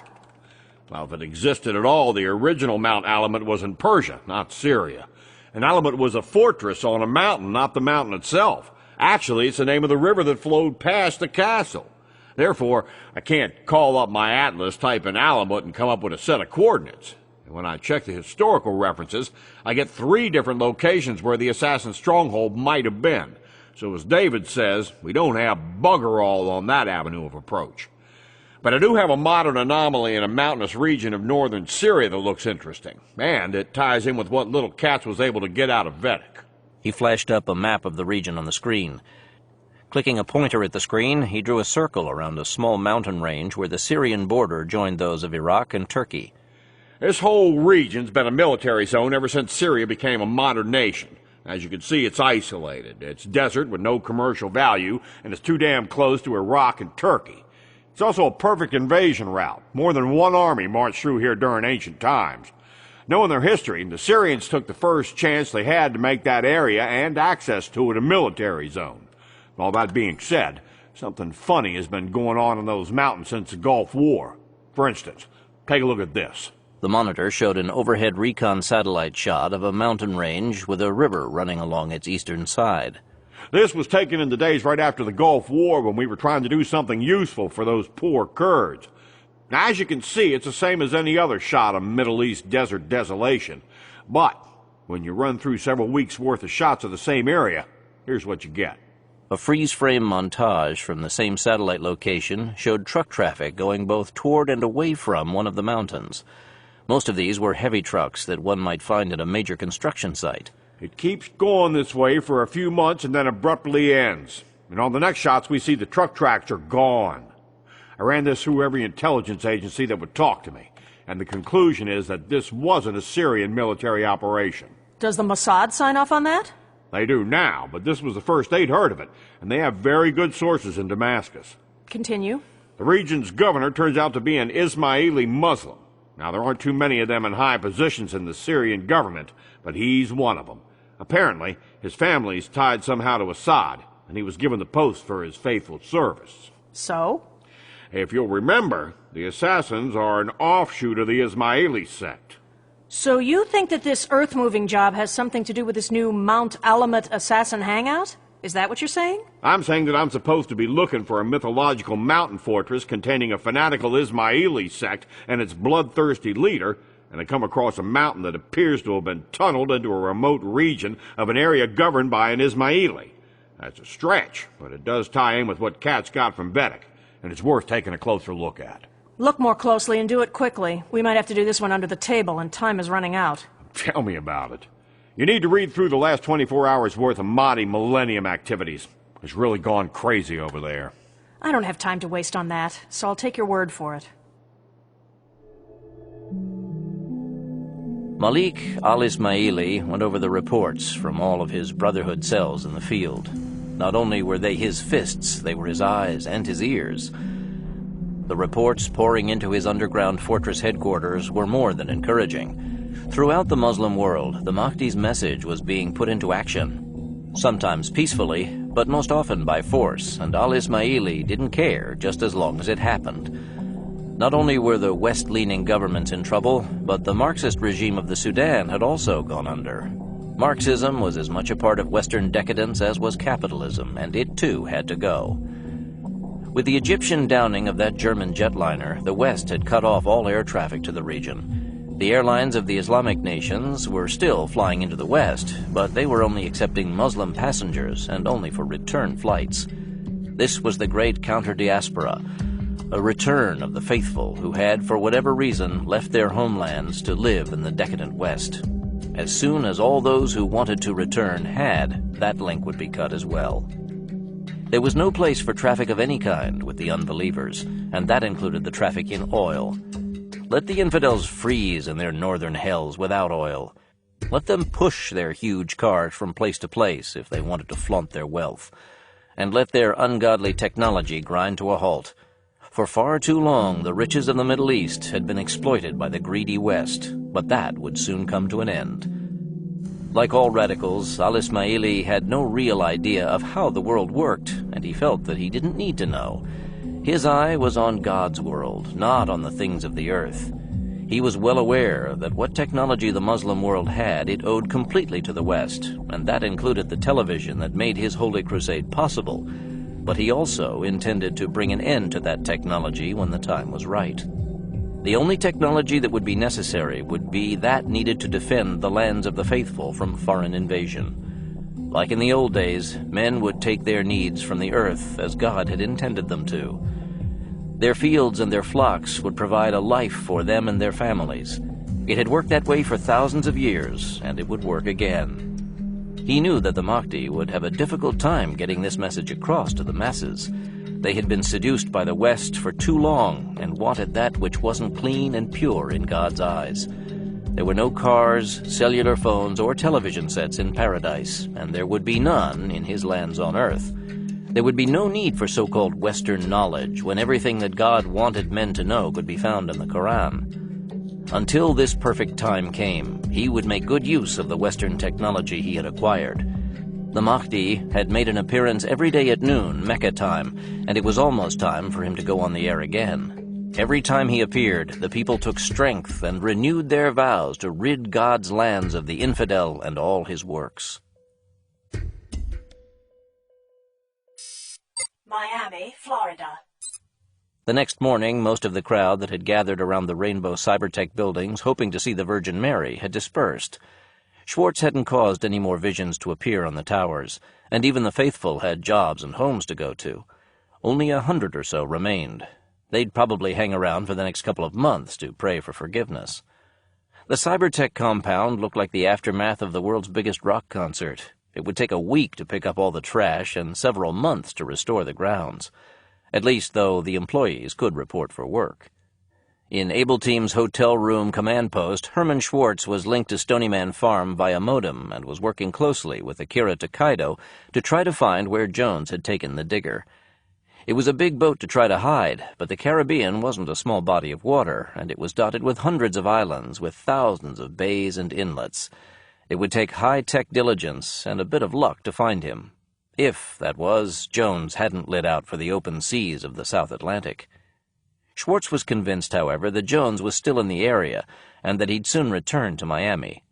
The man could work his scam from anywhere, courtesy of cyberspace. All he needed was a phone connection, and with a sat-link set up, he could do that from sea.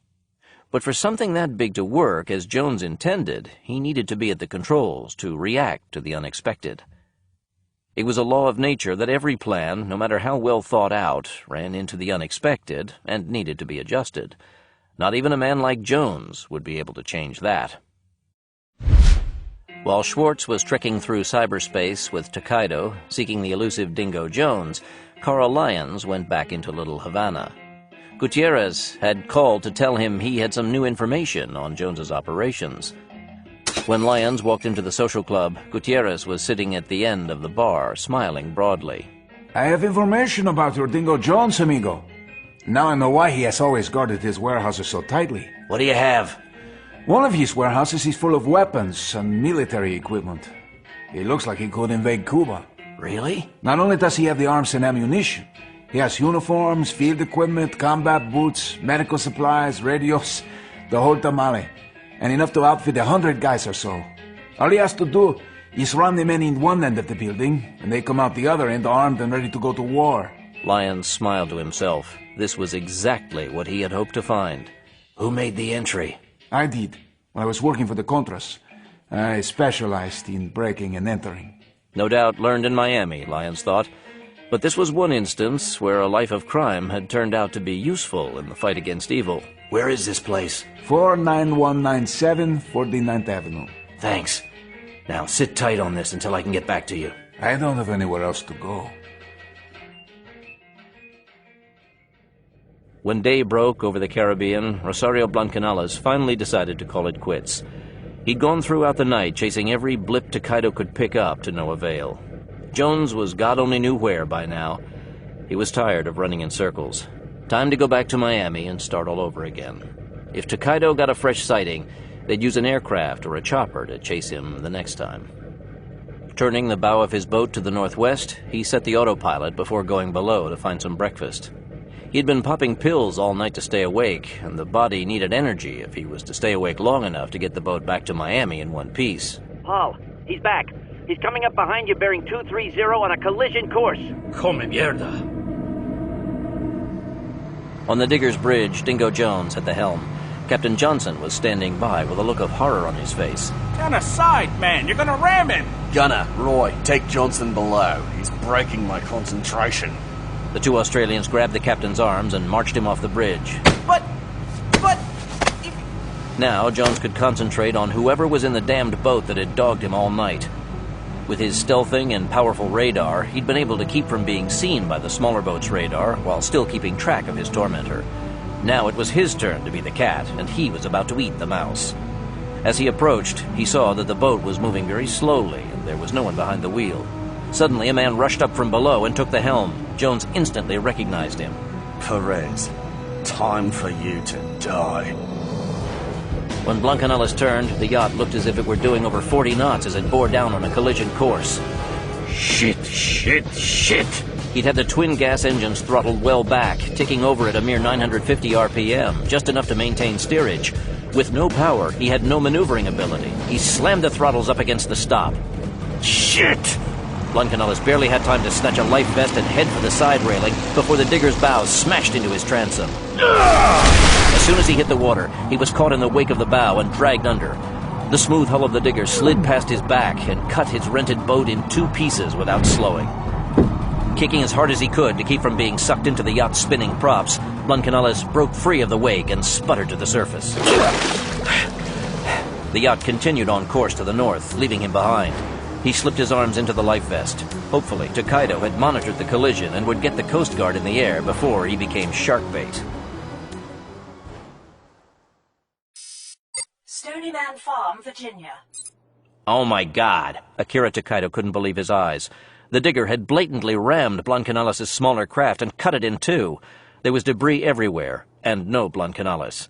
Even if he was dead, though, they had to try to recover his body. Reaching for the phone, he dialed the Coast Guard station in Miami. Their chopper could be on the scene in less than half an hour. As soon as he had dispatched the chopper, he called Able Team on the radio. Carl's gone right now, but I'll take the radio and go down to the Coast Guard airfield. I'll keep looking for him, Gadgets. You keep a tag on Jones and that damned boat. I'll make sure the Coast Guard picks up Rosario. Neither one of them mentioned that they might be recovering his dead body. At sea.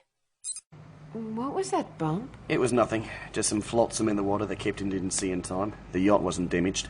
Dingo Jones sat on the edge of the bed and pulled the sheet down to Carter's waist. We need to finish our conversation. I'm going to go back to Miami today, and I'll need to know if I can trust you enough to take you back with me.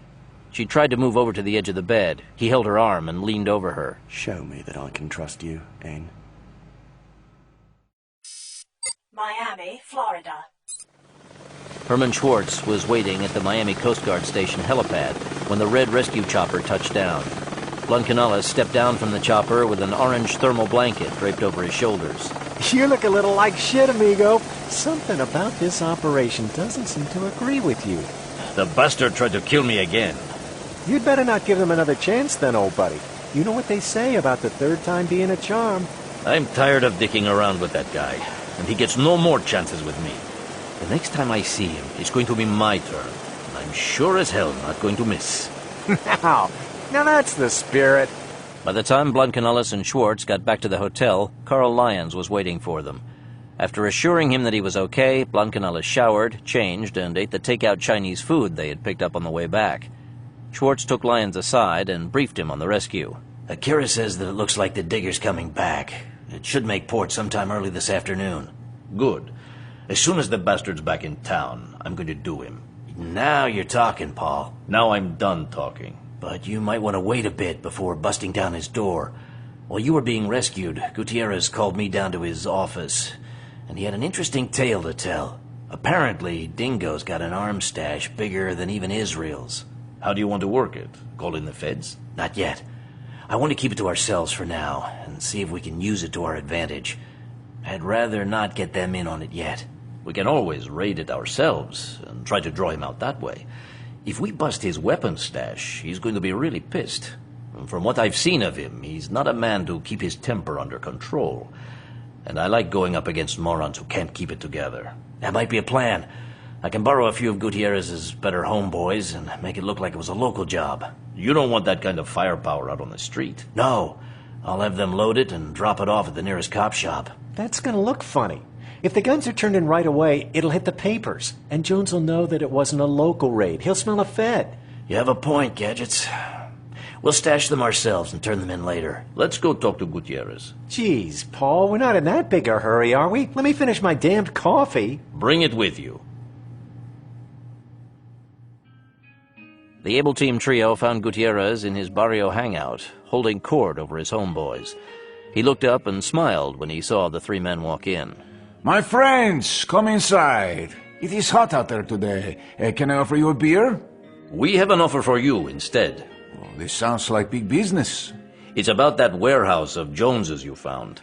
Let me hear your offer. We want you to help us check it out. You want to break in? We want to look at it first. 30 minutes later, Herman Schwartz was inside the team's van, running a full spectra scan of the concrete warehouse planted in the middle of a rundown area of North Miami. He soon confirmed that Dingo Jones was a typical computer geek who depended more on electronics for his security than he did his people. At the headquarters, his human security forces were mostly employed to monitor the electronics, and that appeared to be the case at the warehouse as well. The place was covered with every kind of high-tech security device known to man, but only had 3 guards on duty. How long do you think it'll take us to break into there, Gadgets? It's gonna be a bitch, Iron Man, and I might need to have the farm send me some more goodies before I can even try. He's got everything from radar to IR covering that place. There is a simpler way. How's that? Shut the power down. That's how I got in. I was meaning to ask you about how you did that. I just had one of my Gosanos drive his car into a pole that night and knock it down. That cut them in power and shut down most of the security devices. While the guards were trying to figure out what to do about it, I got in and had a quick look around. By the time the power company arrived to fix it, I was gone. I like the way you work, kid. You snother. This time, though, we'll do it during the day. This afternoon, if we can. What if a cop cruises by, Iron Man? We don't want to have to use our get-out-of-jail-free cards unless we have to. No one will notice anything, because there'll be nothing to notice. We'll do a power outage phase 2. We drive up to the gate as power company people and say that we have to inspect the lines to make sure that the damage from the crash was repaired properly. That will work. I have a cousin who works for the power company, and I know I can borrow his truck for a small fee. We're gonna need a couple more trucks, too. Covered vans to carry the goodies away. Do you want to take everything in there? No. Just the weapons, ammunition, and radios. How about if I load a few crates of uniforms and combat boots as a bonus? We can use them in the neighborhood. Okay. But if I find out later that you sold them to outfit some mercenary force, I'll come looking for you. No sweat. I gave that shit up a long time ago. Right. And make sure that your people understand that they are to keep their hands off the weapons, too. Anyone who tries to dip into the stock is going to be in real trouble. Man, you guys are something else. One minute you're acting like the Mafia, and the next the FBI. I'd really like to know which one you are. No, you wouldn't. All you need to know is that we're not gonna bust your butt for whatever you're into. And if your people don't do anything stupid and greedy, we'll leave them alone too. If we were feds, we'd take the whole bunch of you down just to clean up the neighborhood. And if we were from one of the families, we'd simply waste all of you to cut down on the competition. Right. Whatever you say, amigo.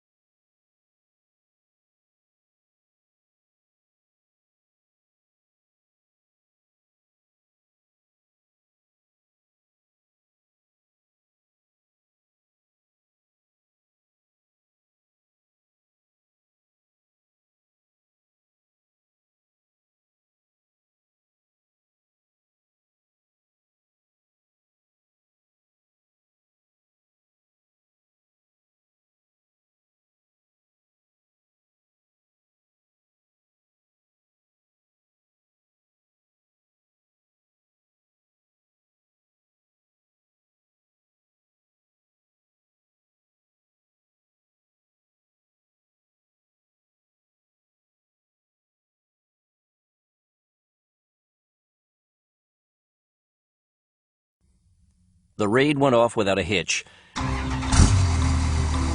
Schwartz and Lyons drove up to the front gate in the power company truck. Since they were wearing power company coveralls and hats and had a clipboard on the truck's dashboard, the guard bought their story. He notified his partners in the warehouse that they were coming and signed them in.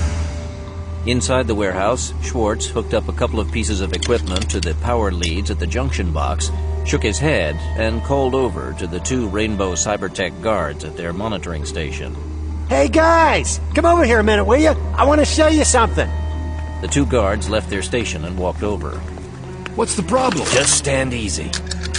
Lyons pulled the MP5 subgun from his toolbox. Facing the silenced muzzle of the subgun, the men froze. After relieving them of their pistols and radios, Schwartz used plastic riot cuffs to bind their wrists behind their backs and slapped pieces of duct tape over their mouths. He set them on the floor against the wall. You just get comfortable. When this is over, we'll call your boss and tell him to come and get you. As soon as the two were secured, Schwartz got back in the power company truck and drove the short distance back to the gate. Walking wasn't part of a power company man's job description. He leaned out the open window to yell at another guard. Hey you! Yeah? I need you to come and take a look at something we found. No can do, buddy. It's my ass if I leave my station. Oh, come on. This is a major fault, and I don't want my ass on the line if your boss gets his knickers in a knot about it. I need all three of you guys to see it for yourselves and sign off on the report. My SOP says that I have to stay at my station, and my boss will have my ass if I leave. That's fine by me, but I'm going to have to shut the power down because you guys have a major safety hazard here. If it shorts out, it's going to take out about a mile of the grid, and you guys are going to have to foot the bill if it does. Okay, let me lock up and log off post first. The guard climbed onto the truck's running board for the short trip back to the warehouse. When Schwartz stopped, he jumped down and immediately ran into Lyons when the Able Team leader stepped out of the shadows with his subgun in his hand. Hi there. Oh, shit. After being cuffed and silenced, he joined his two comrades against the wall of the warehouse. Paul, get him rolling. Blancanellis was a couple of miles away on a side street, waiting in the cab of the lead furniture van Gutierrez had scored to transport their take. We're on. Gutierrez hit the ignition. See? I told you it would work. After talking to his security chief at the Rainbow Cybertech headquarters and learning that the crowds had left the grounds of his buildings, Dingo Jones had brought the yacht back into port. To escape the attention of the media, however, he moored her at Miami Beach instead of his usual upscale Miami marina. And rather than using his chopper for the short flight to his compound, he called for one of his cars to come and get him. He had work to do, and he didn't want either the media or the authorities to know that he was back in town. Jones was so wrapped up in his own thoughts as the car turned into the access road to the parking structure that he didn't notice the damage that had been done to his compound. Normally, he would have had someone's job for not having every man and woman on his payroll out there cleaning it up. If there was anything he hated, it was trash.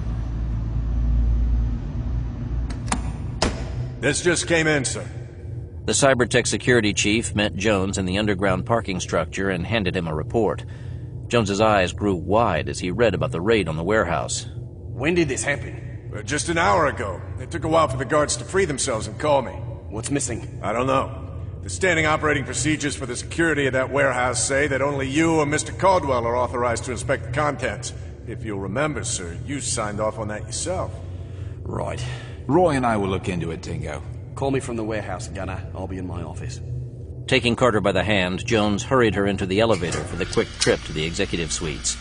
After the interrogation she had gone through on the yacht, she was too mentally and physically exhausted to resist and let herself be led away. By the time the 2 furniture trucks were offloaded, the storage rental spaces Lyons had leased were full to the top with Dingo Jones's weapons cache, and it was a nice collection of modern firepower. Schwartz opened a wooden crate to reveal a dozen 5.56mm squad machine guns. These are brand new U.S.-issue M249s. I have M203 over and unders here, and enough ammunition to hold off Attila the Hun. Lyons looked at a case of M67 fragmentation grenades marked Lake City Arsenal 1997. It looks like all of this is stolen government property, which means the end of our Mr. Dingo Jones one way or the other. We won't need phony kidnapping warrants to put him out of business now. We can call in the feds any time we want and take him down. Except for the fact that this stuff is no longer on his premises and we didn't have a warrant. We bust him and he'll bring in his lawyers and be out on bail before he even has time for lunch, courtesy of the county. He's a rich man, and they don't have to pay the price when they screw up. This is one rich bastard who will pay. Damn straight. But I don't want the feds getting to him before I can. I want it to be a good old-fashioned able team payback this time. If there's anything left after that, they can have him. But remember, we're not done with that guy yet. And now that we have a firm hook in him, I think we should go ahead with the original idea. If it doesn't work, then we can put on our Fed suits and hand him over to the Justice Department.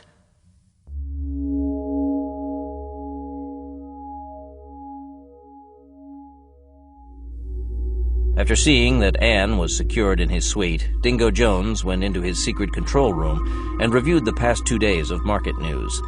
He'd intended to wait a few more months before launching his plan, but it was beginning to look as if he was running out of time. At least he had settled his account with that Rosario Perez. He still didn't know what or who the bastard had really been. Anne was sticking to her story that he was just a guy who had picked her up and made her an offer she couldn't refuse, but he didn't believe her. The things that had gone down since she had hit town, though, made him suspicious. There had to be more to it than that. There just had to be. The raid on his warehouse had him worried. Caldwell had reported that the guards said that it had been a gang of Cubans who had cleaned out the entire stock of weapons that had been intended to arm the first contingent of the strike force he would need when the bank collapse took place. For a man of his wealth, weapons were not difficult to buy. If, that was, he was willing to settle for Russian or Chinese arms. Buying frontline U.S. weapons, though, was a different matter, particularly in any quantity. But he had no time to worry about that now. There was still one test that had to take place before he could say that his plans were completely ready to implement. And while he had intended to wait a couple more months before he had made that last test, he was uneasy. The events of the previous week had shown that he had to be ready to act now. The sole remaining mate to the microchip Anne had stolen from him was installed in his mainframe computer now. The development examples and the ones he had used to test the program had all been destroyed, as had the patterns necessary to make more. The design was safely in his head, however, should there ever be a need for another one.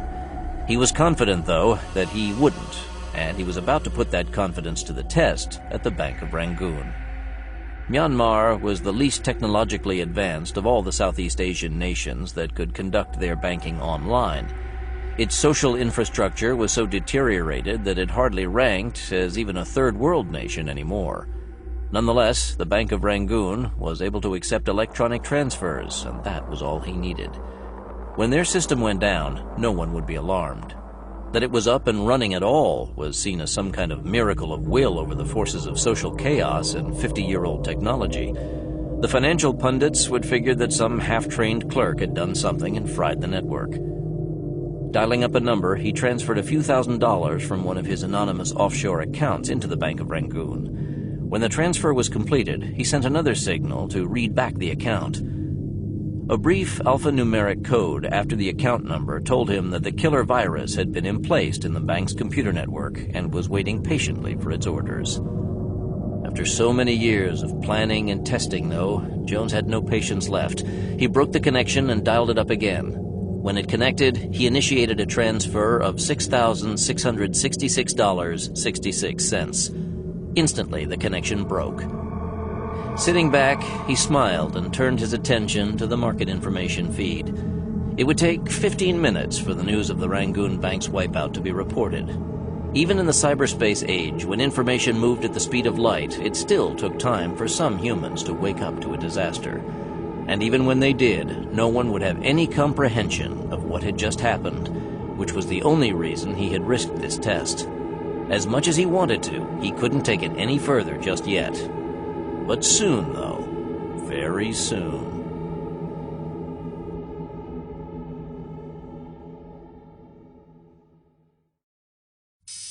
Stony Man Farm, Virginia. It took longer than usual for the president to come around to Stony Man's plan to take out the Mahdi with a nuke. Not only was there the religious consideration to get past, there was the nuclear issue to get over as well. No matter how well deserved, detonating a nuclear weapon wasn't undertaken lightly. The specter of nuclear devastation had been hammered so deeply into the human psyche that even the suggestion that the best solution for a particular problem was a nuke sent otherwise rational people who should have known better into raging hysteria. And that included almost every career politician on Capitol Hill. The only reason that the president had finally consented to do it this time was that Hal Brignola had convinced him that the detonation would take place completely underground and wouldn't be visible. Even if it was determined that a nuclear explosion had collapsed the mountain, no one would ever be able to trace it back to the United States. On his way to the chopper at Andrews Air Force Base, Brignola dialed his secure car phone. Price. Where go, Barbara? I'll tell them.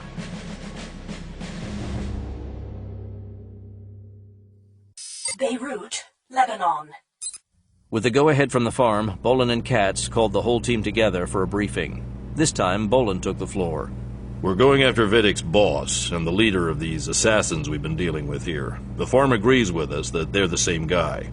About time. Yeah, Rafe.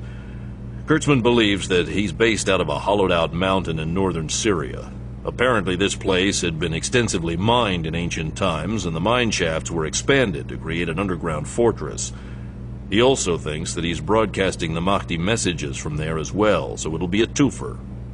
That got a few grins. As long as the Mahdi was stirring up trouble, there would be no peace in the world.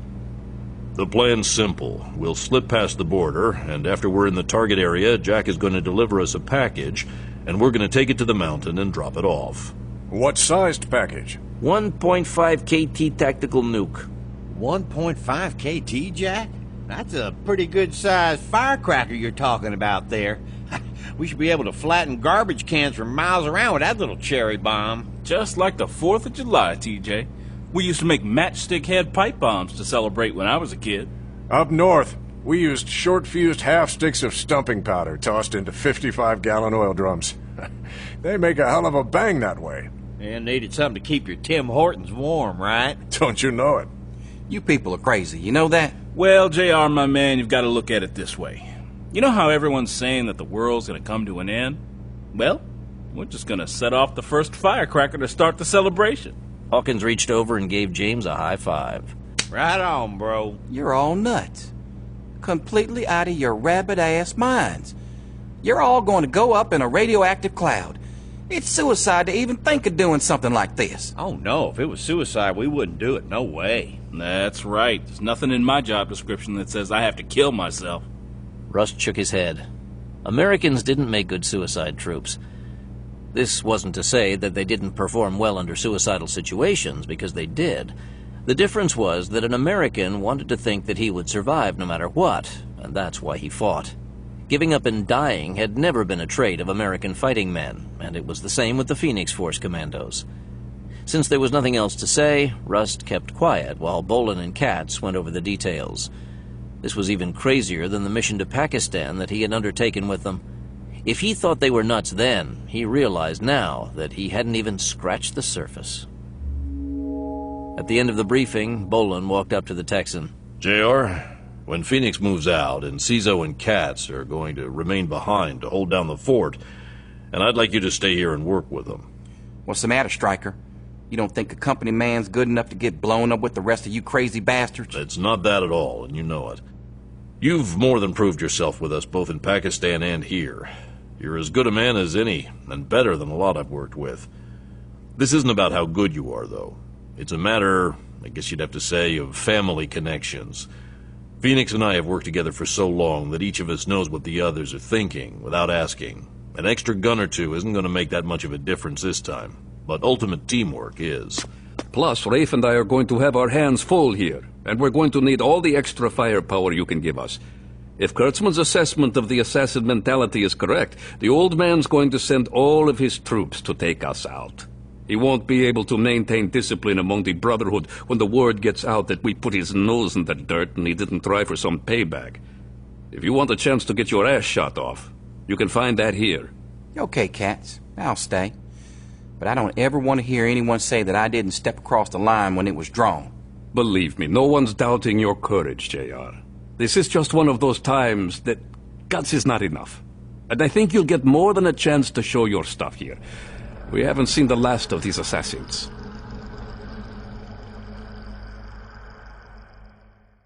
The mission prep for the operation took a little time. Operating in the city was a far cry from what they'd been facing in northern Syria. If they ran into trouble up there, more than likely it would be the Syrian army they'd have to take on, not back-alley assassins, and the Syrians wouldn't be pushovers. Except for the Israeli Defense Force, they were as modern a force as there was in the Middle East. The key to success, though, was to stay away from them, and that took planning. Katz's Drew's contacts were called upon again to lend a hand. After the success they'd had against the assassins, there was nothing that they wouldn't do for Al-Askari and his men. A couple of the weapons Phoenix Force had brought for the raid on the villa were borrowed, but mostly they needed to use a few vehicles and drivers again. While the transportation and equipment was being assembled, Jack Grimaldi left Beirut for Israel on the first leg of his part of the mission. He would have the longest trip to make, and even though he would fly most of the way, it too wasn't going to be easy. The Mahdist uprisings were making any kind of trip an iffy proposition, even by air. The air forces that had remained loyal to their governments were taking no chances, and the military aircraft that had fallen into the hands of the Mahdists were raiding widely. A UN chopper flew Grimaldi from Beirut to the border with Israel. From there, an IDF vehicle took him to the nearest airfield. There he reported in to Brignola, and a call was sent to the Navy Carrier Task Force steaming in the Mediterranean to send a COD to come and get him. When the C-2 carry-on-board delivery aircraft landed, he boarded the plane and was flown to the nuclear aircraft carrier USS Eisenhower.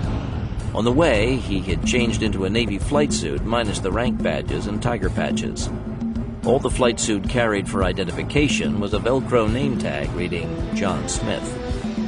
Upon landing on the aircraft carrier, Grimaldi was whisked directly into the captain's quarters, where a SATCOM link to the White House explained who he was and what he was doing.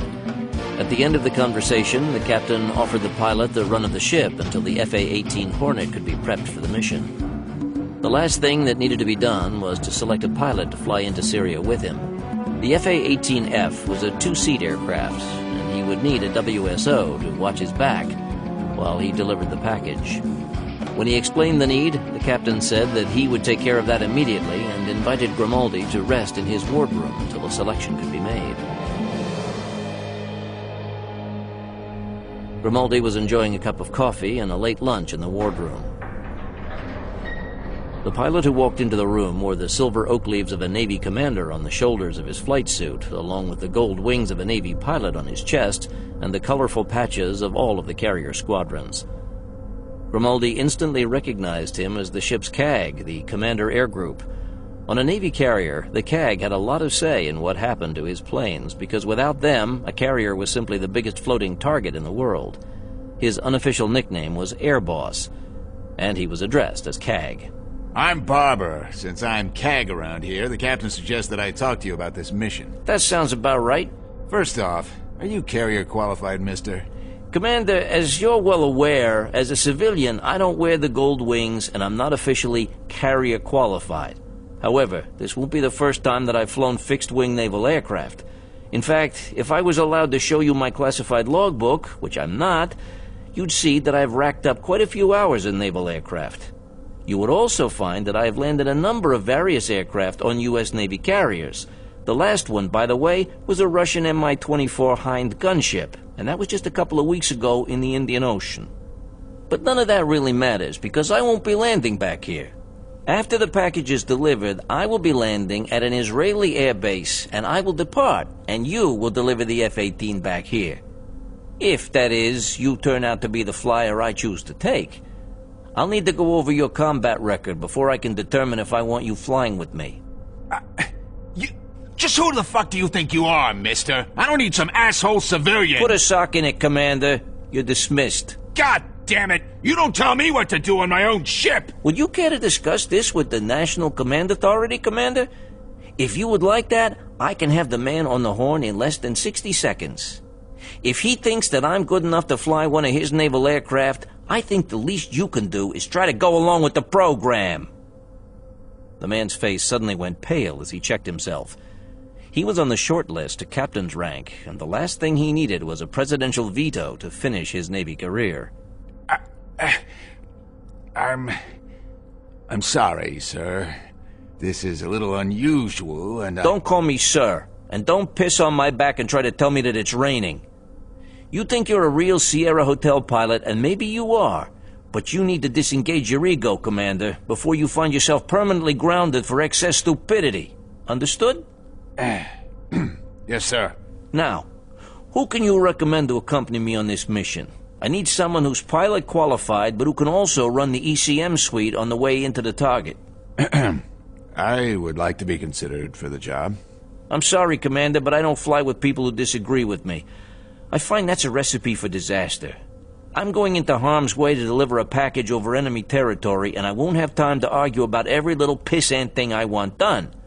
All I need from you is a recommendation for a good pilot who doesn't have an attitude. Well, I can recommend Lieutenant Roger Ferris. I've flown with him in some hairy situations, and he keeps his head.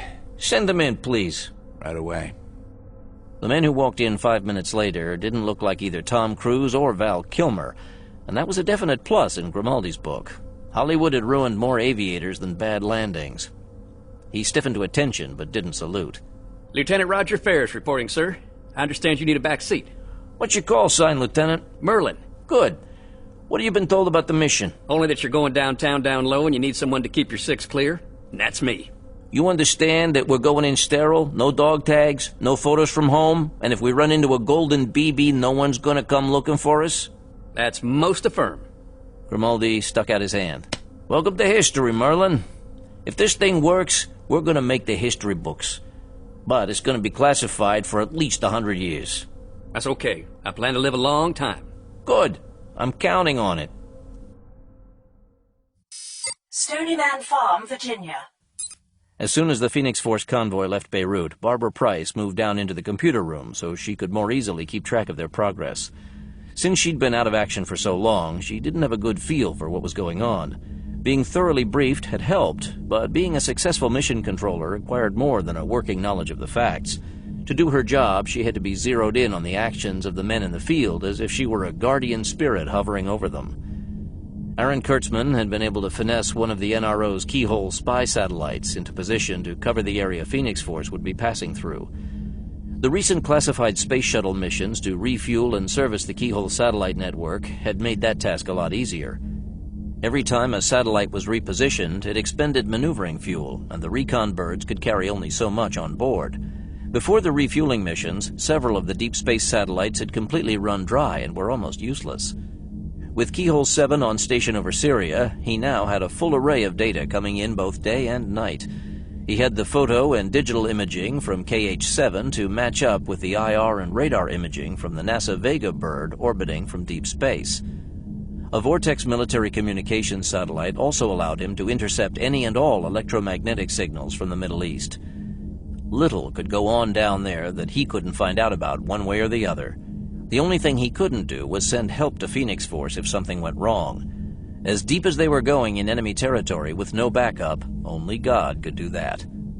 But with each new report that came in, it was more and more apparent that God had taken a vacation from the Middle East.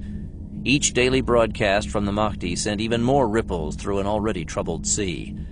The death toll was mounting, and no one seemed to care. The Mahdi had come back to his people, and it would all work out in the end, so it didn't matter how many people died that day. But the increasing civil unrest was the greatest thing the Stony Man commandos had going in their favor. With the region's governments fighting for their survival, no one was likely to be looking for a handful of men crossing the desert. At least, that was the theory. The Stony Man crew had been in the business long enough to have learned the age-old mantra, no plan survives the initial contact with the enemy. It was the military version of Murphy's Law. But taking things one step at a time was always the best way to deal with an unknown situation. Price looked past Kurtzman's shoulder at the images cluttering his master monitor. How does it look? Actually, they're in good shape. The convoy's almost to their drop-off location at the Syrian-Lebanese border. The point they'll be crossing at is clear of troops, and it looks like a clean shot all the way to the DZ. How's Jack doing? Our resident ace pilot has got the Navy whipped into shape.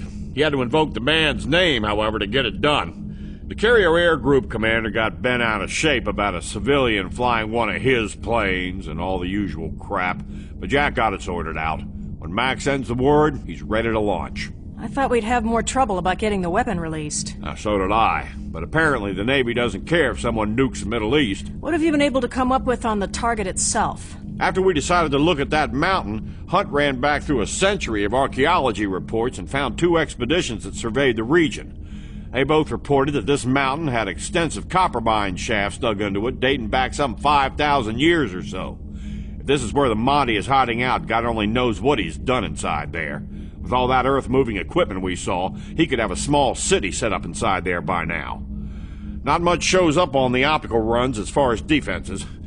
We have, however, used radar imaging to find a couple of openings close to the surface level that might make good entry points for the package. We're still looking, though, and I'll keep them updated on everything we find. Keep scanning for defenses, too. That place has got to be defended.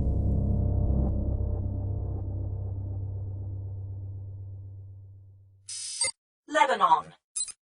The Stony Man team rode out of Beirut on the back of a Syrian army truck in a small convoy of 2 other trucks and a Land Rover in the lead. With all of the military traffic on the city streets, no one looked at them too closely. At the Syrian checkpoint going out of town, the commandos sat silently, their weapons ready, while the Druze drivers showed their forged passes and orders. If they were discovered, the plan was to fight their way out and return to the villa to rethink the operation. As the Druze had guaranteed, passing through the Beirut checkpoint was little more than a formality. From there, it was only 50 miles up the coast to Tripoli, but it took almost 2 hours to make the trip. The nation's major highway was crowded with everything from local donkey carts and agricultural tractors to Mercedes long-haul tractor-trailer rigs. The normally heavy traffic was now chaotic as people fled the Mahdi-inspired chaos. After passing through Tripoli, the convoy finally halted a few miles short of the Syrian border. After pulling off the road into a covered draw, the Stony Man team got out of their truck to stretch and to transfer their equipment into the Land Rover. 10 minutes later, the team was loaded and ready to try the crossing. Go with God, Alaskari. The Druze driver relinquished his vehicle to Bolan. And God be with you. Using the satellite photos and the GPS, McCarter carefully navigated as Manning drove the last few miles to the border. As Kurtzman had reported, there were no Syrian army units in place, but they stayed alert in case roving patrols were out. Jack Grimaldi and Lieutenant Roger Farris went out on the flight deck to oversee the final preparation for the mission they would soon fly, the loading of the ordnance. Their fighter had been spotted on the No. 1 Cat, and a cordon of Marines was keeping the curious away. The FA-18F Hornet was the latest incarnation of a well-proved combat plane. Originally, it had been designed as a naval fighter, but the attack mission had been tagged onto it, hence the double designation. This F model had extended wings and updates to give it more range and better target effectiveness in a hostile environment. Short of a stealth fighter, it was the best aircraft for this particular mission. This particular Hornet had had all of her insignia painted out, including her tail number. It was no news that the U.S. Navy was the sole user of the F-model Hornet, but the fiction had to be maintained that this was an unknown aircraft. If he screwed up and made a big hole in the ground, the pieces would be easily identified as being from a U.S.-made aircraft, but without the markings, it could be passed off as a pirate fighter. The package was wheeled out on an ordnance dolly by a dozen of the carrier's Marines and 4 sailors with black stripes on their red jerseys. The red jersey identified an ordnance man, and the black stripe signified a nuclear weapons handler. This particular package was an Mk-54 Mod 5 tactical nuclear weapon designed to neutralize tactical targets such as air bases or troop concentrations. A lieutenant commander with a worried look on his face walked beside the warhead. He was the carrier's nuclear weapons deployment officer, and the worried look went with the job. He had been through this drill countless times before, but this was the first time that he was arming a nuclear weapon that he wasn't going to get back. It made his job a little more real. Under his expert supervision, the bomb was hoisted and then bolted to the starboard underwing pylon. The parachute packs that were to let the bomb float to the ground were double-checked and the safety wires pulled out. It's been dialed to 1.5, and I disabled the deuterium injectors to prevent an accidental higher yield. That's what I need. What I can't guarantee, though, are the additional retard packs. I've never rigged one with 3 parachutes before. If it doesn't work, the worst it'll do is make a hole in the ground, right? It won't go into a detonation sequence, if that's what you mean, no. But it might be recoverable at some later date and the nuclear material salvaged. If that happens, my people will ensure that there's nothing left that anyone can use before they leave the drop zone. The nuclear weapons deployment officer would have loved to ask exactly what was going on, but he knew better. The less he knew, the better it was for him and his people. He did, however, pat the bomb before clearing the deck for the launch. With the nuclear package loaded, Grimaldi and Ferris climbed into their cockpits to wait for the call from Phoenix Force.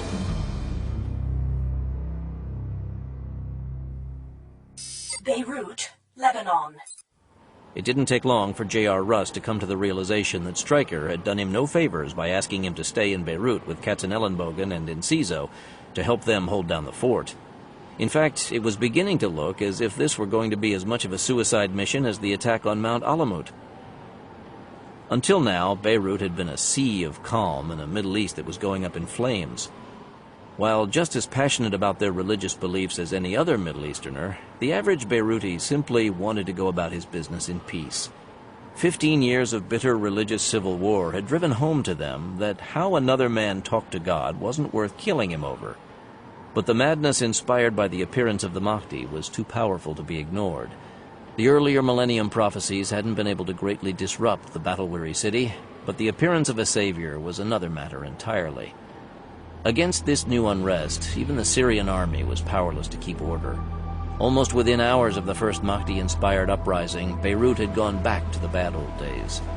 The weapons came out of storage, and once more the armed factions ruled the streets. The barricades were going back up, and most of the population was staying indoors. Under the cover of religious mania taken to the streets, the assassins struck. This time, it was Rust who was in the tower standing guard with Manning's Springfield sniper's rifle. Like any kid from a North Texas ranch, Rust had been raised with a rifle in his hand. The Springfield SAR-8HB was a far cry from his old deer rifle, but a rifleman was always comfortable with any long gun. The first shot came from a 4th-story apartment window directly across the street from their villa. Shit! The AK round slammed into a sandbag an inch below the parapet James and Manning had put up around the tower. Rust took cover behind the sandbags, but left the rifle where it was. Lying sideways to the rifle was awkward, but it kept him covered with only the weapon and his head exposed. Even though it was broad daylight, the front of the apartment was in shadow, so Rust switched the scope to IR to try to pick up hot muzzle gases. When he had it, he flicked the scope back and saw movement behind the curtain. He hated to make a mistake and whack some nosy old woman by mistake, but he held the sight picture until he saw the muzzle of an AK appear. The AK muzzle disappeared. He started to relax, but as if he were back in the mesquite woods of North Texas, he felt eyes on him. He rolled over, bringing the rifle to bear on the apartment facing the other side of the tower. A sunlit figure on the roof was raising an RPG launcher to his shoulder. Fuck! Rust ran rounds up the side of the building as he brought his scope to bear, and the third round took the rocket gunner right as he was pulling the trigger. The 85mm RPG round went high, missing the tower and clearing the wall on the far side of the compound before impacting in the middle of the street. Rafael Enciso came racing up the steps of the tower. Throwing open the trapdoor, he rolled onto the flat roof and took cover against the parapet. Where are they? There was one in the window to the south. And when I was taking care of him, another asshole on the roof to the north tried to put an RPG up my ass. Damn! 3 of us against all of them? Yeah, I know. Can you hang on here while I talk to Katz? I'm going to see if he can get us some help. All of a sudden, dragging a nuke around in the desert didn't seem quite so dangerous. At least you'd be able to see the bastards coming. Russ started sweeping the rooftops with a sniper scope. I'll try. In the Syrian desert. When the Stony Man team reached the planned drop zone, a quick sweep of the area showed that they had the desert to themselves. Using the GPS to locate the exact center of the DZ, they parked the Land Rover and moved out into security positions to ensure that they remained alone in their little patch of Syrian sand. From here on out, if the mission was to succeed, they couldn't afford a chance encounter of any kind. Burdened with the nuclear device, they wouldn't be able to cut and run, and fighting could be disastrous. When they were ready to receive the package, David McCarter sent the launch message to the carrier and received confirmation. Grimaldi's launching now. ETA a little less than an hour. When the launch call was relayed to the Eisenhower, Grimaldi took the message. Ferris, we have a go. Let's do it. The plane handlers in their yellow jerseys quickly spotted the FA-18F Hornet on the cat track. Grimaldi ignited the turbines and carefully went over the pre-launch checklist. He didn't have a lot of hours in the Hornet, and he had never flown the new F model, so this was no time to get sloppy. When he was ready, he gave a thumbs up to the sailor in the brown jersey, the plane captain. The sailor held his right arm high in the air and twirled his finger to signal the pilot to run up his RPM. Advancing the throttles to their stops, the pilot engaged the afterburner, sending flames shooting out of the fighter's twin exhausts. When the tack showed 110% from both turbines, he pushed his head back against the rest and showed a thumbs-up sign. The plane captain swept his arm down. Here we go! Even though he knew what was coming, the cat shot was a bit of a shock. In less than the length of a football field, the FA-18 Hornet went from a standstill to over 150 miles an hour at 6 Gs. Since the fighter was carrying only the one special store, it accelerated quickly once the cat bridle fell away from the landing gear.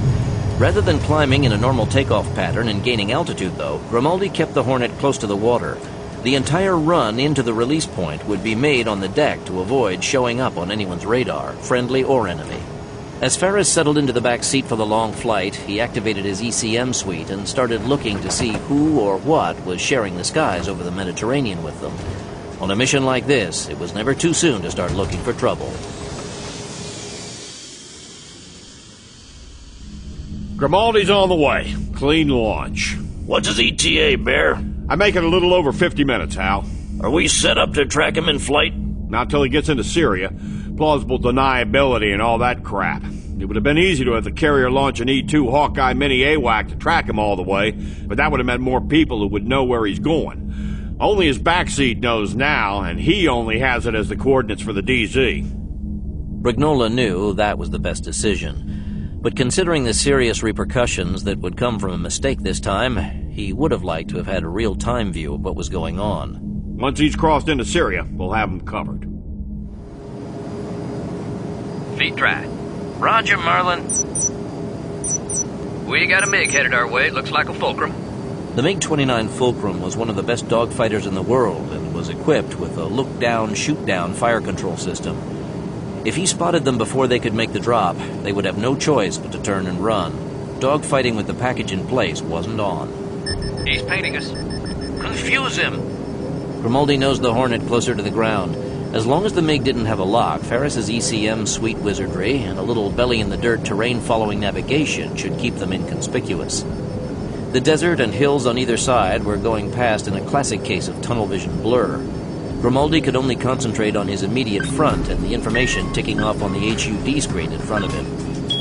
2 more minutes, and he would be at the zoom point for the over-the-shoulder bomb toss. We lost the MiG and we're coming up on the IP in 6-0. Roger, Merlin. IP in 6-0. They're off. The instant the package left the pylon, Grimaldi racked the fighter in a tight Immelmann turn.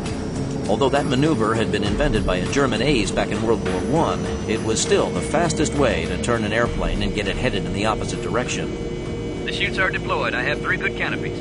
Now let's see if we can get the hell out of here before the dickhead in that Fulcrum up there finds us again. As soon as Grimaldi was leveled out and headed back the other way, he put his Hornet's belly in the dirt again.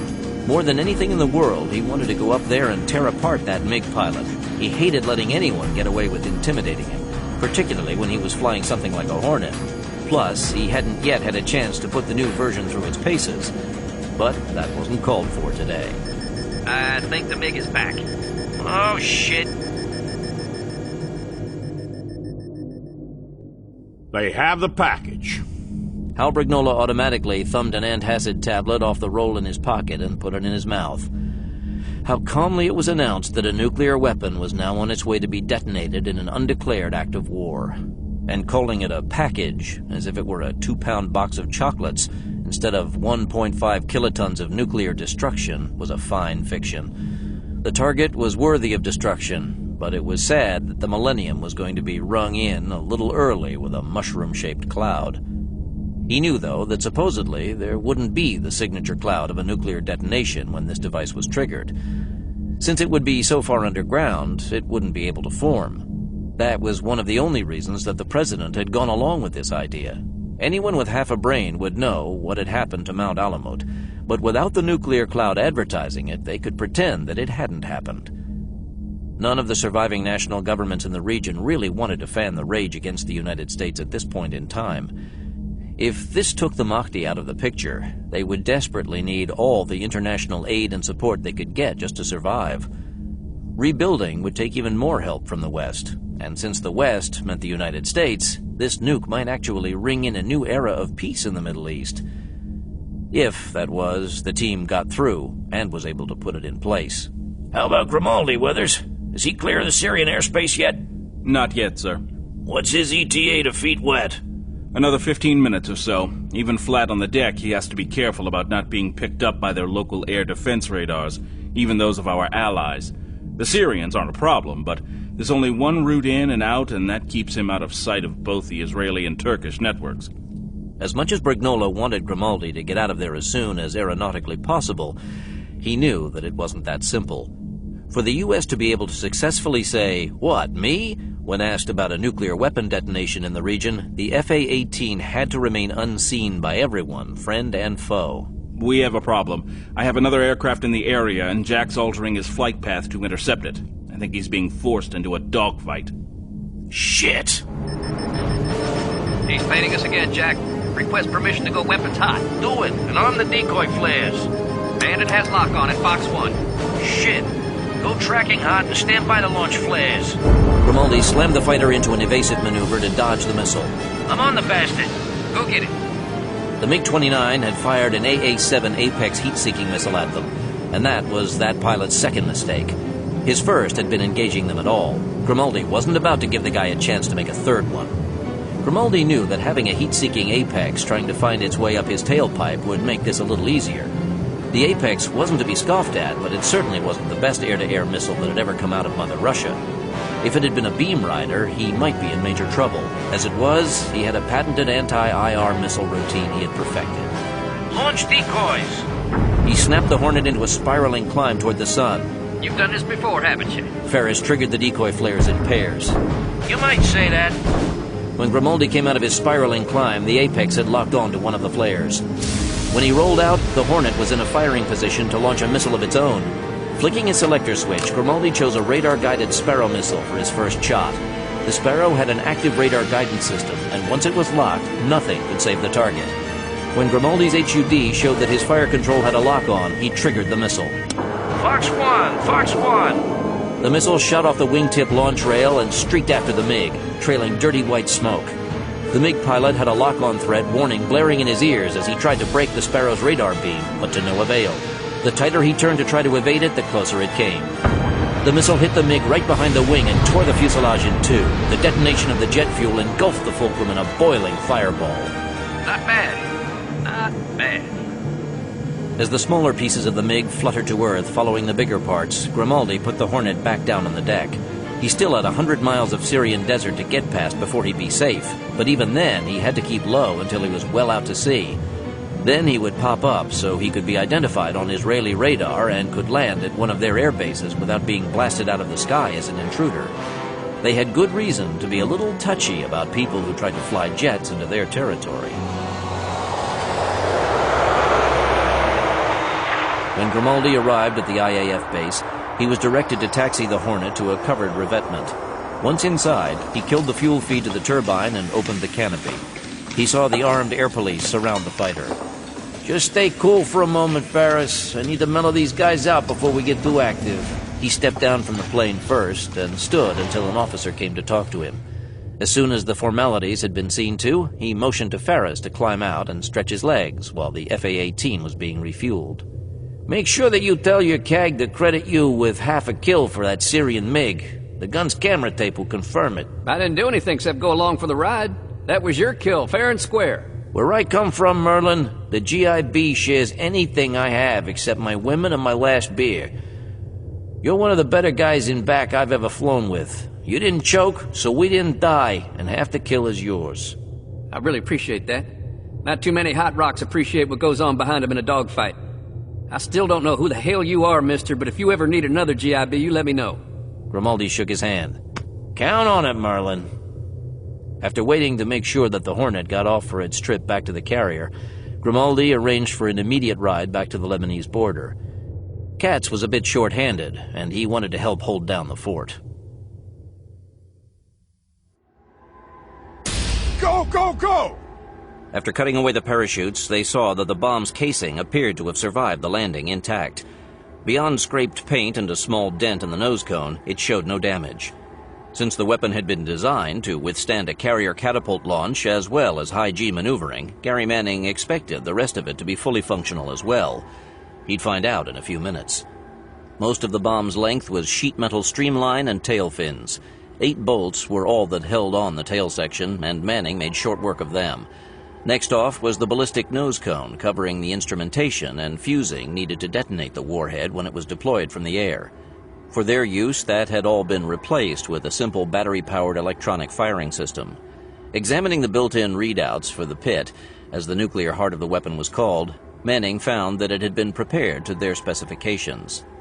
It's been set up properly. It'll give us the 1.5 KT yield. That's a relief.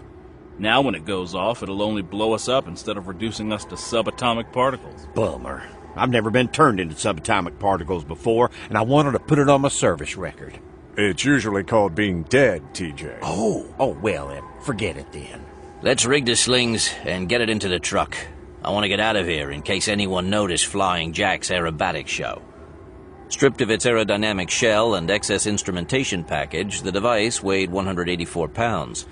With 4 men on the carrying straps, they'd each be toting a little over 45 pounds when they made the final approach to Mount Alamut on foot. It was a load, but it was doable. Heave-ho, mates! As soon as the nuke was tied down in the back, the Stony Man warriors boarded the heavily laden Land Rover and headed to the southeast. The sun would be going down soon, and they wanted to put as much distance as they could behind them before they stopped for the night. Israel. Jack Grimaldi threw the IAF chopper pilot a snappy salute as he stepped off the bird at the UN checkpoint on the heavily fortified Israeli border with Lebanon. A little high-level skid greasing had been going on again because he was processed right through and found that a UN vehicle with a driver and shotgun rider was waiting to take him to Beirut. The UN troops were Italian peacekeepers, and they had little to say on the drive back. They also knew better than to ask too many questions. Grimaldi had the driver drop him off a block short of his destination. Pulling his Beretta, he chambered around, flicked it on safety, and put it back in his shoulder holster. This was the kind of town where if you weren't ready to rock and roll when the mood struck, you might not get a second chance. Where before the neighborhood around their villa had been quiet, it was almost completely deserted now. From what little he had been able to learn from the 2 peacekeepers, most of the Mahdist unrest was taking place in the outer fringes of the city instead of at the core. Nonetheless, it looked as if the local residents weren't taking any chances. Enciso greeted him at the villa gate. About time you dragged your sorry ass back here, Jack. I thought you guys could use at least one good man around here about now.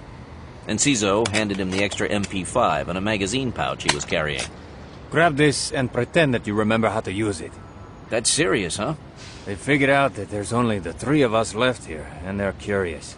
Can't Katz get some of his Drew's buddies to give us a hand? He's trying, but with the Mahdi unrest, they're having problems of their own right now. Katzenellenbogen greeted Grimaldi inside the villa. We're going to need you on duty tonight, so get something to eat and grab a couple of hours rest. What happened to nice to see you? Or did you have a nice flight? You're here, so you obviously had a good flight. The bomb was picked up and Stryker and the guys are on the way. We, though, are still in deep shit.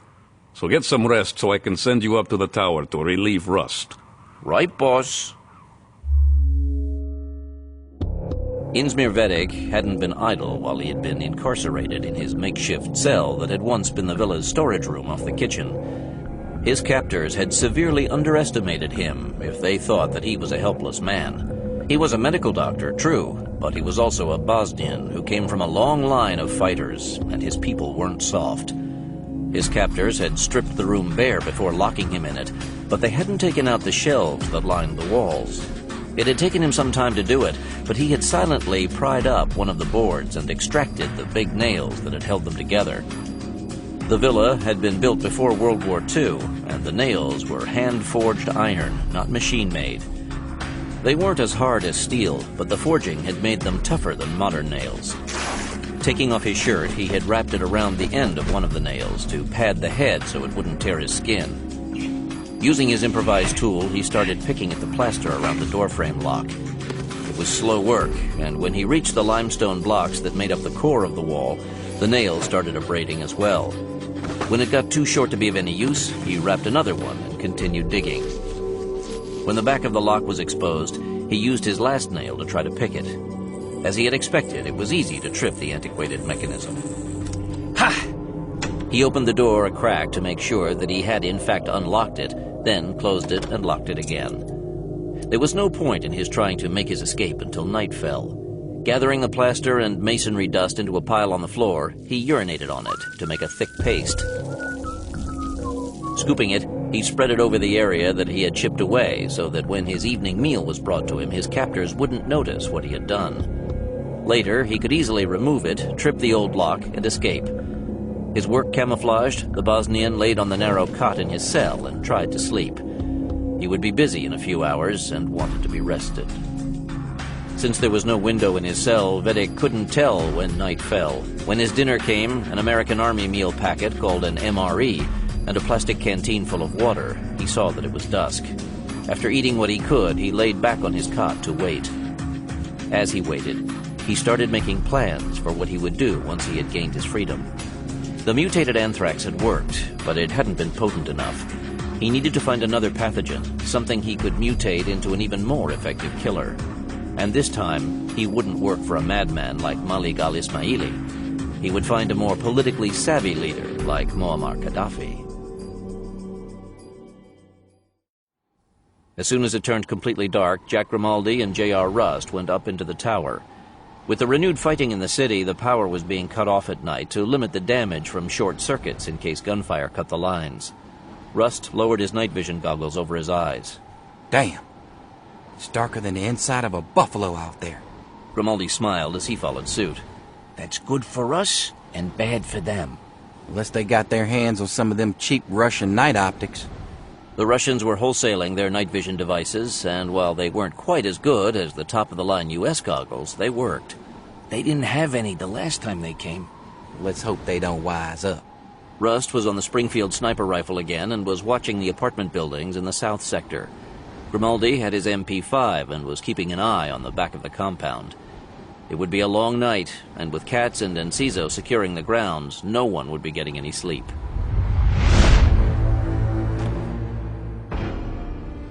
The leader of the assassins knew only too well of the foreigner's ability to see in the dark. He had been in one of the backup units during the first attack and had seen how effective the night optics had been. He had also seen how they had used radios to coordinate the defense and defeat his brothers. He had been able to secure one set of Russian-made night vision goggles, and each man had a small commercial radio so they could talk to one another. After testing the radios, he had decided that their voices were too loud to speak without giving away their positions, so he came up with a click code to communicate once they were inside the walls. They were ready now and in position to scale the walls. It was time to send the infidels to hell.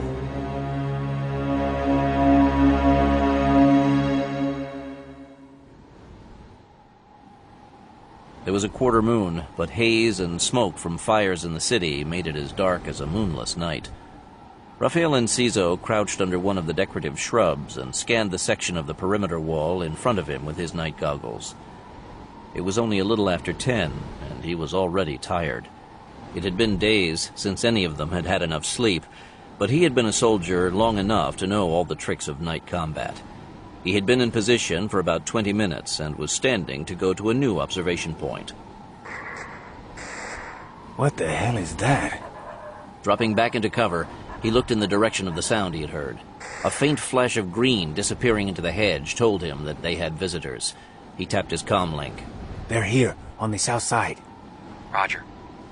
Ciso backed away from his cover, keeping low so he could work his way around to the other end of the hedge. Incoming, west wall. At the sound of the first shot, Vedic came off his cot and grabbed his last nail. It took but a second to pry away the makeshift patch and get at the lock. Another second had the lock open. He opened the door a crack. Incoming, west wall.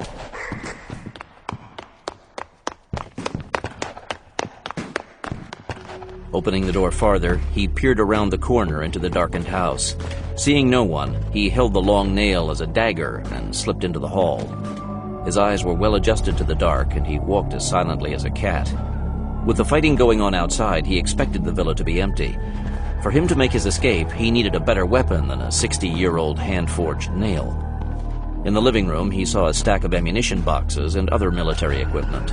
He looked for a weapon but couldn't find one. Then his eyes fell on an open box of hand grenades. They weren't what he wanted, but they were better than nothing. Snatching up 2 of them, he hurried back down the hall to the rear door. Outside, a deadly game of cat and mouse was in progress. At Ciso's call, Rust swung the Springfield to cover the west and caught what looked like the head and shoulders of a man aiming a rifle from the top of the wall. You stay here, JR. I'm going down to help Katz and Rafe. Let them know you're coming. Ciso and Katz were at opposite ends of the compound, working alone. Katz had his favorite Uzi and a chest-packed magazine carrier full of reloads. Since there were so few of them to cover the grounds, he had taken a well-protected position in the villa's front portico and was ready to do a one-man Alamo. Rather than turn to fire back, he kept watching his chosen sector. As he had thought, they had counted on him to take the bait, and another one was running toward him. He lined up his Uzi. One down. Ciso had chalked up 1 down and 2 more probable for the cost of a graze along his hip and a hole in his jacket. He was busy changing magazines in his MP5. Shit! He slammed his bolt forward to chamber a round. He rolled toward the sound and came up firing. 1 down. Katz was exchanging bursts with an assassin hiding behind one of the big stone urns in the garden when he heard Grimaldi's voice over the comm link. I'm coming up on your right flank, Katz. Get that bastard in the garden for me. Roger. Splash 1. The assassin leader held back, watching the firefight through his night vision goggles. Once again, the foreign devils were fighting like night demons. Most of his men were down, and they had made no kills that he had seen. It was time that he joined the battle himself. Pulling out from his cover, he scanned the area in front of him and saw a figure making his way toward the small outbuilding next to the west wall. Stepping out, he took aim. Vedic pulled the pin on a grenade and pulled his arm back to throw it. Vedic was riddled with dozens of chunks of razor-sharp wire frag. He died from the sliver of frag that went through his left eye and sliced into his brain. The flash of the grenade blinded the assassin and lit him. Rust caught his outline vividly in his scope. 1 down. 1 really down. For the next few minutes, everyone held their places and waited. Rust peered out from the tower. No one's moving. Keep tight, everyone. We can wait all night if we have to. Stony Man Farm, Virginia. Now that the Stony Man team had its package and was on its way to Mount Alamut, Barbara Price had a chance to disengage for a moment and see how her other mission was going. She'd been so focused in on the Syrian operation that she'd scarcely paid any attention to what Able Team had been doing in Miami. As far as she was concerned, Carl Lyons and his teammates were big boys, and they shouldn't have any trouble taking care of Dingo Jones and his cyber dreams of conquering the world. At least this Jones wasn't threatening death and destruction to half of the world. There was also the matter of timing with the Jones affair. From what Sarah Carter had told them, her old boyfriend wasn't planning to do his cyber dirty work until the millennium arrived. That factor alone put him on the back burner. The dangers posed by the Mahdist uprising and the threat of another anthrax attack was a reality now, and first things always had to be dealt with first. This was the problem that always arose when both the action teams were in the field at the same time. For the work the Stony Man crew was required to do, it was a minimalist group to say the least. Any other government agency doing the job would have had a cast of hundreds. Entire shifts of people would be available who could work around the clock and still stay fresh. But Stony Man wasn't the CIA. One of the main reasons the farm had been so successful at staying hidden for so long was that it was so small. It was times like this, though, that she wished that they had just a couple more people to fill in and give the mission crew more breaks. It was late afternoon, and the crew was trying to get what rest they could before the sun came up over Syria. When the team moved out again, everyone would have to be on his toes. Kurtzman was catnapping at his workstation while Hunt Weathers was actually lying down to sleep in the back room. Price was starting to really feel the residual weakness of her near brush with death herself. Usually, she could go for several days by taking Kurtzman-style catnaps of half an hour or so on the cot in the back room. Right now, though, she was completely wiped out, but she didn't dare lie down. She was afraid that if she did, it would be at least a day before she would wake up. At the far side of the room, Akira Tokaido was manning the Miami desk. Since the Coast Guard had recovered Blancanellis from the Caribbean, however, he'd had little to report. Barbara, I have an anomaly here. The Bank of Rangoon just went off the net. What? I mean, they're completely gone. Evaporated. Aaron put together a program to notify us of any major change in the international banking system, and it just tripped off. The Rangoon Bank just disappeared from all the financial and market feeds. It's like someone turned off their lights and went home. Hit the CNN Raw feed and see if there's another coup in progress. No one's sending feed on any unrest in Myanmar. In fact, all they're covering in the region is an annual Burmese folk festival. If this wasn't a coup, it could be that the antiquated infrastructure that burdened Myanmar had blown another fuse. But with power shortages being so common in the cities, most major buildings had their own backup power generators. If that was all it was, the bank should be back online in a few minutes. Keep an eye on it, Akira, and let me know if they're not back up in 15 minutes. Will do. Walking across the room, she watched the imagery coming in from the Keyhole satellite keeping watch over the Syrian desert. The sun would be coming up there before long, and the team would move out again.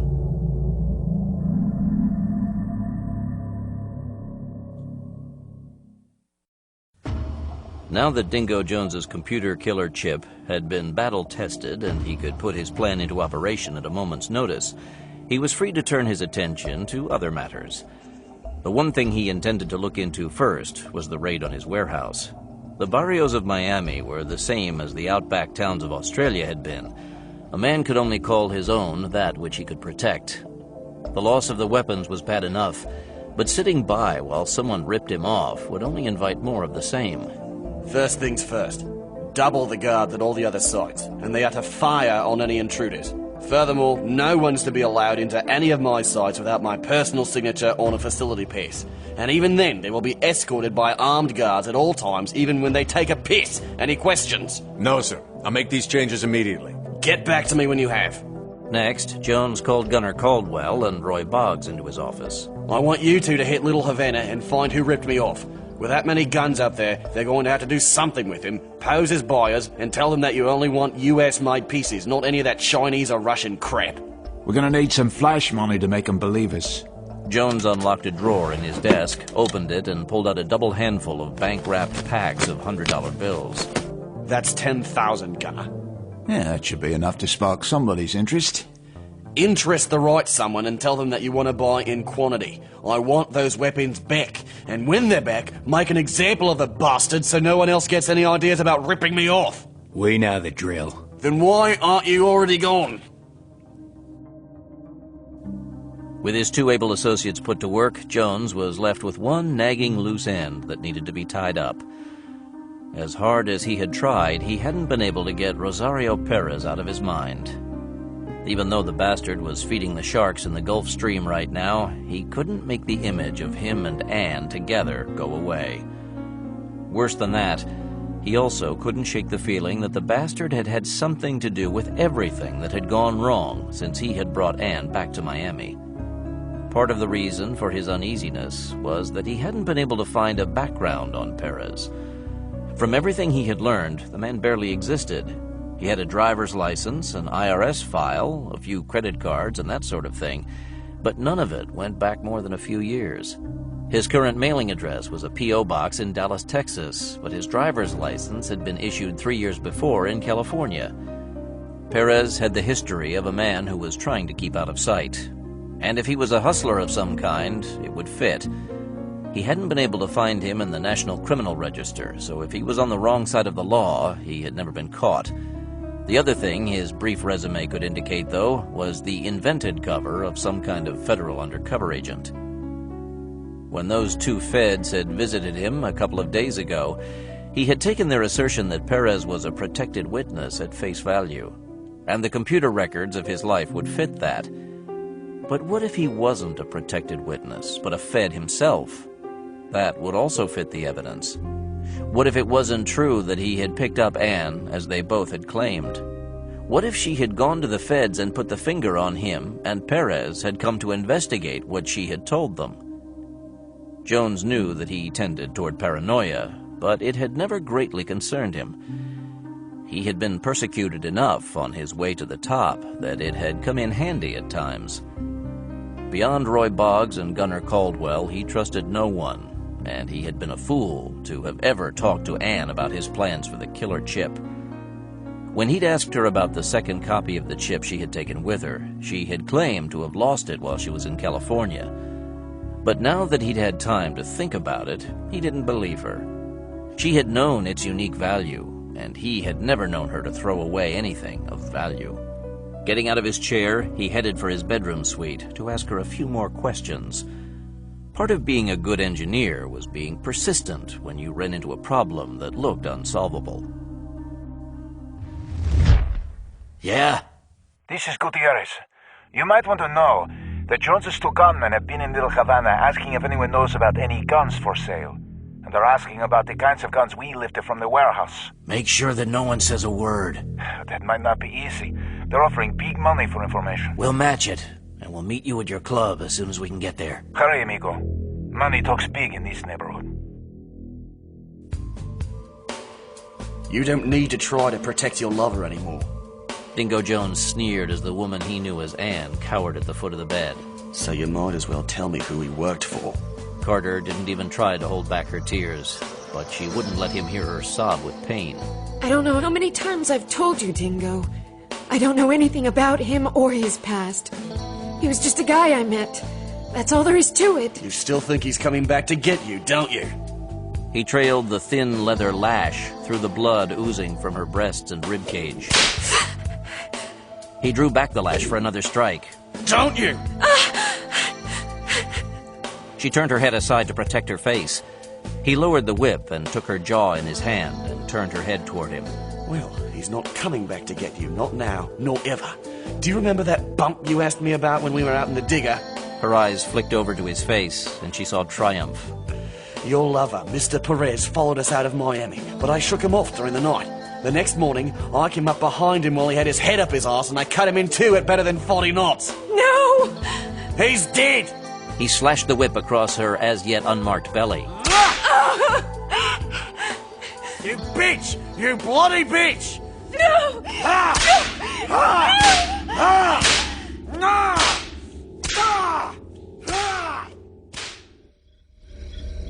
When Able Team stepped out of its van in front of Gutierrez's social club, they were dressed in their night combat suits and full kit. If this was going to be the showdown they had been looking forward to, they didn't want to be without the proper tools of their trade. Jones and his thugs had had things their own way so far, but that was about to change. Madre! Jumping to his feet, Gutierrez ran to the door and waved them inside. Come in quickly. My friends, you cannot go around here dressed like that. The cops will shoot first and ask who you are afterward. Where are Jones's boys? I checked with my boys. They just left another Cuban hangout and are headed for a bar not far from here. I apologize, but it may be that one of my men is willing to talk. No problem. He can have his share of what we take off the bodies. If, of course, he doesn't get caught in the crossfire first. I don't like snitches. You aren't going to go in there shooting, are you? Not at all. We only shoot at people who shoot at us first. We do, however, always make sure that we get in the last shot. Gutierrez could well believe that. These three were as hardcore as any of the mercenaries he had ever run into. Can I help you take care of this? Only by pointing out the target for us. After that, get your ass out of the area and take your people with you, because we won't have time to check IDs if this goes down. I understand. Make sure your people do as well. This is no time for bullshit macho street games, because we won't be reading anybody their rights tonight. Anyone who pops a cap on us is going down. I will do what I can, but that bar is not on my turf. I don't have any control over it. That's too bad. Let me go in with you. Maybe I can talk to the people there. Okay, but you're going unarmed. I don't want any mistakes. The bar was only a few blocks away, but Lyons had them all right over in the van. On the way, Gutierrez called the bar owner and learned that Caldwell and Boggs had brought a couple of local toughs with them as backup. How many men are in there all told? The 2 gringos, their 2 men, 6 men from another gang, and my man Paco. That's the guy who tried to shake me down, right? He's the one, yes. He was told to keep his mouth shut about the job we did for you. And if he has talked to them, he has betrayed me. So you won't mind if we have to kill him? He has sold me out, so it is on his head. Good. I don't want to waste one of your valuable assets. Herman Schwartz cruised past the front of the Papagayo bar before rounding the block and parking on a side street. The bar was in the middle of the block with only one front door. The 2 large windows had been painted over to keep passers-by from getting too curious about what was going on inside. That was both good and bad. Is there a door to the alley behind the bar? Yes, and it's usually locked with a key behind the bar. Good. That'll make it easier for us. Paul, you take the back door. Let Gadgets handle that. I want the entrance this time. Are you sure?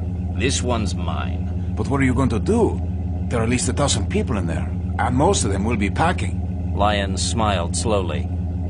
We're going to invite them to come out like gentlemen and be arrested. But you said you guys weren't cops. We aren't, but they don't know that. If they come out, we'll take their pieces and turn them loose. If they don't, it won't matter. On the way out of the van, Blancanelas grabbed the rotary grenade launcher loaded with flashbang rounds from the rack. When they went in, they'd do it with a bang. Gutierrez followed Able Team, his cellular phone still in his hand. Wait, amigos. Let me try to talk to the owner and tell him that they need to get out of there. They aren't my people, but they are Cubans, my brothers, and I don't want to see them hurt. You can have Paco and the 2 Pingas, I don't care. Make the call, but be careful what you say, and tell them that if they come out with their guns in their hands, they die. Gunner Caldwell was about to lose patience with the Cuban who said he had information about the stolen weapons. Meeting in a bar full of macho street punks was no way to conduct business, but Paco had insisted on it. Now that they were there, though, the guy was asking them to pay for the guns first with drugs, then with diamonds. He also insisted in seeing the payoff before telling them where the goods were. Roy Boggs was watching the 2 Cubans they had hired as backup and letting Caldwell talk to the kid. He barely noticed when the phone behind the bar rang and the bartender started speaking rapid-fire Spanish at the top of his voice. Mis perros! Hey! Several of the gangbangers got up and headed for the front door. What's going on, Paco? The Cuban looked scared and started to get up. Not so fast, mate. Caldwell grabbed his gun arm and held him back. Boggs was reaching for his piece as the last of the gangbangers cleared the door, leaving him and Caldwell with their 2 hired thugs and Paco. The window blew. Boggs was momentarily blinded, but he quickly sought cover on the floor.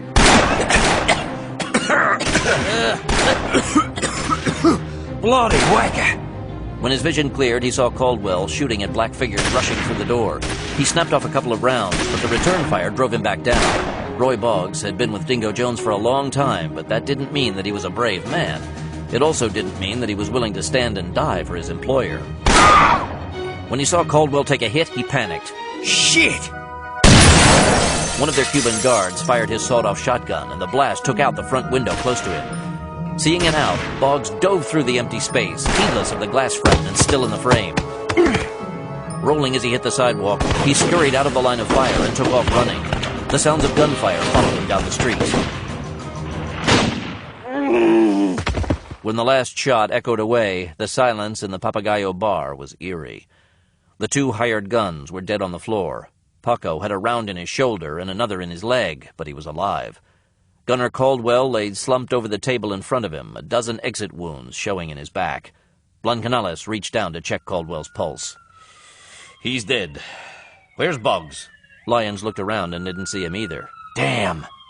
Gutierrez stuck his head through the open window. Amigos! The police, they're coming! Grab that piece of shit, Paco, and get him the hell out of here. One of the Maricons. He ran away. We know. When Roy Boggs skidded to a stop in the Rainbow Cybertech parking lot, he flung open the car door and dashed for the express elevator that would take him to Jones's suite. On the way, he used the elevator phone to call ahead and warn his boss that he was coming. They're coming. They're bloody well coming. Jones met him in his private office. What the hell happened down there? Fuck knows, Dingo. Two guys came charging in and started shooting at us. You're sure Gunner is dead?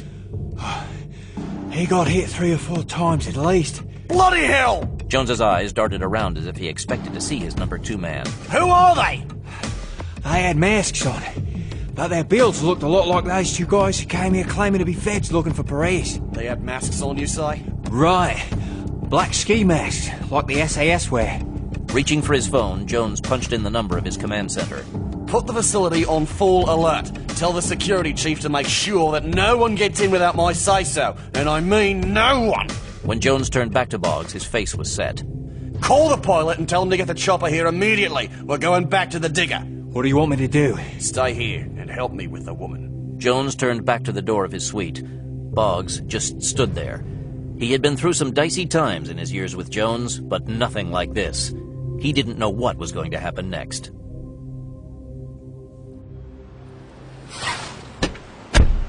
Federal agents, open the door. I can't do that, sir. Due to recent events, Cybertech is currently closed. Holy shit! Don't even think about it. Gadgets, disarm them and stay down here so we're not bothered. You got it. The 3 guards in the lobby were on the floor, stunned by the grenade, when Lyons and Blancanales stepped through the empty doorframe, the hardware in their hands discouraging any foolishness. When Schwartz herded the 2 door guards into the lobby as well, Lyons and Blancanales headed for the stairs to the upper levels and Jones's penthouse. Schwartz motioned to the guards with the muzzle of his subgun. Just have a seat on the floor, gentlemen. Keep your hands where I can see them, and you'll all go home to Mama when this is over. When Lyons and Blancanales reached the top floor, the corridor outside Jones's office was empty. Taking each side of the hall, they cleared all the rooms on the way to the receptionist's office.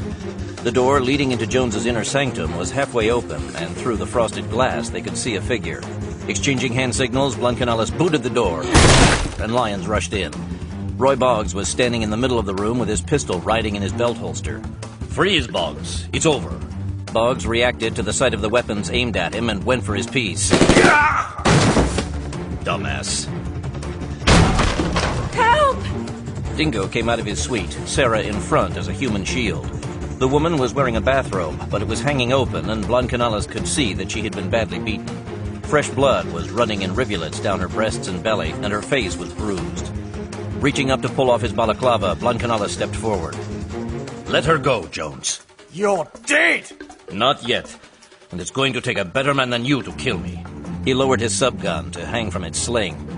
I knew that anyone named after a dog would be the kind of coward who'd hide behind a woman. Why don't you try to take me, Dingo? Like a man, not a dog. I'll tear you to fucking pieces, you bleeding son of a whore! I've had enough of your fucking meddling! First my woman, then my... His falling body revealed Sarah Carter's shaking form, Boggs's smoking pistol in hand. That's enough, Sarah. Blancanales stepped up to take the gun from her hand. He shrugged off his jacket and placed it over her shoulders. Call an ambulance, Iron Man. Right. Is he dead? Yes. He won't hurt you again. He told me you were dead. He told me that I'd never get away from him no matter what I did, and that if I ever tried again, he'd kill me. He won't kill anyone again. Blancanales led her to the couch in the receptionist's office. Do you know that he killed Captain Johnson? He had Gunnar and Roy throw him off the digger after he ran over your boat. Those two guys won't ever hurt anyone again, either. The ambulance is on the way. Let me stay with you. Carter looked up at him, her lashes wet and her tears streaking the blood on her face. You need to go to the hospital and get taken care of. Will you go with me? Blancanales looked over at Lyons, who nodded. Sure. I'll come with you. When the local cops showed up, Lyons and Schwartz showed their photo ID cards, naming them special agents of the Justice Department. The officer in charge looked around Jones's private office. If you don't mind my asking, what happened here? Apparently, Mr. Jones and his associate had a falling out when they learned that they were facing rather serious federal charges. What federal charges? Murder on the high seas, bank fraud, firearms violations, and kidnapping a protected witness, to name just a few. Look, gentlemen, I don't want this to turn out like a TV movie where the local cop has to go head-to-head with the feds to solve the crime.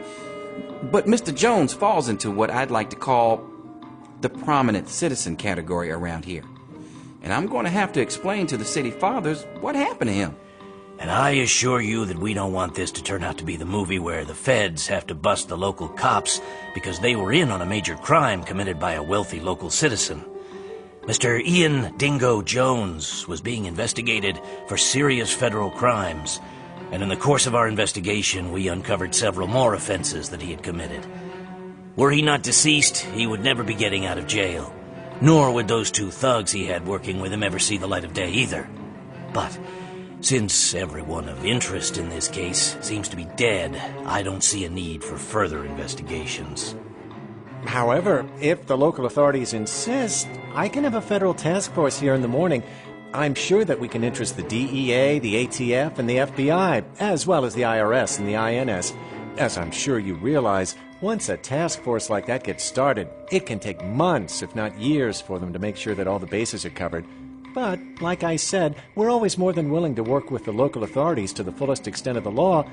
It's your call. Okay, guys. I get the message. This is your turf and you're welcome to it. But I still need to know what went down here. I understand there was a woman involved. She's the protected witness we were talking about. She was being held here against her will for several days, and she's been taken for medical examination. The Miami detective understood the code. The woman had been sexually mistreated and needed medical attention. But with her being a federal witness and the apparent perpetrator dead, again, it was none of his business. The way this was going, all his people would be allowed to do here was to string out the crime scene tape and keep back the crowds. If we could ask a favor, there's something you could do to assist us. What's that? We don't have a forensic team at hand, so I wonder if your forensic people could record this crime scene for us. Since this is a federal investigation, we'll be glad to reimburse your department for any expenses incurred. Oh, sure. My guys need the practice. They'll also get the credit. My office will make sure of that.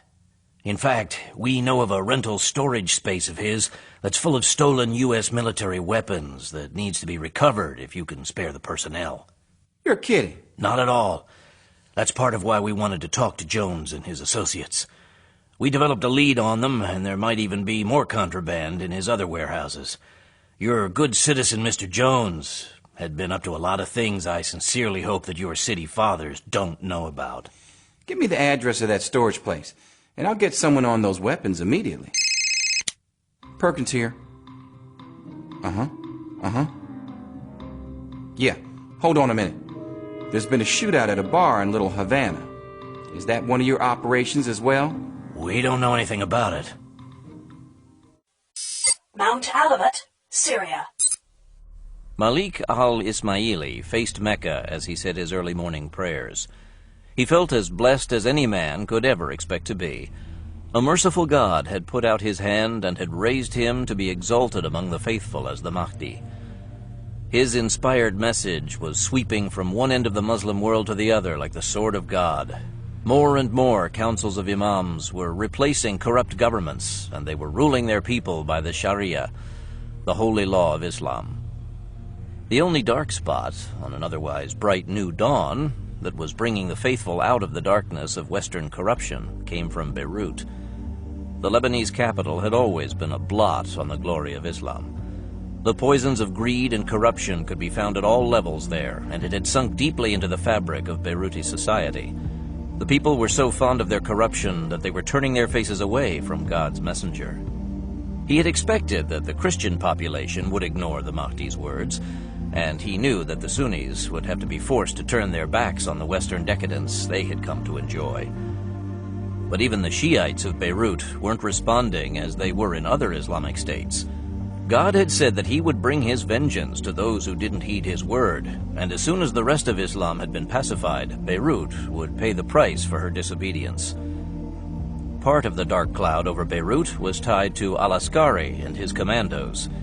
Since they had overrun the Brotherhood's stronghold in the city and slaughtered his men, they had disappeared. They had left 2 or 3 men behind in their villa, but the rest of them had vanished. It was apparent now that their real mission had been to kill or capture Inzmir Vedik, and from the reports of the few assassins who had survived the battle in East Beirut, they had captured him.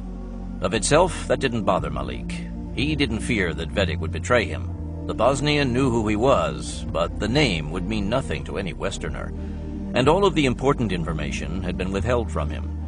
While he knew that the Brotherhood fortress was in a mountain, he didn't know where that mountain was. He had been blindfolded any time he had been taken to and from it. He also knew nothing about the appearance of the Mahdi. Being a Bosnian, Vedik had been corrupted by living so close to the West, and he would have scoffed at the idea of the Mahdi coming back to bring the promise of paradise. He'd had no idea that his work on the mutated anthrax had been merely one small part of a much larger plan. Vedik had just wanted to kill infidels, not knowing that of itself, killing was useless. Killing in the name of God, though, brought glory. Vedik hadn't had God's name in his heart when he manufactured his deadly disease. Al-Ismaili, however, had used the Bosnians' effort in God's work as the first step to cleansing the Islamic world. And if need be, he would use it again. Enough of the bacillus remained to turn both Europe and America into a graveyard if that was required. He would like to think that the disappearance of al-Askari meant that the infidel had taken his Bosnian prize and had returned to his homeland, but he feared that wasn't what he had done. Were that the case, he wouldn't have left his men to guard the villa. Al-Askari was still loose in the lands of the faithful, working his evil, and he had to be found and stopped. He had sent warnings to all of the cells to be on the alert for the infidel commandos, but they hadn't been spotted. The problem was that with the Mahdi's appearance, the Brotherhood's human resources were stretched to the limit. None of the assassin cells in the major cities of the Middle East could spare a single man for this task. All that was left of the cells he had sent into Beirut was a mere handful, and most of them were new men. The experienced assassin cadre had been wiped out when al-Askari made his daring daylight raid on the Beirut stronghold. For the first time in his life, al-Ismaili wished that he could think like a Western infidel. His entire life had been devoted to the Word of God as written in the Quran. From childhood, he had been trained to seek God's path, and he had never trodden the infidel's path of evil and deception. Al-Askari's mind was unknowable, and al-Ismaili had no way of discerning what the man might do next. All he could do was to continue making his appearances, knowing that every day the Mahdi spoke, the Muslim world was one day closer to being the paradise God intended it to be. And he would trust in God to protect him while he was doing his work. The Stony Man warriors woke before dawn and immediately broke camp. After checking to make sure that their weapons were free of sand, they boarded the Land Rover and headed out again. Manning drove at no more than 30 miles an hour. Any faster would raise a dust plume, and the last thing they wanted was to announce their presence. The men ate breakfast as they drove, all the while scanning the horizon for any signs of hostile activity. This desert was barren. Every now and then they passed a cairn of rocks stacked by only God knew who, when, or why. The only other sign that life had ever passed that way was a few scattered animal bones. Terrain this deserted was a perfect place to hide, particularly underground. They drove throughout the morning and were within sight of the mountains in the distance when McCarter thought he smelled hot oil. Striker. He pointed to the oil pressure gauge on the Land Rover's dashboard. Boland saw that the pressure had dropped to almost zero. We've got to shut it down. No. Keep driving until it quits. We need the miles. The rapidly overheating vehicle made another 4 miles before the engine seized. Eyeing the mountains, the men got out and worked out the kinks from the long ride. Now what? I don't know about the rest of you, Cal, but I feel that we can't pull back now. There's too much at stake here for us to walk away. If nothing else, we need to try to destroy the stocks of anthrax, and the best way to ensure that we can do that is to continue with the original plan. I've come this far. I'd hate for anyone to say that I let a little inconvenience get in the way of doing my job. We're all in, Stryker. That settled, the map came out and they clustered around it to see what they had gotten themselves into. McCarter took a GPS reading. It's a little over 10 miles map distance, and we were going to stop short of it by a mile or so anyway, so call it 9 miles. How about the water? There's that oasis Kurtzman found for us about 3 miles away. We should be able to fill up our canteens there and carry away enough to last till we get there. I'll call the farm and let them know what happened. Okay, lads. Let's get in marching order and get that bloody bomb ready to go. The entire Stony Man mission team was in the computer room, following the commandos as they made their trek across the desert. As expected, there were no clouds over the Syrian desert, and the KH-7 imagery could pick up their vehicle. They had seen that it had stopped. Do you think there's something wrong with the truck, Hal? God, I hope not. Stony Base, this is Stony 1. Stony 1, go. The truck is toast, but we've decided to try to carry the nuke the rest of the way. Are you sure? We're sure. We've come this far, and we knew the odds before we left Beirut. This has to be done, Barbara. But without a vehicle, you won't be able to get far enough away before it detonates. We'll try to think of something, but we have to try it. I understand.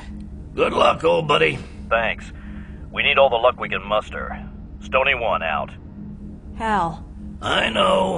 I'll talk to the president and tell him that we may need to go in there and get them out. Do you think he'll approve it? I mean, the only reason they're there is that he didn't want to risk an American presence in the region. I'll see what I can do.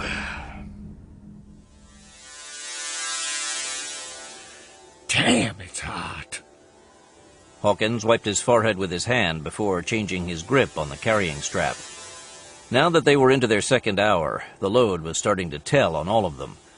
Though the nuclear device might not have been considered all that heavy somewhere else, carrying it in a place like the northern Syrian desert was a chore.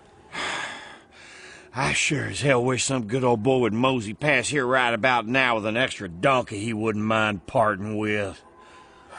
How about a Hummer or a nice four-wheel drive instead? My mom's always said to aim high when you're wishing for things. No, Cal, it's gotta be a donkey. I don't think the madman in the mountain would take too kindly to someone driving a strange vehicle up to his back door.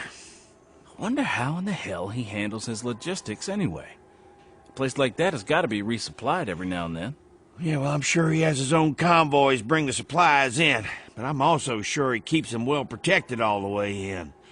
This guy's not supposed to be here, and he probably has to watch out for the Syrian army as much as we do. How far is that waterhole the bear found for us? Another couple of clicks. We'll be there within the hour.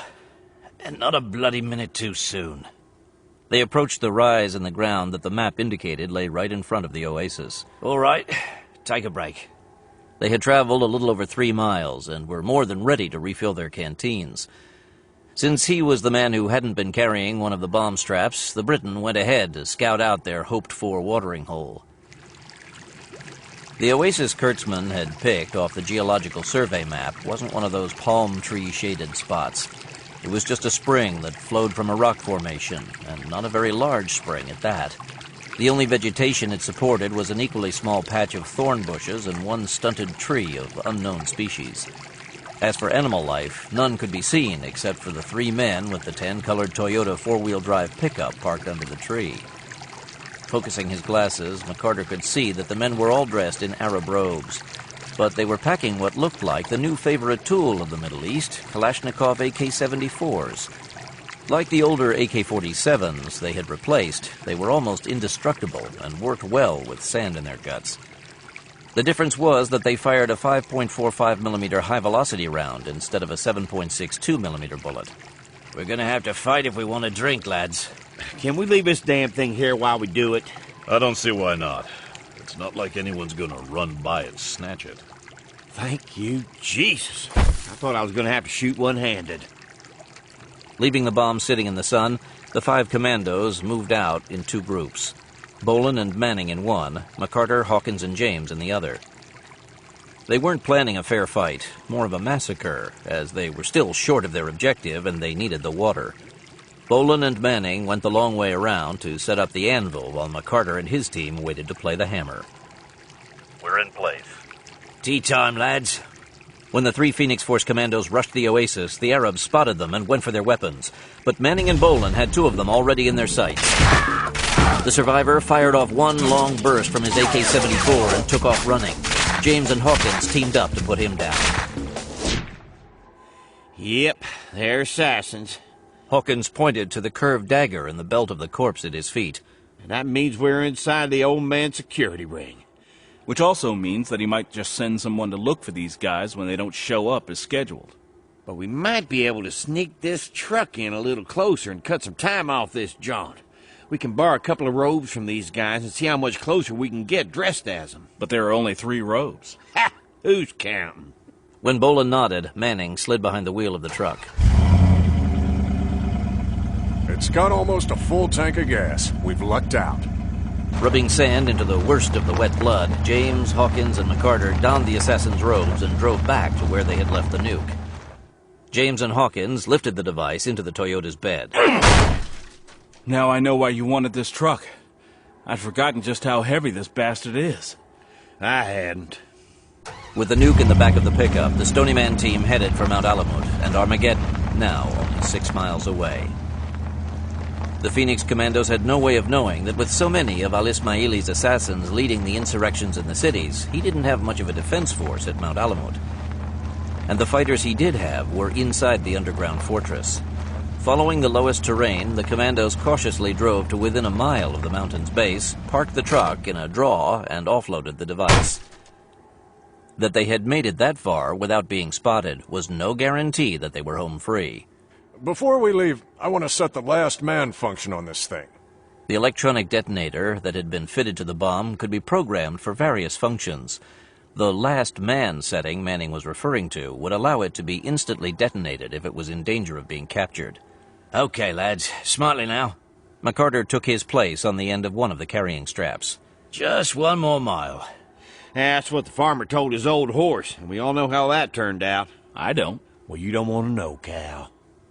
Their maps showed that there was a slight depression that led almost all the way to the foot of the mountain. Following that route would keep them out of sight of anyone on the ground. But if the assassins had lookouts on the sides of the peak, they'd be as obvious as cockroaches running across the kitchen floor, only far more vulnerable. If they were spotted now, there was no way that they could abandon their package and run for their lives. They could only try to fight their way out with the bomb in tow, or the last man standing would detonate it and hope that the blast would still do the job.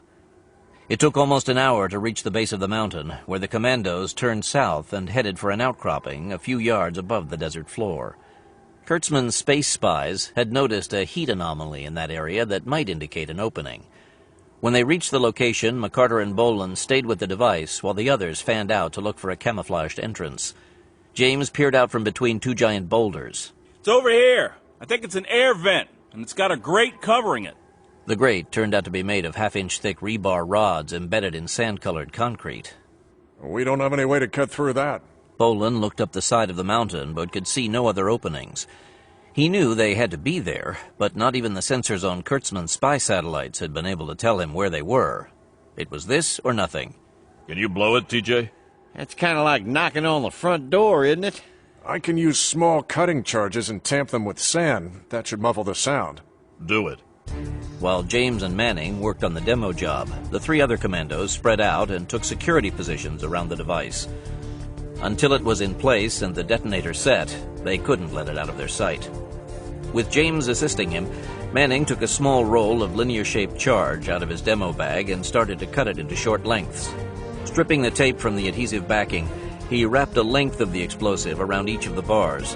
When that was done, he linked the charges with detonation cord and attached a fuse lighter to a blasting cap embedded in the first charge. Okay, help me bury this in at least a foot of sand.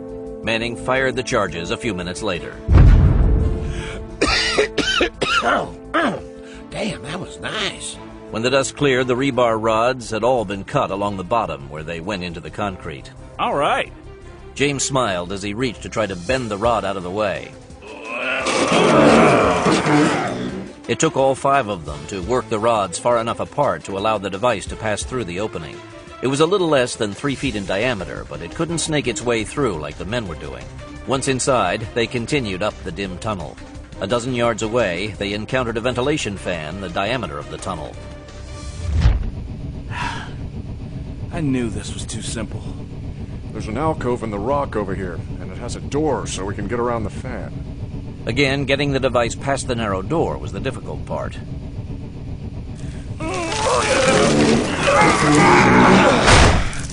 This shit better work. But standing it upright, they were able to pass it through. Now that they were inside the assassin's stronghold, McCarter passed off his hold on the device to Manning and motioned that he was going ahead to scout the tunnel. 60 yards further, the ventilation shaft ended in a T with another tunnel. Both sides were clear, but McCarter chose the left-hand branch as it looked like it headed toward the center of the mountain. We're going left at the junction. The men of the Brotherhood usually carried their AKs with them in place of the swords their predecessors had proudly worn. It was the mark of a warrior. The assassin, hurrying down the outer ring corridor that connected all the tunnels, had his assault rifle slung over his back. He was to open the arms room so the brothers of his cell could clean their weapons. The master had ordered them to leave for Beirut in the morning. As he passed one of the access tunnels leading to the air shafts, he thought he heard a scraping noise. Bringing his Kalashnikov off his shoulder, he peered into the dimly lit corridor. A flickering shadow alerted him. Arthur? Another assassin coming from the opposite direction stopped. What is it, brother? I heard the noise. The second man unslung his AK and took a step into the darkness. Is anyone there? Brothers, to me! The brothers of his cell gathered around him. Allah Akbar! Attack! This is as far as we go. Set that damn thing up and let's go. Boland, Manning, Hawkins, and James lowered the bomb, and Manning knelt to arm it while Boland went up to take the other side of the tunnel mouth with McCarter. They had decided that they would set the device for a 15-minute delay. That wouldn't give them much time, but it also wouldn't give the assassins much time to try to disarm the weapon either. The detonator had a built-in failsafe so that if the main power was interrupted, a backup system would fire the implosion blocks anyway and initiate the detonation sequence. Manning twisted a key, and the digital clock lit up. Where go? He pulled out the key and put it in his pocket. Pull back! Boland stood beside McCarter to put out covering fire for the others. James peered out from the next turn in the tunnel. We've got you! Pull back! Pulling a flashbang grenade from his harness, McCarter armed it and threw it well past the device. Mac, go! The two sprinted back into the tunnel. When they rejoined the others, Manning led off as they hurried back the way they had come. When they reached the bypass door at the ventilation fan, Manning held back and reached into his demo pouch as the others went past. After passing through himself and locking the door behind him, he slapped a quarter-pound charge with a 10-second delay to the outside of the steel doorframe. When it went off, it would warp the frame, so the door couldn't be opened behind them. Hitting the switch, he turned and raced back down the tunnel to the grate. Run for it! Manning ran. Malik al-Ismaili stood in the control room with an AK slung over his shoulder as his men reported on the intruders. The infidels have fled, but they have left a strange device behind, Muddy. What kind of device? I do not know these things, Muddy. Wait there until I come. You two, follow me. Al-Ismaili strode out of the room, trailed by 2 technicians. They had never seen anything like the device the foreigners had left behind. They could make the TV and radio equipment work because they had been trained to do it. That didn't mean they had any idea how it worked. The digital readouts on the face of the control box on the device didn't mean anything to them, but the flashing numbers counting down were ominous. Could it be a Yankee atomic bomb, Muddy? Never. God is protecting us, and the Americans would never use an atomic bomb. They are too afraid, and it is too small to be that powerful. I don't know what it is, but we drove them away before they could do what they wanted with it.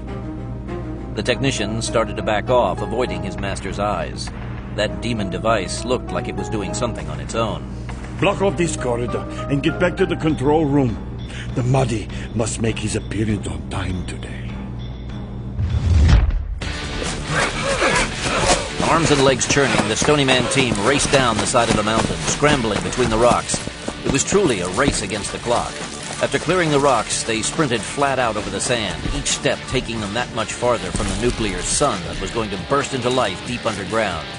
15 seconds! Take cover! There was no cover in the desert to take, and if they weren't far enough away from ground zero, it wouldn't have helped them anyway. But everyone went flat, with their heads pointed away from Mount Alamut. It might be interesting to watch what happened when the device detonated in the heart of the mountain, but not interesting enough to risk taking the shockwave head first. They tucked their elbows close to their sides and their hands over their ears. 10, 9, 8... Every eye in the Stony Man computer room was on the big screen monitor as Hunt Weathers read off the countdown from the digital clock. 8, 7, 6, 5... Since the Keyhole satellite was several hundred miles in space, there was a slight delay as the images coming from the cameras were transmitted to them. But when they came, they were stunning. 3, 2, 1...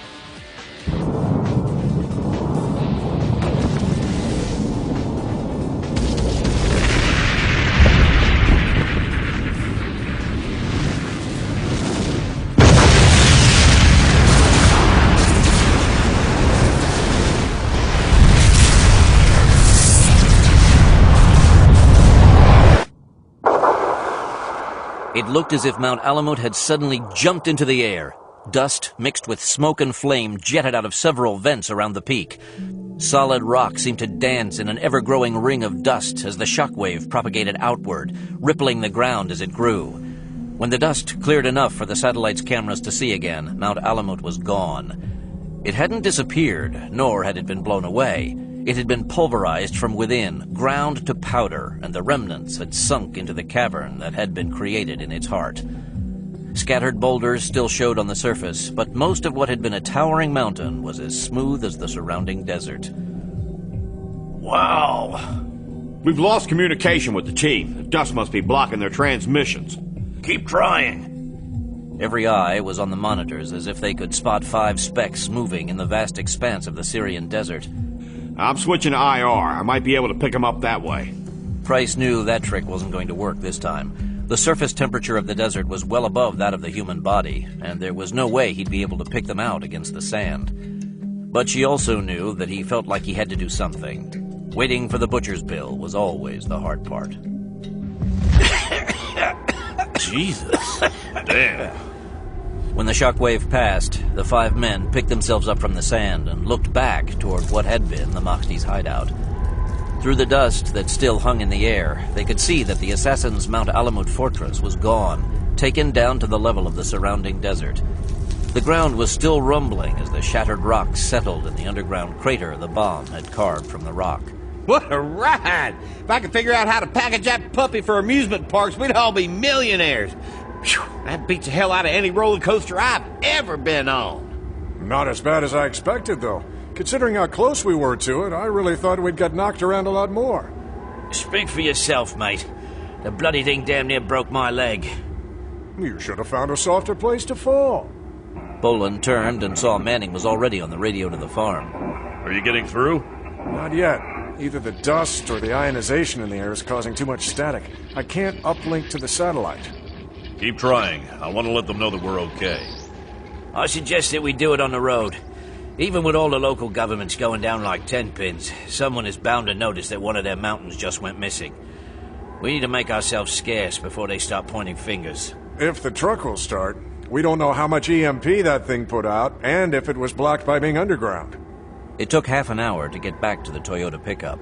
The truck was covered with a thick layer of dirt and airborne debris that had once been part of Mount Alamut, but it hadn't taken any major damage. Manning climbed into the driver's seat and hit the ignition. Hang on, guys. We're out of here. As the Toyota sped across the sand, Boland pulled out his tactical radio. In the Beirut villa, the Phoenix Force rear guard had had a busy morning starting at first light. Their discovery of Inzmir Vedek's body among the attackers hadn't been a big surprise, but it had solved the problem of what they would do with him. He had been anonymously disposed of with the rest of the bodies. When that chore had been attended to, Jack Grimaldi and Rafael Enciso drew the short straws for tower duty while Katz and J.R. Rust went into their radio room. They were online and watching the satellite feed as Mount Alamut was erased from the landscape. That takes care of the anthrax problem. as well as our most recent Mahdi. Now maybe things can calm down around here. It'll be a while. There are several governments that are going to have to put themselves back together again, and a few cities that will need a good cleanup. Katz, this is Stryker on the TAC push. Over. Katz scrambled for the short-range radio and hit the talk button. Katz, go. The satelling's down and I can't reach the farm. Send Bingo. Over. We'll go. Any further? Keep the light burning. Out. Outstanding. Go tell Rafe and Jack what happened while I talk to the farm. Gladly. Aaron Kurtzman looked over at Barbara Price and Hal Bragnola, who were riveted to the big monitor showing a deep space view of the Syrian desert. I have Katz on the phone from Beirut. Put him on the speaker. I just had a call from Mac. Their satellite radio's not working, but they're okay, and they're on their way back. Oh, thank God. He didn't stay on the air long enough to chat, but I heard an engine in the background. So you might want to put the keyhole to work and look for a vehicle heading away from that general area. Will do. Bragnola put a hand on Price's shoulder. Barbara, you need to get some rest now. We can take it from here. But Hal, they're still in Syria. Barbara, Stryker's got more time in Syria than damn near anyone other than Hafez Assad himself. They've got a vehicle, and we can keep track of them all the way back in. I'm going to get a UN peacekeeper detachment to meet them at the Lebanese border and escort them back to Beirut. It's over, and it's time for you to go to bed. Well, I guess I could use a nap. I'll just go in the back room. No, that damn cot in there is a monstrosity only fit for torturing prisoners. Go up to your room and get some real sleep. I'll call you when they're back in Beirut. Okay. As he watched her walk off, Bragnola knew that the end of the Millennium-inspired incidents hadn't yet come. They would have to go through something like this again in the not-too-distant future. But as long as they could keep going, they had no choice. Someone had to do it, and the lot had fallen to them. When they could no longer keep the pace, someone else would have to take over to give the world a chance. He admitted that sometimes it didn't seem like too much of a chance, but that was all there was, and as long as Stony men existed, they would do their job. Turning away, he went to call the president. The Able team noticed that the media hardly carried anything about the mysterious electronic burnout at the Bank of Rangoon. Both the headlines and the top-of-the-hour reports were focused on the even more mysterious underground nuclear detonation that had occurred in the northern Syrian desert. According to the reports, the explosion had completely obliterated a sizable mountain in a remote, restricted military zone. Since this was the biggest event that had taken place since the Millennium Countdown had kicked off in earnest, the blast was being explained in a dozen different ways. The top 4 explanations were that it had been an act of God's displeasure, a warning from the vengeful Hebrew God of the Old Testament, an alien demonstration of what they will do to us if we don't obey them when they land, or evidence of a secret Syrian nuclear weapons program. The other explanations were variations on the top 4, but leaned toward the religious and apocalyptic angle. There was no doubt in the minds of the trio that the nuclear blast had been a sign from Stony Man, not God, and that it meant Bolin and their Phoenix Force buddies had scored again. They didn't know the details yet, but that could wait until they got back to the farm. The cleanup of the Rainbow Cybertech operation had been more involved than usual. Jones's mainframe had been taken apart, and its electronic guts were now en route to Aaron Kurtzman. As soon as he located and recovered the killer chip and its programming, the entire thing would be pulverized. Now they were ready to leave and only had to deal with Sarah Carter. 2 days' recuperation had done wonders for her. The signs of her ordeal weren't entirely gone, but makeup, sunglasses, and a high-neck blouse covered the worst of it, and she was well on the road to recovery. Blancanales handed her the packet that contained her new identity and enough money to get set up again. I'm going to miss you, Rosario. From now on, she would truly be Sarah Carter, and she would never have to worry about being taken for anyone else again. She had also really been put into the witness protection program, but more to keep an eye on her than to protect her. With Dingo Jones and his thugs gone, she was safe, but she still knew too much. And for what she had in her head, she would be watched over the rest of her life. I'll miss you too. But, as I said, it's better this way. Now you can go back to California and get on with your life. I never thought that I'd ever really be free again. Schwartz peered out from the caddy parked in the no-parking zone at Miami International. We've got to take off, Rosario. Carl's chewing nails. He wants to get on the road. I have to go, Sarah. I know. She reached up, pulled his head down, and gave him a long kiss. I'm going to miss you more than I thought I would. He brushed his hand lightly across the side of her face. Take care. You too. On the ride back to the hotel, Blancanales stared out the windshield of the car. Does it ever bother you? What? That we'll never be able to settle down. I never really thought about it. Me either. Until now. And? Blancanales looked out at the palm trees and the sun glinting off the Gulf of Mexico. I guess it's too late.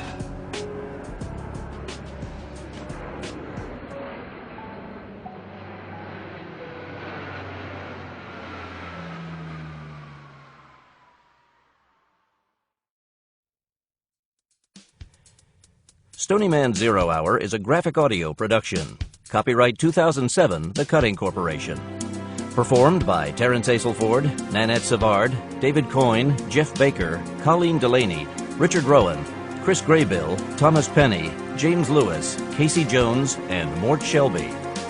Additional red shirts by The Dead Giveaways. Adapted by Bill Campbell. Directed by Dan Smith. Produced by Rick Rowan and Dwayne Beeman. Executive producers James Cutting, Mary Cutting, and Angie Cornett. Dialogue editing and graphic audio sound design by Chris Rowan, Christian Parent, and Temeskin Wapna. The Stony Man theme was composed by Mark Ashby. If you enjoyed Stony Man, be sure to look for Don Pendleton's Mac Bolan and The Executioner. Available at road stops everywhere at 1-800-670-5220 or at our new website, www.graphicaudio.net, where you'll find samples of all our Action Pump titles, as well as free screensavers, ringtones, and games. Keep listening for previews of other graphic audio titles.